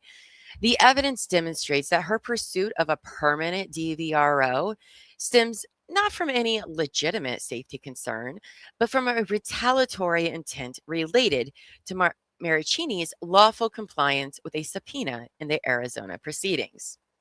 Abso-fucking-lutely. It's very obvious. Affection and pursuit after alleged abuse. Owens portrays Marraccini as violent, yet her communications reveal a consistent pattern. Whenever he distanced himself or took actions she perceived as rejection, She would respond with sudden declarations of affection or fabricate a medical crisis to draw him back in. For example, Owens asserts that by early July 2016, Marraccini was already acting abusively towards her. But on July 6, 2016, she texted him, "I love and trust you." So let's pop over to that real quick so we can read it in its full, page 309. And this is what this says. July 6, 2016. Whoa, that was longer than I thought. I don't know what she's referring to. I am really sorry for the late response. Been with the horses and service is scattered here. I also really appreciate you breaking that down for me. Oh, I want to know what it was. What did Mike say? The moving situation makes a lot of sense. I also definitely wouldn't be opposed to moving, especially to San Diego at some point in the future if it was the right situation. Oh boy. Oh boy. Wanting to settle down isn't so much to do with my age as much as it is the fact that I personally have these views about wanting to just be with one person. This situation really shocked me and made me realize I need to be upfront with what I want because I haven't been in relationships in the past because I was afraid of scaring the other person off. You don't say. You've learned nothing. However, this has certainly added more depth to our relationship early on. And I feel like the responsible thing for both of us to do is to either maturely move forward or end it. And it seems like we are on the same page there. Mhm. I'm sure she would totally be fine with moving on. She is so good at handling it. Mm. Oh, Jules is here. And Jules says 3-1 is a jump size. Okay. And the 5,000K is prize money. Now, say Cheese says this argument falls a little flat. There are a lot of DV victims that stay and pursue their abusers. That is very true. And I will agree with you here because if somebody is abusing you, you will also say these things to make them try to stay calm and all of that. So I do agree with that argument there. However, maybe the text will explain a little bit more, but that does happen all the time. So she doesn't say she wants to be with him. She just wants to be with one person. Oh, that's true. That's a good point. Bill's like, thank you for the company during my long drive. You should have. Are you there now? You said it's going to be 5 hours. You still got 45 minutes to drive, unless you lied to us about where you were going. And if so, please send me the address. Okay, thanks. Like now. No, I'm just kidding. You're welcome, Bill. You are welcome. All right, let's get back to this over here. It really hurt me to read the last paragraph of your text because I feel horrible that I have made you feel that way. I really do only want to bring you up and make you feel good about yourself. And I'm sorry that I have been moody and insecure. You are exactly who I want to be with. And I think once we are on the same page about, excuse me, oh, I burped and a little came up. It must be my body being like, this is vomit. Even my body's like, no, it's too much. I can't handle it anymore. I think once we are on the same page with our feelings, I will be able to take a breath and trust it. I guess I've just been questioning you and your feelings about the future because you aren't where I'm at now, and I'm nervous you won't get there, or that you won't integrate me into your life with your family and friends. Trust me, I want nothing more than to relax and enjoy our relationship, which she has literally never done to anybody. The stress from the pregnancy is really straining it and making me have these mood swings that I hate myself for. And I'm sorry for that.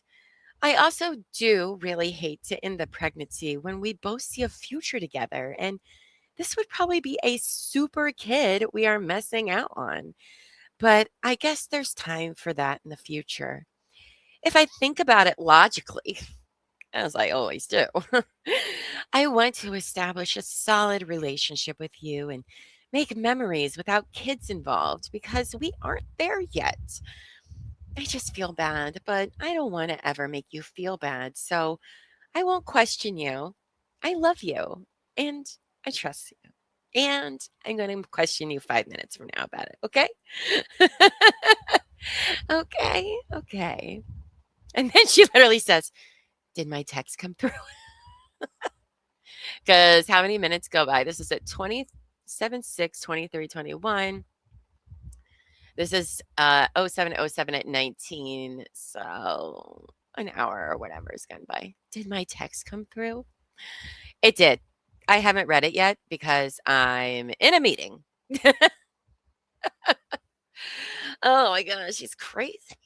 Yeah, it's now listen, you do get mood swings when you're pregnant. I've been there, but also you're not though.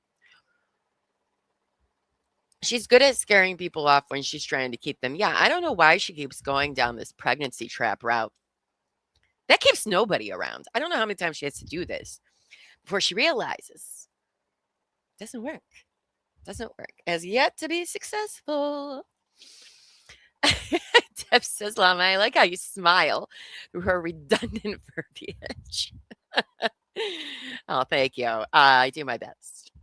I am the princess. I love you, but want to kill your kid. Make it make sense. I know. I don't understand. I don't understand. All right. So back to this one. All right. So we read that part. Where am I starting at? Page 18. Oh, similarly, Owens states she felt loved and secured by Marraccini. Where's this? Oh, this is probably at the end of what we're about to read. Okay. So similarly, Owens states that she feels secure and loved by Marraccini in late 2016. Don't worry, we'll be reading that whole message here soon. After a March 2017 trip to Dubai, during which Owens now claims Marraccini was cruel though no abuse actually occurred, she continued to initiate friendly, even flirtatious exchanges with Marraccini, saying, I'm horny, baby. Love you. And as late as mid-November, I wish we could get dinner. Exhibit X. Oh boy. I wonder if this is Exhibit X because it's also spicy. Oh, Buffy, you left at the best time, didn't you? She's like, this is payback for leaving every time I have to read the blowjob stuff, Llama. How does it feel? All right. So these are from March 16th, 2017. Do I make you horny, baby? Right? Oh, man. Oh, jeez. Okay. They obviously want to go, but my mom is being ridiculously picky. Hello. Gosh, she does not like it when people don't respond to her right away, huh? 40 minutes go by. How dare anybody have a life? And Mike responds, outside. And she says, walking downstairs. Oh, I forgot there was going to be repeats here. Walking downstairs. We all love your family and had a great time with them. Love you more than you know, and am thinking about you now. Okay. Did you guys meet with them? I don't know who she's talking about. Mike, I love you so much. I just have to say it. Okay. 23 minutes goes by. I'm so embarrassed. By what? Loving somebody? It's so weird. Karma is my horse's name. I like it. Oh, Deb. Oh, my. Ugh. Right? Our anniversary is March 25th. What do you think they're going to do? Mike responds with working on what? Oh, now we're on March 18th. There's a lot of stuff. I need all of these for context. I don't like how much is missing, but okay. That's fine. We're not entitled to everything, I suppose. But okay. So now we're on to March 18th. A bunch of stuff for the horses. It's been nuts. I'm good. It's just been working since I got home from dinner. And Mike says, working on what? Seeing you handle all of this so gracefully and being so supportive of your mom and sister has made me fall even harder for you. XOXO. Okay, I think this is when the stepfather passes away. If I remember right, they took the family to, I think, House of Prime Ribs, and they sent the Mike's mom like her favorite flowers or something, if I remember right from the earlier story. I hope that didn't make you uncomfortable trying to give you a compliment. The key word is deliberately. And she keeps going 20 minutes later. I really don't know what else you want me to do. I'm not going to tell you that I was deliberately trying to screw you because I would never do that. I talked to my dad at length about you and the job today and certainly didn't do that. All I am trying to do is help. Sorry, you don't think I'm doing a good job. And then a few hours go by. Oh, no, a few days. I'm sorry. We're on March 20th now. So, okay. So are you just going to ignore me then? I'm going to the station early tomorrow a.m. to work with Lena and get the shows up. And my dad is talking to 3 people on your behalf. Oh, this must be when she's trying to get like a radio show or something going on. I don't know what you want me to do, and I am really sad and upset. She's always sad and upset.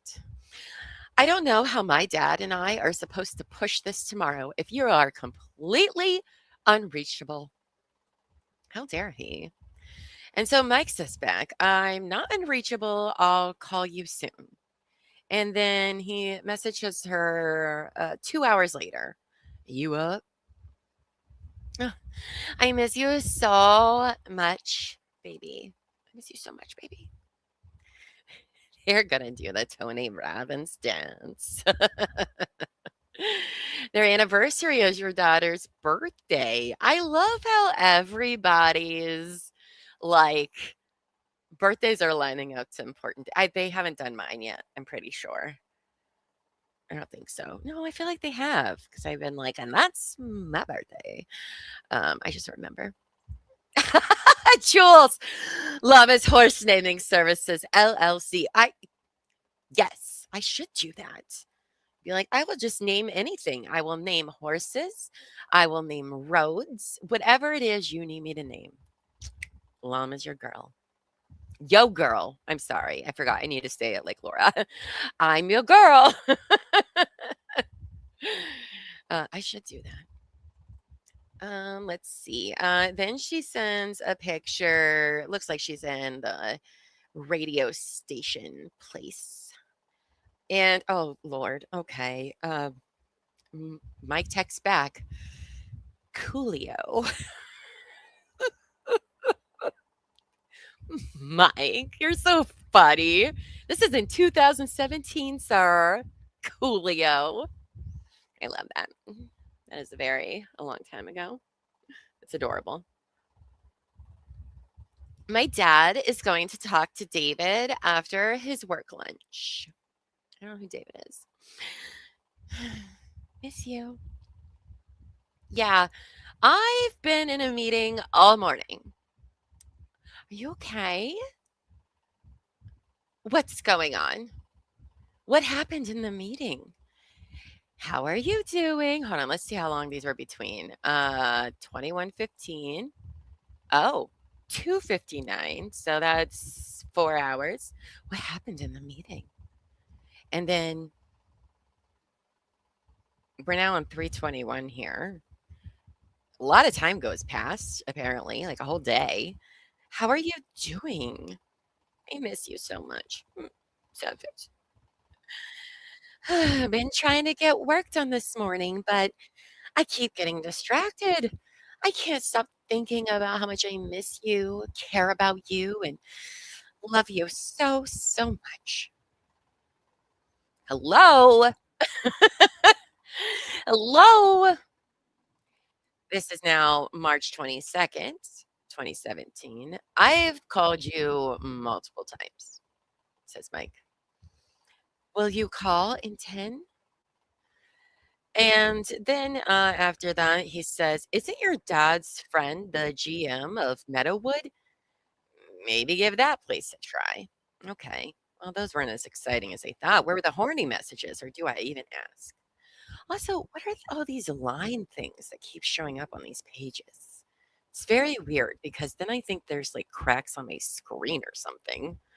Ugh, okay. Buffy, I got cool beans on my bingo card. Please text cool beans. Right? Okay. All right. Maybe the horniness comes up next. Let's see. March 23rd, 2017. I'll check it out. Did you get my text from this morning? Didn't get anything back. Question mark. Question mark. What size shoe are you? Okay, weird. More question marks because he hasn't answered in 9 minutes. Mike says a 12.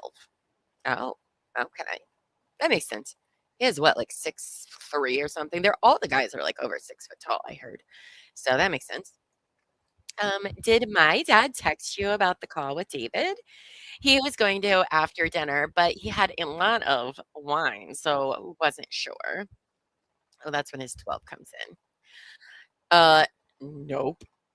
Somehow I got super sick in a matter of 12 hours. I'm sick. Sad face. I think he's got laurinaitis. I think that's what it is. Oh no. What's wrong? Felt it last night at dinner and woke up this morning feeling miserable. A cold? I'm sick. Sad face. Oh, sorry, that was a repeat. Hold on. A cold? Are you still okay for tomorrow? Yeah, I should be good for tomorrow. I should be good for tomorrow. It's fine. I just don't want to deal with you today. I don't think he's saying that, but that's how I feel. Is it a cold? Yes. You know I've called you, right?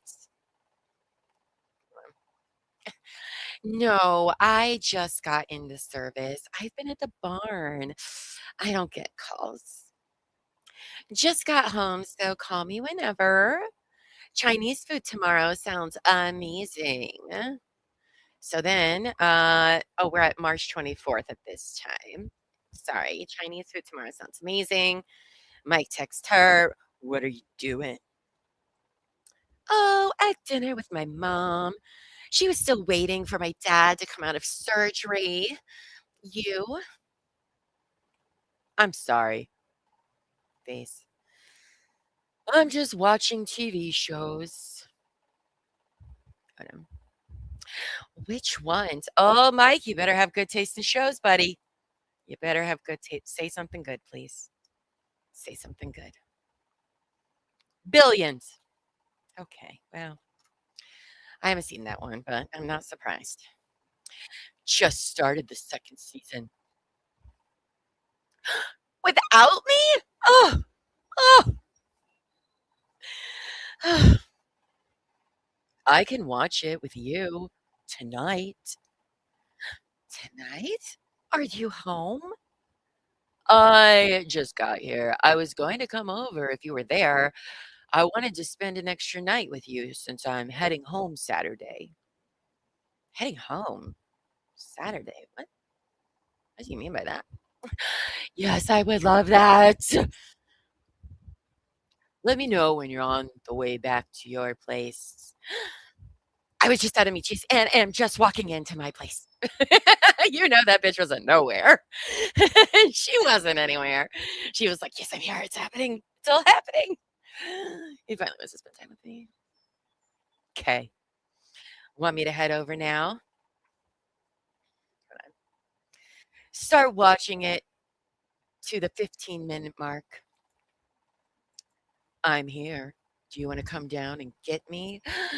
Sorry, I've been on the phone. She's probably on the phone with her mom. Mom, I didn't even have to pressure him this time. I only texted him 50 times instead of 250 times. And he wanted to come over on his own. It's only taken me a year to get here, but it's happening. Oh my gosh. Or maybe what's up on your bingo card? Maybe. Okay. I'm just chilling. I want to try HR cake, but didn't want to have it without you. Good thing you reminded me to get milk. Love you. Heart. So now we're on to, oh, by the way, we're at March 25th, 2017. When did they go to Dubai? Have they already been to Dubai? Oh, this is their anniversary, guys. Uh-oh. Is this when they're going to be all horned up? It is anniversary night. How's your pops doing? Miss you. Ben says, good talk. We're now on March 26th. So, okay. I said love you and you ignored that. I said miss you. I know. Happy anniversary. My feelings for you are just so strong and it just stung a little. It's fine. It's fine. Narrator. It was not fine. It was definitely very much not fine. And he does his face. Oh my gosh. Okay. What does that mean? I don't know what that's in response to. Question mark. I have to go to bed soon. The race starts at 6:15 a.m. Oh, you almost got a bingo, Amos. Said she just says, what's up? This is on the 30th. So this is now 4 days after the last one, March 30th. What's up? I really miss you, baby. Sad face.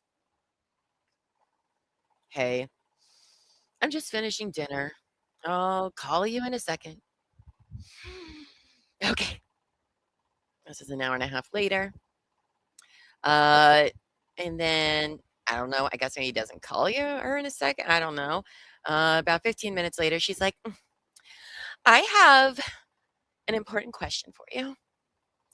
Are you... This is so random and weird. Oh, that's because it's a misspelling. I have an important question for you. Are you at all more swayed that I'm your one? As in like suede.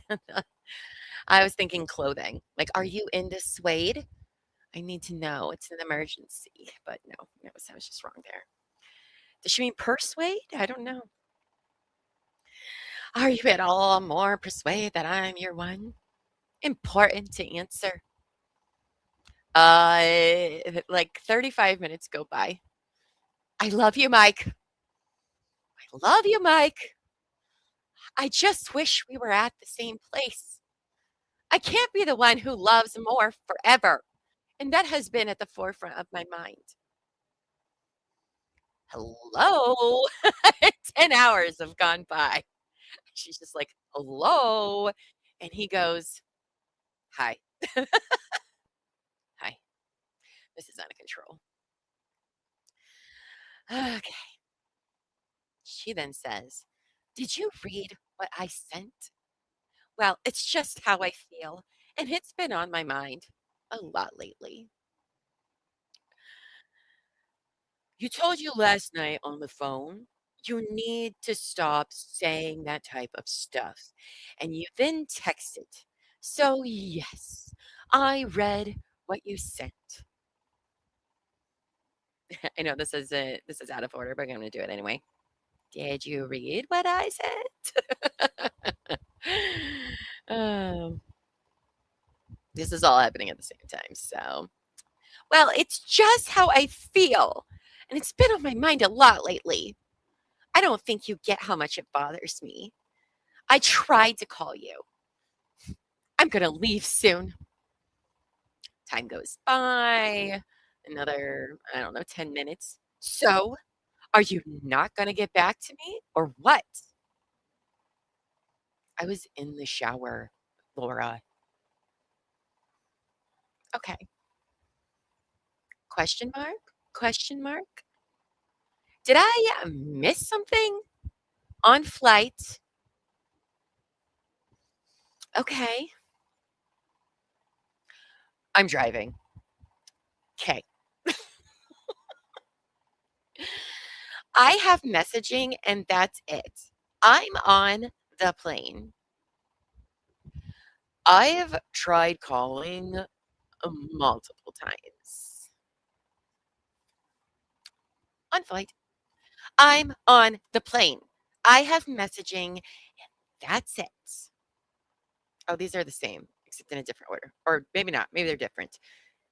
Okay. I'm driving. Okay. Still driving? Still driving? Yes. I just landed. I'm in love with this horse. And I also have 2 sale ponies here that I would love for you to see. She then goes on to say, this is the next day. All right. So he doesn't say anything about wanting to see her ponies. This is now on April 1st, 2017. Back in Sacramento. Just wanted to tell you how much I care about you. It was important to me express my feelings. I need to. Please call me.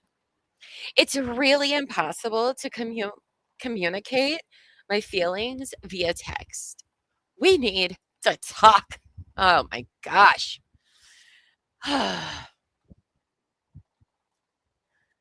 I had a big convo with my parents. And we need to talk. Oh my God. Do you think she's pregnant again? Before we go any further, anybody want to take a guess? Probably.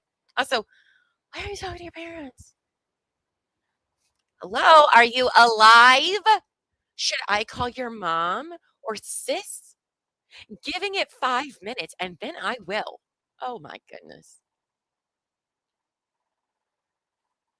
It's crazy. Laura, I'm alive.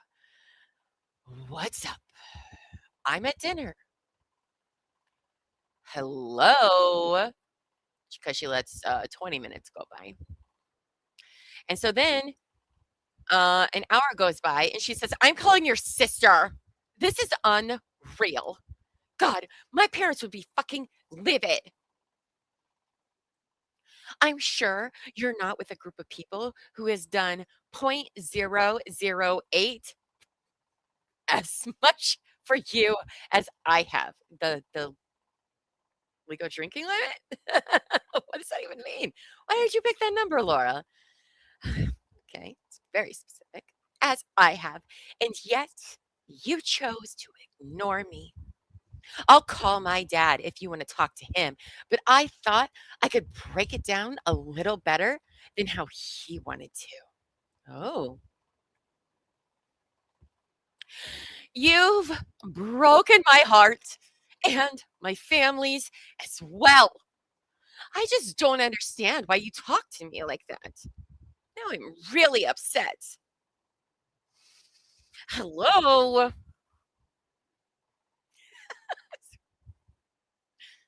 Hi. I'll call you in a bit. We are so this is now a different day. This is April 3rd. We are so delayed. Ugh. What are you doing? Uh, Marriott Laguna Cliffs could be cool. Taking off. Love you. Oh my God. Every other day is just exhausting. Exhausting. Um, hello. Hey, I've been at dinner. You home? Oh no. Just walked in the door. Nice. You happy to be home? Where'd you go to den? Perfection. Blah, blah, blah, blah, blah. Claps hands like a seal, I think. That's how I think she probably responds to that. Oh, uh-oh. We're getting a picture of a bed. Mm. We know that's not her bed, probably. It's looking good. Smiley face. Oh, maybe this is her room. Did she clean her room for him? I didn't even know. She is a freaking psycho. Yeah, yeah, she's something, huh? Boy, do I feel crazy reading this. uh, it's looking good. Like, good enough for two people to live in? Not right now. Oh, I'm so glad she's here. She's the best. What kind of sheets do you have? I need to order new ones. Wish you were here. Now we're on to May 12th. Oh, we've been on May 12th. I'm sorry. We've been on May 12th. It's very hard with the dates and everything. How's it going? I have no idea what sheets I have. My mom would probably know. I love that. I love that. That's so great. I mean, in fairness, my mom doesn't buy my sheets. Though I guess Elba Feet's mom did buy sheets for Christmas. But even if I bought my own sheets, I wouldn't know what brand they are. So I don't know. Minnie says, when I got pregnant, I had to pee like every half hour. I surely doubt I could handle hiking, right? Say cheese can't see what you are reading or the bed. You can't see what I'm reading. What do you mean?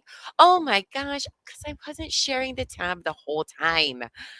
I'm sorry. You guys must have been very entertained by my performance. It must have been captivating. Sorry, let me scroll up for you since I'm the worst. You didn't really miss any other pictures. It was just text. But apparently here is a bedroom. I don't know if it's hers or not, but it sounds like it. Because that's when she sends him this, and then he says, it's looking good. And she says, like, good enough for two people to live in it. So I thought that was interesting. Sorry, I wasn't sharing this whole time. All right. So he's back with my mom would probably know. Those are saying the repeats. How's it going? It's going really well. Your sis is here too. Double hearts. I love all you guys. Oh boy. Oh God. Oh, I believe this is a picture of her and Mike. Maybe it's his sister and her husband. I don't know who that is in that picture, but she is with his sister. So I'm guessing that's them. How are you? I'm struggling right now. Then also goes to say, I'm good. Did he accidentally send the wrong thing to somebody else? I'm struggling right now. Oh shit. No, I'm good. I'm good. I'm good. Bruce says she wants to live in a bed. Would love to have you come over and spend time with me later. I left the door unlocked at my place. Oh my, this theater is so uncomfortable. The Merino one is newer than Presidio, but by the way, let's get really good sushi early in the week. Okay. Not tonight, darling. Oh, we're at June 2nd, 2017. Sorry, guys. Okay. June 2nd, 2017. Oh, it's Mike's birthday. Happy birthday to my favorite guy. Love having all these great adventures with you and looking forward to many, many more.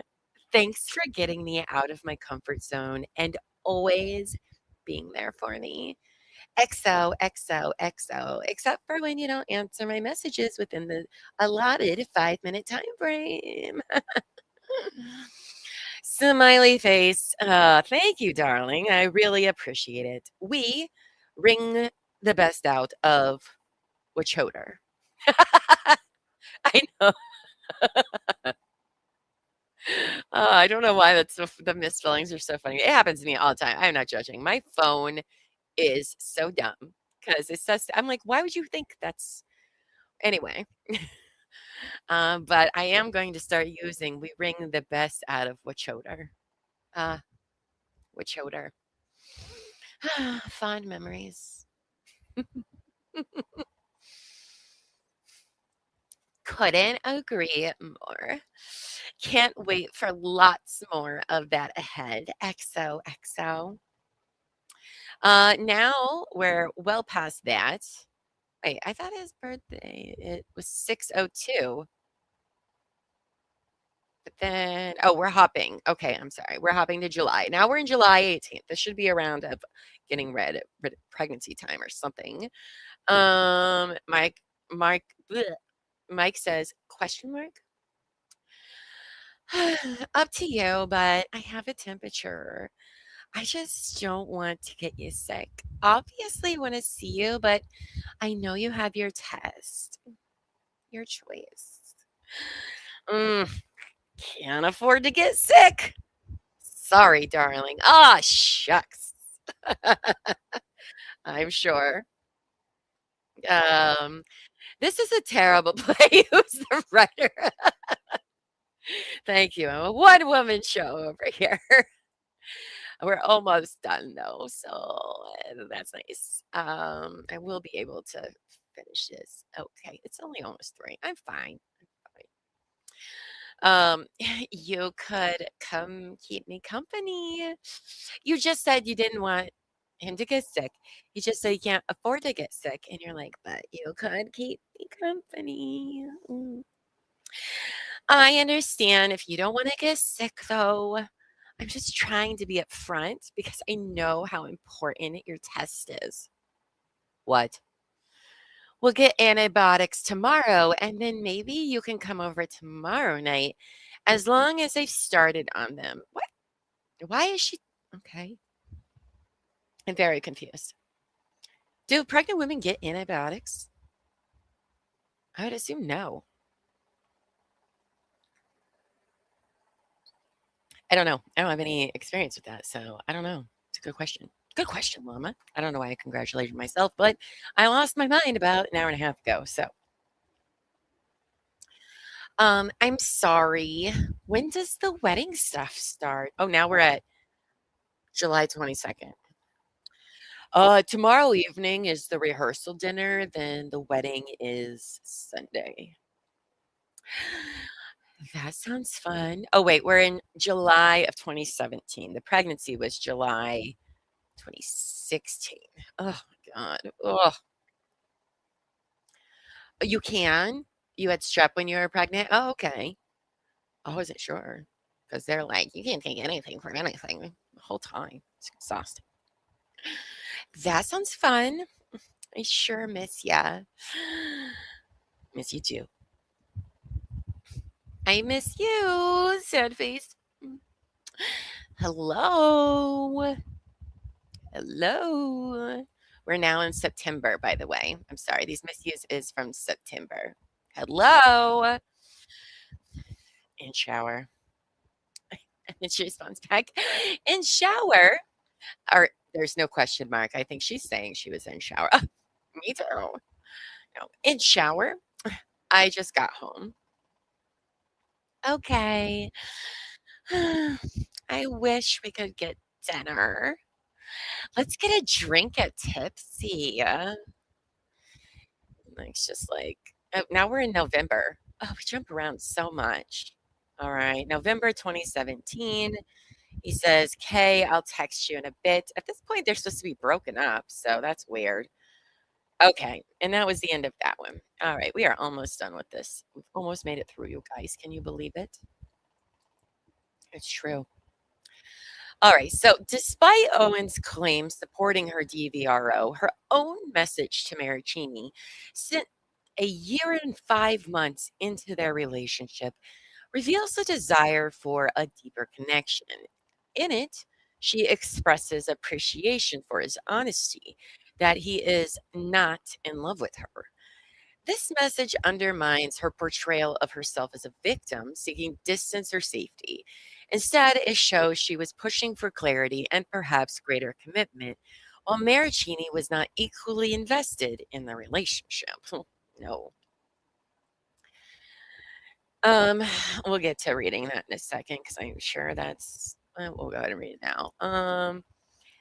This is from August 17th. I'm having a lot of trouble sleeping tonight. All I keep thinking about is how after a year and 5 months, oh, we haven't read this yet. You don't love me. And while I definitely appreciate the honesty, I need to have more self-respect than that and realize that's not good enough for the kind of relationship I want.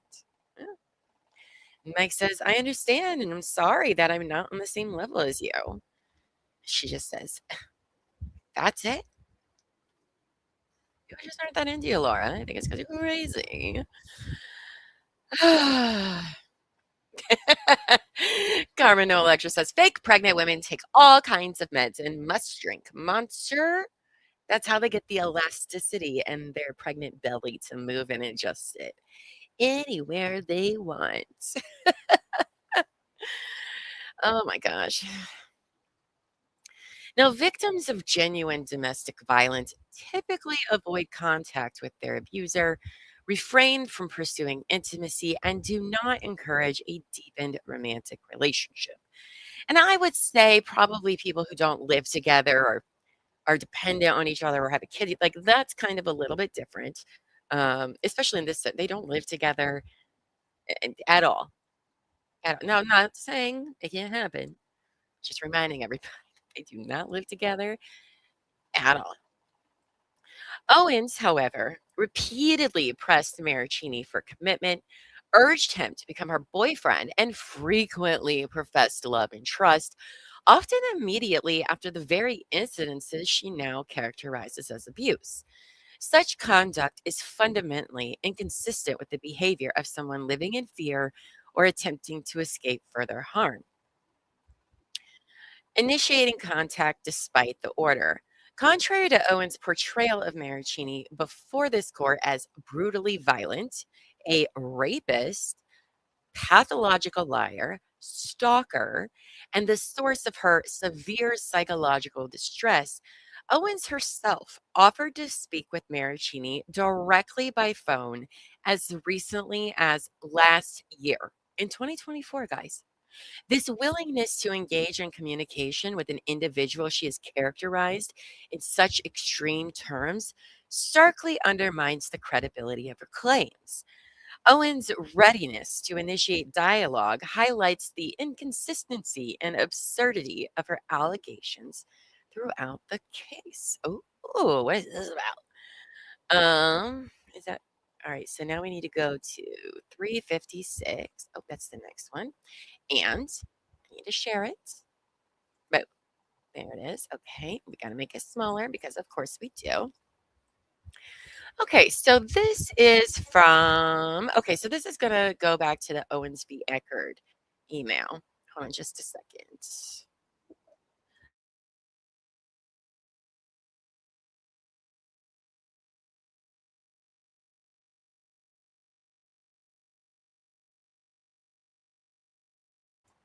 Again, asking if he could run the vacuum. So if you hear it in the background, I don't think you will with this microphone, but if you do, that's why. It's eagerness. Now I'm like, do I need to go check in there to see what happened? Why is he so eager to vacuum things? Love it from me, though. All right, so this is from David Gingras, Wednesday, May 8th, 2024, to Greg Woodnick regarding Owens v. Eckerd. Greg, just to follow up, I'm in the process of looking for a computer person in San Fran to look at Mike's laptop. Laura wants to move forward with that review, and while I'm not confident it will change anything, I do think it may help her remove doubts about what the laptop shows. That alone could be worth the effort. It's not in her favor. As discussed, I'd also appreciate you setting up a call with Marraccini if you can. I guess there's also a technical issue with that, Mike is, to my knowledge, represented by Brandy Sue Bullock, and I don't have her consent to talk to him. So if Mike is open to having a call, which I hope he is, I just need to make sure I have consent from his counsel to speak with him. One last thing. After talking with Laura about this, she said she has lots of questions for Mike. I told her my preference is to have her send me any specific questions, and I'll see if Mike wants to answer them. She also said she's willing to speak directly with him, but that may not be appropriate in light of the restraining order. After they flipped the fuck out about him being subpoenaed to a hearing. Okay. Ridiculous. Ridiculous. Hi again, Jupiter. We're still here. We're almost done now, friends. We're almost done. You guys are troopers. Where was I? Okay. Oh, I think I scrolled and went too far. No, I didn't. Oh, in light of the restraining order. On the other hand, if Mike has a strong preference in favor of directly speaking with Laura, maybe we can make that happen.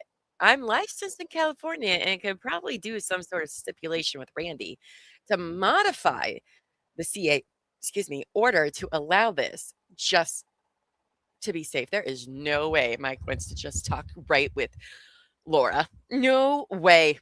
I would want so many cameras on that entire phone call. I'd be recording it. I'd have like 7 cameras set around while I had her on speakerphone. Like, oh my gosh. P.S. This goes without saying, but to the extent I suggested Mike would, would be arrested if he comes to court in Arizona, that suggestion is completely and totally withdrawn. Okay. I only said that because I didn't want Mike to show up without giving me a chance to at least interview him, as I would with any normal witness.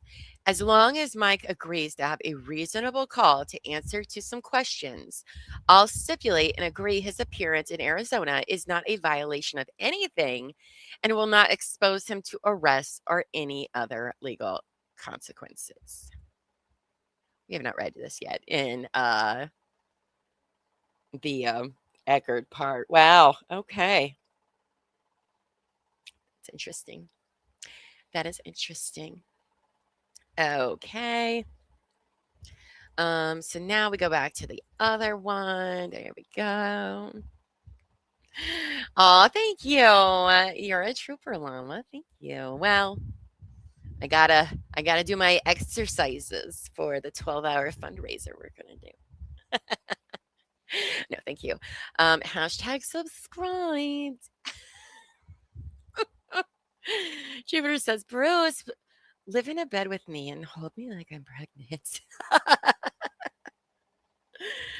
Oh my gosh. Yeah, this sounds very inappropriate. Sage Cheese says this is so inappropriate for a lawyer to condition not calling the cops on talking to them. Yeah, it's not great. Doesn't sound great. All right. So back to this because we're almost done. The court must wait. Hold on. How far am I going? To 21, line 3. Okay. The court must consider the significant contradictions between her stated fears and her actual behavior. California law expressly authorizes courts to weigh not only a witness's statements, but also their demeanor, conduct, and prior inconsistent remarks in evaluating their credibility. Here, Ms. Owens' actions consistently undermined her claims. Rather than showing genuine apprehension of Mr. Marraccini, her conduct has demonstrated an ongoing desire to engage and provoke conflict. To renew a restraining order under California law, the petitioner must demonstrate that her fear of future abuse is not merely subjective, but objectively reasonable. A person who continues actively to initiate contact or seeks confrontation with the purported abuser cannot credibly claim to fear them. Ms. Owens' behavior, which includes pursuing communication, harassing, and even publicly confronting Mr. Marraccini, strongly indicates she harbors no genuine fear of him. Instead, it reveals a pattern of calculated provocation and manipulation. Owens' actions disqualify her from obtaining continued judicial protection. Okay. All right. See the pattern. She says there are a bunch of experts on battered oh my gosh, I've said so many words today. Can you tell? Experts on battered women syndrome that would testify differently to this argument. Yeah, I agree. But we also know hers is all made up. So there's that. I suppose maybe, I guess if she really thought that this all happened, she would get one of those experts with all of her horse money. But I know what you're saying. Actually, we're going to be covering a case on Francine. Oh, I forget her last name. Francine, it'll come to me, but she was I believe she was the first case that used the battered woman defense. We'll be doing that case in the fall for True Crime and Wine Time. Francine Hugh, is that her name? Something like that. So, because we're doing it in October, because I believe that's Domestic Violence Month. And so I think that's how we're going to start the month off, to talk about how the evolution of that, if you will. So anyway, back to this though. In August of 2021, Owens had a brief encounter with Gregory Gillespie, a man in Scottsdale, Arizona. After Mr. Gillespie refused to continue a relationship with her, she claimed she was pregnant with his twins and fabricated a sonogram to continue the ruse. When that failed, she claimed she had to take abortion pills multiple times, as the first attempt failed and the second attempt only allegedly affected one fetus. When Mr. Gillespie was not interested in seeing her again, she initiated a civil action against him, alleging he had coerced her into getting an abortion. That action was later dismissed, and forensic analysis confirmed the ultrasound was faked, identifying the original source image that Owens had manipulated, but not before Owens could obtain a protective order against Mr. Gillespie. And that exhibits that order, which we've already read. Now, the Eckerd paternity scheme in May of 2023, Owens had a one-night encounter with reality TV personality Clayton Eckerd, former star of ABC's The Bachelor, in which no sexual intercourse occurred. Owens subsequently claimed she was pregnant with Eckerd's child-turned-twins, in an allegation that mirrors the false scenario Owens had fabricated with Gillespie and Marraccini. Owens even filed a paternity lawsuit in Arizona, seeking custodial orders and child support from Eckerd, all while inundating him and the media with supposed proof of her pregnancy. And I don't know how they got this, but they got a screenshot of her inbox, which is going where you can see she's reaching out to tips, news organizations, it looks like journalists, tabloids. Here she has one to Bonnie and Joshua. I'm thinking Sonogram from Smile. Those were both former attorneys of hers. To Z, I don't know who that is. To Clayton about the virtual hearing on October 5th. So that's interesting. Now, while Mr. Eckerd contested the validity of her claims, Owens moved to withdraw the suit, claiming she had miscarried. The court denied her request, and hold on, okay, 21. All right, so yeah, we just have to read this the entire time. Excellent. Look at that. Francine Hughes from Michigan. Thank you, Amy. Thank you for reminding me that. That is what I said, yeah? Francine Hughes? Nailed it. When Mr. Eckerd contested the validity of her claims, Owens moved to withdraw the suit, claiming she had miscarried. The court denied her request, and Owens eventually signed a HIPAA release, allowing Eckerd to obtain records that showed she had never sought medical care, never received an ultrasound as she claimed, and that she had doctored medical records as part of her pregnancy fraud. The matter was eventually set for trial, and both Gillespie and Marraccini, Owens' prior victims of pregnancy fraud, were lawfully subpoenaed to testify as to their perfect personal knowledge of Owens' allegations. Owens' attorney filed a motion in limine seeking to preclude Marraccini's testimony, which the court denied. When Marraccini lawfully attended the hearing on June 10, 2024, Owens' attorney further sought to have Marraccini arrested at the courthouse, contacting 3 separate police departments, all of which denied his request, as Marraccini was lawfully present pursuant to the subpoena. Ultimately, the trial judge found that Owens was never pregnant and referred her, this is some spoilers from when we get back to the Clayton storyline, but that's okay, we'll probably forget by then anyway. Ultimately, the trial court judge found that Owens was never pregnant and referred her for investigation by the Maricopa County Attorney's Office. In May 2025, a grand jury indicted Owens on 7 felonies. 1 count of fraudulent schemes and artifices, 1 count of forgery, 4 counts of perjury, and 1 count tampering with evidence, which is fucking bonkers that she would file this. It's crazy. The indictment alleges that from March 2023 to June 2024, Owens engaged in an elaborate scheme to defraud both Eckerd and the court, conduct nearly identical to her conduct with Marraccini and Gillespie. The significance of the indictment. While the Arizona criminal case is separate from this proceeding, it is profoundly relevant to Owens' credibility and pattern of conduct, as well as her allegations against Marraccini. Owens is now facing 7 felony charges related to fabricating pregnancies, making several inconsistent statements under oath, and falsifying medical evidence.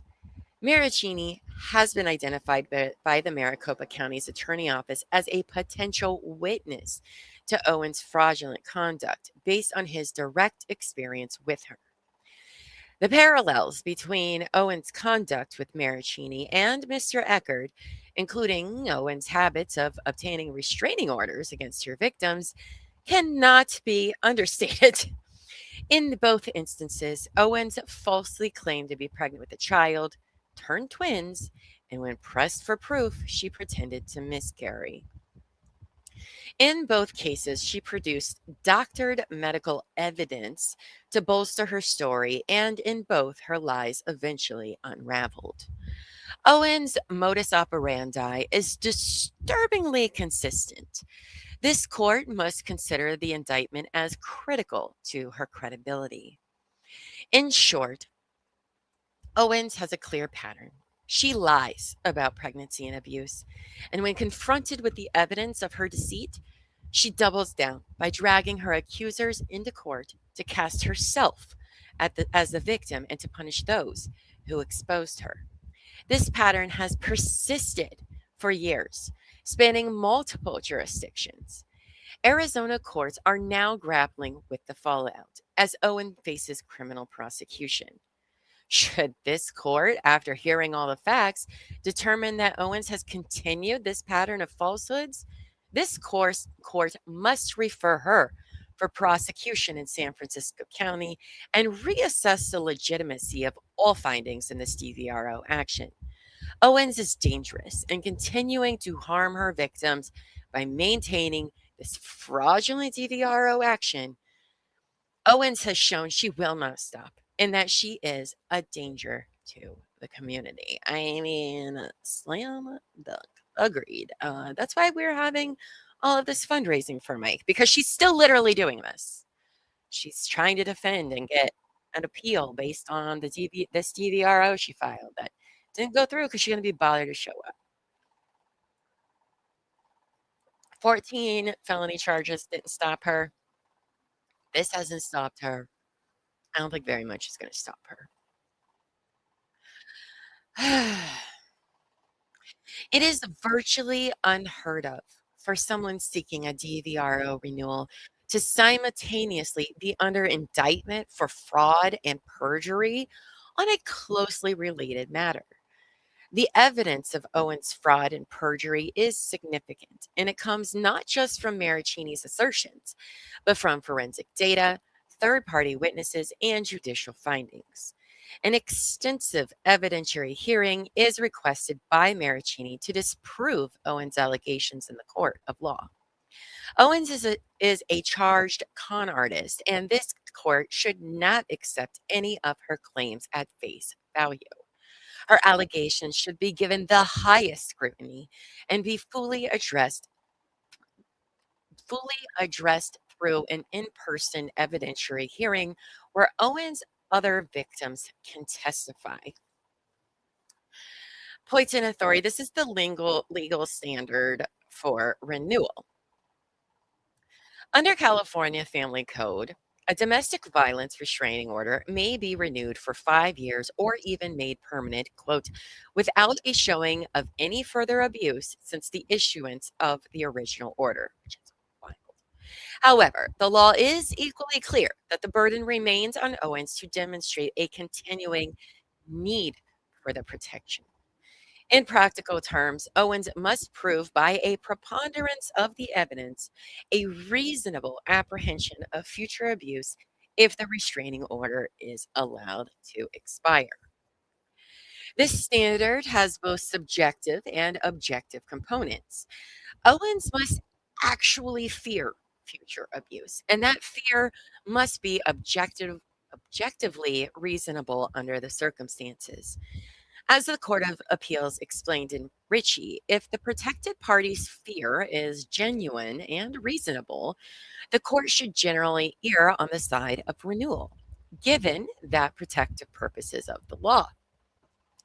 Conversely, if the claimed fear is not credible or not objectively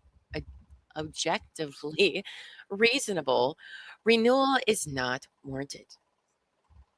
In assessing whether Owens' claimed apprehension is genuine and reasonable, the court should consider the evidence and findings underlying the initial restraining order, as well as any significant changes in circumstances since. Here, the original DVRO was issued temporarily in January 2018 after a brief hearing and was based solely on Owens' written declarations. When time came for the evidentiary hearing, Marraccini, simply wishing to move on, did not contest the order and instead stipulated to a 2-year restraining order to avoid further litigation, without conceding to any of the allegations in the underlying DVRO. Thus, the original order's findings were never the product of a rigorous credibility determination. They were unchallenged allegations. Well, okay. Now, with the benefit of hindsight and new evidence, this court is in a very different position than it was in 2018.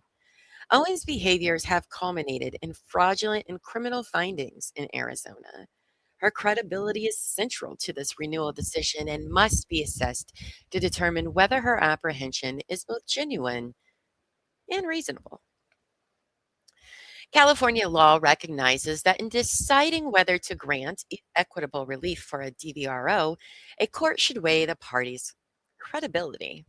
You don't say. Evidence Code 780 explicitly permits the court to consider any matter that has any tendency and reason to prove or disprove the truthfulness of a witness's testimony, including prior inconsistent statements and the witness's character for honesty. In this case, multiple factors cast doubt on Owens' credibility and validity of her claimed fear. For example, her prior inconsistent statements. In July 2016, Owens assured Marraccini it's not a miscarriage because she was supposedly carrying twins. Yet, in her 2018 TRO filings, unequivocally claims to have miscarried, implying that Marraccini's behavior caused the miscarriage. Owens explicitly told Marraccini the miscarriage never happened. Likewise, Owens' current insistence that she has lived in fear of Marraccini since 2017 is inconsistent with her communications and actions during and after, 2017. She sent Marraccini numerous affectionate, casual messages well after 2017, even initiating face-to-face encounters with him, contrary to the horrendous abuse allegations contained in the 2018 TRO filings. Proven lack of honesty.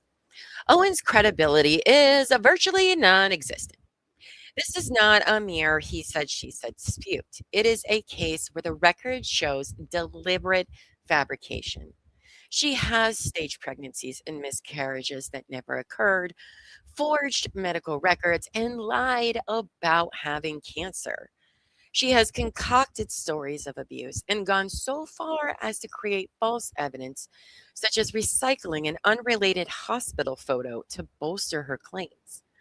Most telling, she now faces a felony indictment in Arizona for perjury and fraud, an official finding of probable cause that she lied under oath and falsified evidence. Motive to lie or exaggerate. Owens has clear incentives to misrepresent the situation. She has a pattern of using legal proceedings like restraining orders and lawsuits to retaliate against or control former partners. Here, her motive for seeking yet another renewal comes after she attempted and threatened to have Marraccini arrested for responding to a lawful subpoena in Arizona. Owens faces public disgrace and legal consequences for her actions. A DVRO is a powerful tool that Owens has used as a weapon rather than a protective measure. The court should be mindful that extending it under these circumstances rewards her misuse of the system. Owens has failed to meet her burden of proving a genuine, reasonable fear of future abuse. On the contrary, the evidence indicates she does not truly fear Marraccini.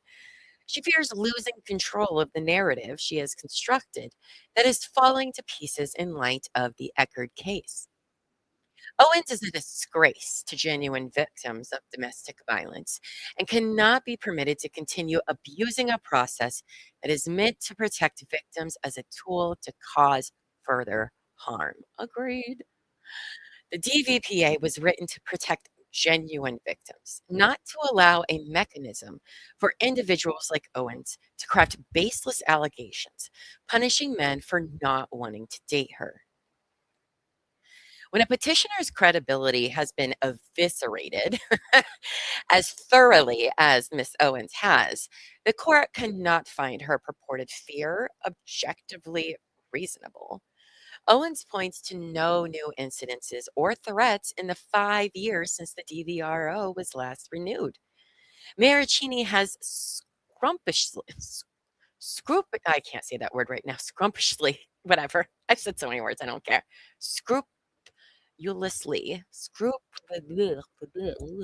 Anyway, He's very much complied with the order. I don't need all of Omar's fancy words right now. I've said all the words, Omar. Owens' case for renewal thus rests entirely on recycled allegations from the past, allegations that are demonstrably false, Marraccini's compliance with a legally issued subpoena, and a forensic investigation of his communications with Laura, inspired by Owens' continued defamation of his character through her public identity as a fake victim. Sorry, that was bolded and underlined, so I just wanted to make sure it was emphasized correctly.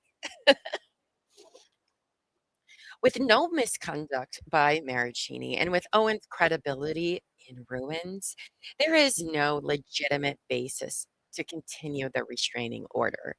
There is, however, a legitimate basis to refer Miss Owens for criminal prosecution in the state of California. Oh, okay. All right. I'm not sure. I'm sorry. I just remember to look over here for comments. I don't know which this was referring to. And some lady says, I think that is also a better argument. Victims are not one size fit all. That's true. That's true. She used the law like both a shield and a sword. She really does ruin it for everybody. I mean, she needs to be punished, is what she needs to do. Lady Gray says, people like her don't give a damn if what they do harm others. She is vile. Agreed. All right, we only have 2 more pages, guys. We can do it. We're almost there. Feel it. Finally, the court should consider the broader policy implications. The Domestic Violence Prevention Act's noble purpose is to protect true victims of abuse. That purpose is undermined if the system is hijacked by false claims. Courts have warned against using restraining orders as tactical weapons rather than shields. I'm not going to read all those, but you can read them yourself later if you want. Granting a renewal in this case, despite overwhelming evidence of Owens' dishonesty, would send a dangerous message that the court will tolerate and even reward perjury and fabrication. It would encourage others to misuse DVROs for ulterior motives. In contrast, denying the renewal here would affirm that this court will not be made a tool in a fraudulent narrative. Denial of Owens' renewal request would fortify the faith of California DVRO process and ensure that its protections remain reserved for those who genuinely need them. Conclusion. Owens has built her case on a foundation of falsehoods. She lied about being pregnant with Marraccini's children. She lied about suffering miscarriages and undergoing escalating emergency medical procedures that never actually occurred. She lied about having cancer and crafted fake doctor's notes telling Marraccini to be supportive of her. She lied about Marraccini abusing her, even misrepresenting evidence to support that lie. Owens lied in her submissions to this court, and she lied under oath in 2 other pregnancy cons in Arizona. At every turn, when the truth threatened to undercut her narrative, Owens chose to double down. A person with this habit of deceit cannot be deemed credible, and her motives in seeking a renewal of the DVRO cannot be assumed to be pure. The court must carefully consider whether justice prevails by imposing severe restraints on Marraccini's liberty, potentially permanently under these circumstances. Owens has not been subjected to any abuse by Marraccini. The evidence indicates that Owens is the instigator of conflicts and that she is committed to tormenting Marraccini for the rest of his life. Her bid to renew the restraining order is not a plea for protection born of genuine fear. It appears to be a ploy for vindication and continued leverage. For the reasons set forth above, Respondent Michael Marraccini respectfully requests that the court deny Owens' request for renewal. Moreover, if the court determines that the original 2018 restraining order was procured through extrinsic fraud, it should be vacated under this code. The seriousness of extending or potentially making permanent a DVRO requires strict adherence to due process and fundamental fairness, particularly where substantial evidence shows the underlying order was obtained under false pretenses. Although Marraccini stands ready to address the merits of Owens' allegations, these procedural defects alone provided an independent basis to dissolve the existing order and deny any further extension. In sum, justice requires that this court not continuance perjury or reward fabrication. Owens has had her day, indeed, years under the protection of an order that was predicated on false claims. That chapter should now close. Marraccini respectfully requests that the court allow the restraining order to expire, restoring his freedom and good name. Respectfully submitted, Omar Serrano. Holy shit, you guys, we did it. We did it. Yeah. Wow. All of that. We did it, guys. Oh my God. That's crazy. Whew. Well, that was a lot. I want the rest of the text messages because I'm selfish like that. I know we're not entitled to them, but like I kind of want them. But maybe someday. Maybe someday. It was really great that he laid everything out the way that he did in this, because I feel that, she's gone away with this for so long. Like every case she started, it goes on way longer than it needs to be. And he was like, you know what? We're putting all the motherfucking facts in here. All right. We're not leaving any room for dodging bullets and blah, blah. No, we're starting off going in hard. It's the only way you can go up against somebody like this. And again, I think it just shows that she's going to keep doing this to him. So what a day. Oh man, I need a glass of wine. That's true. No, I need to get ready for our trip for a graduation. My niece's graduation from high school. I need it. But Aunt Tata's going, so I got to make myself look like a person, I guess. Now, I will be back on Tuesday at 10 a.m. I won't be back Monday since we finished this. I'll take a break. But in the meantime, again, if you want to help in any way with this June Mega-Stream Fundraiser, you can email me at Tara, Tara, at tcwtmedia.com, or get a hold of Winks. We are still in the process of sending out the forms for people to schedule their time for the stream. So we haven't forgot about you. Just life has been, it's been something, right?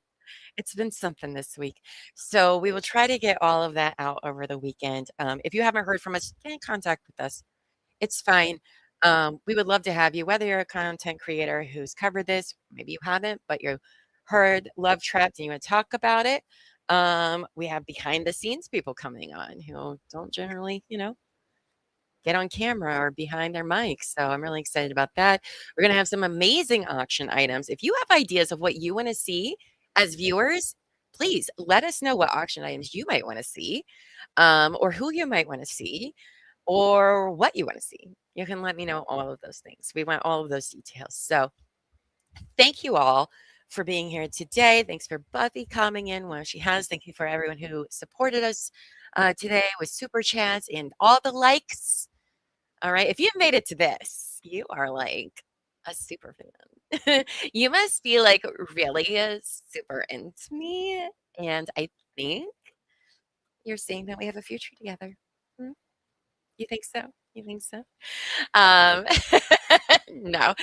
Anyway, I will see you guys all next week. I hope you guys have a fantastic weekend. I hope you all have bright skies because we had so much rain for a week. It's going to be a lovely weekend here in Ohio. For once, one of our few days of sunshine.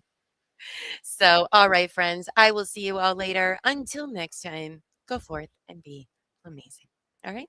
All right, bye, friends.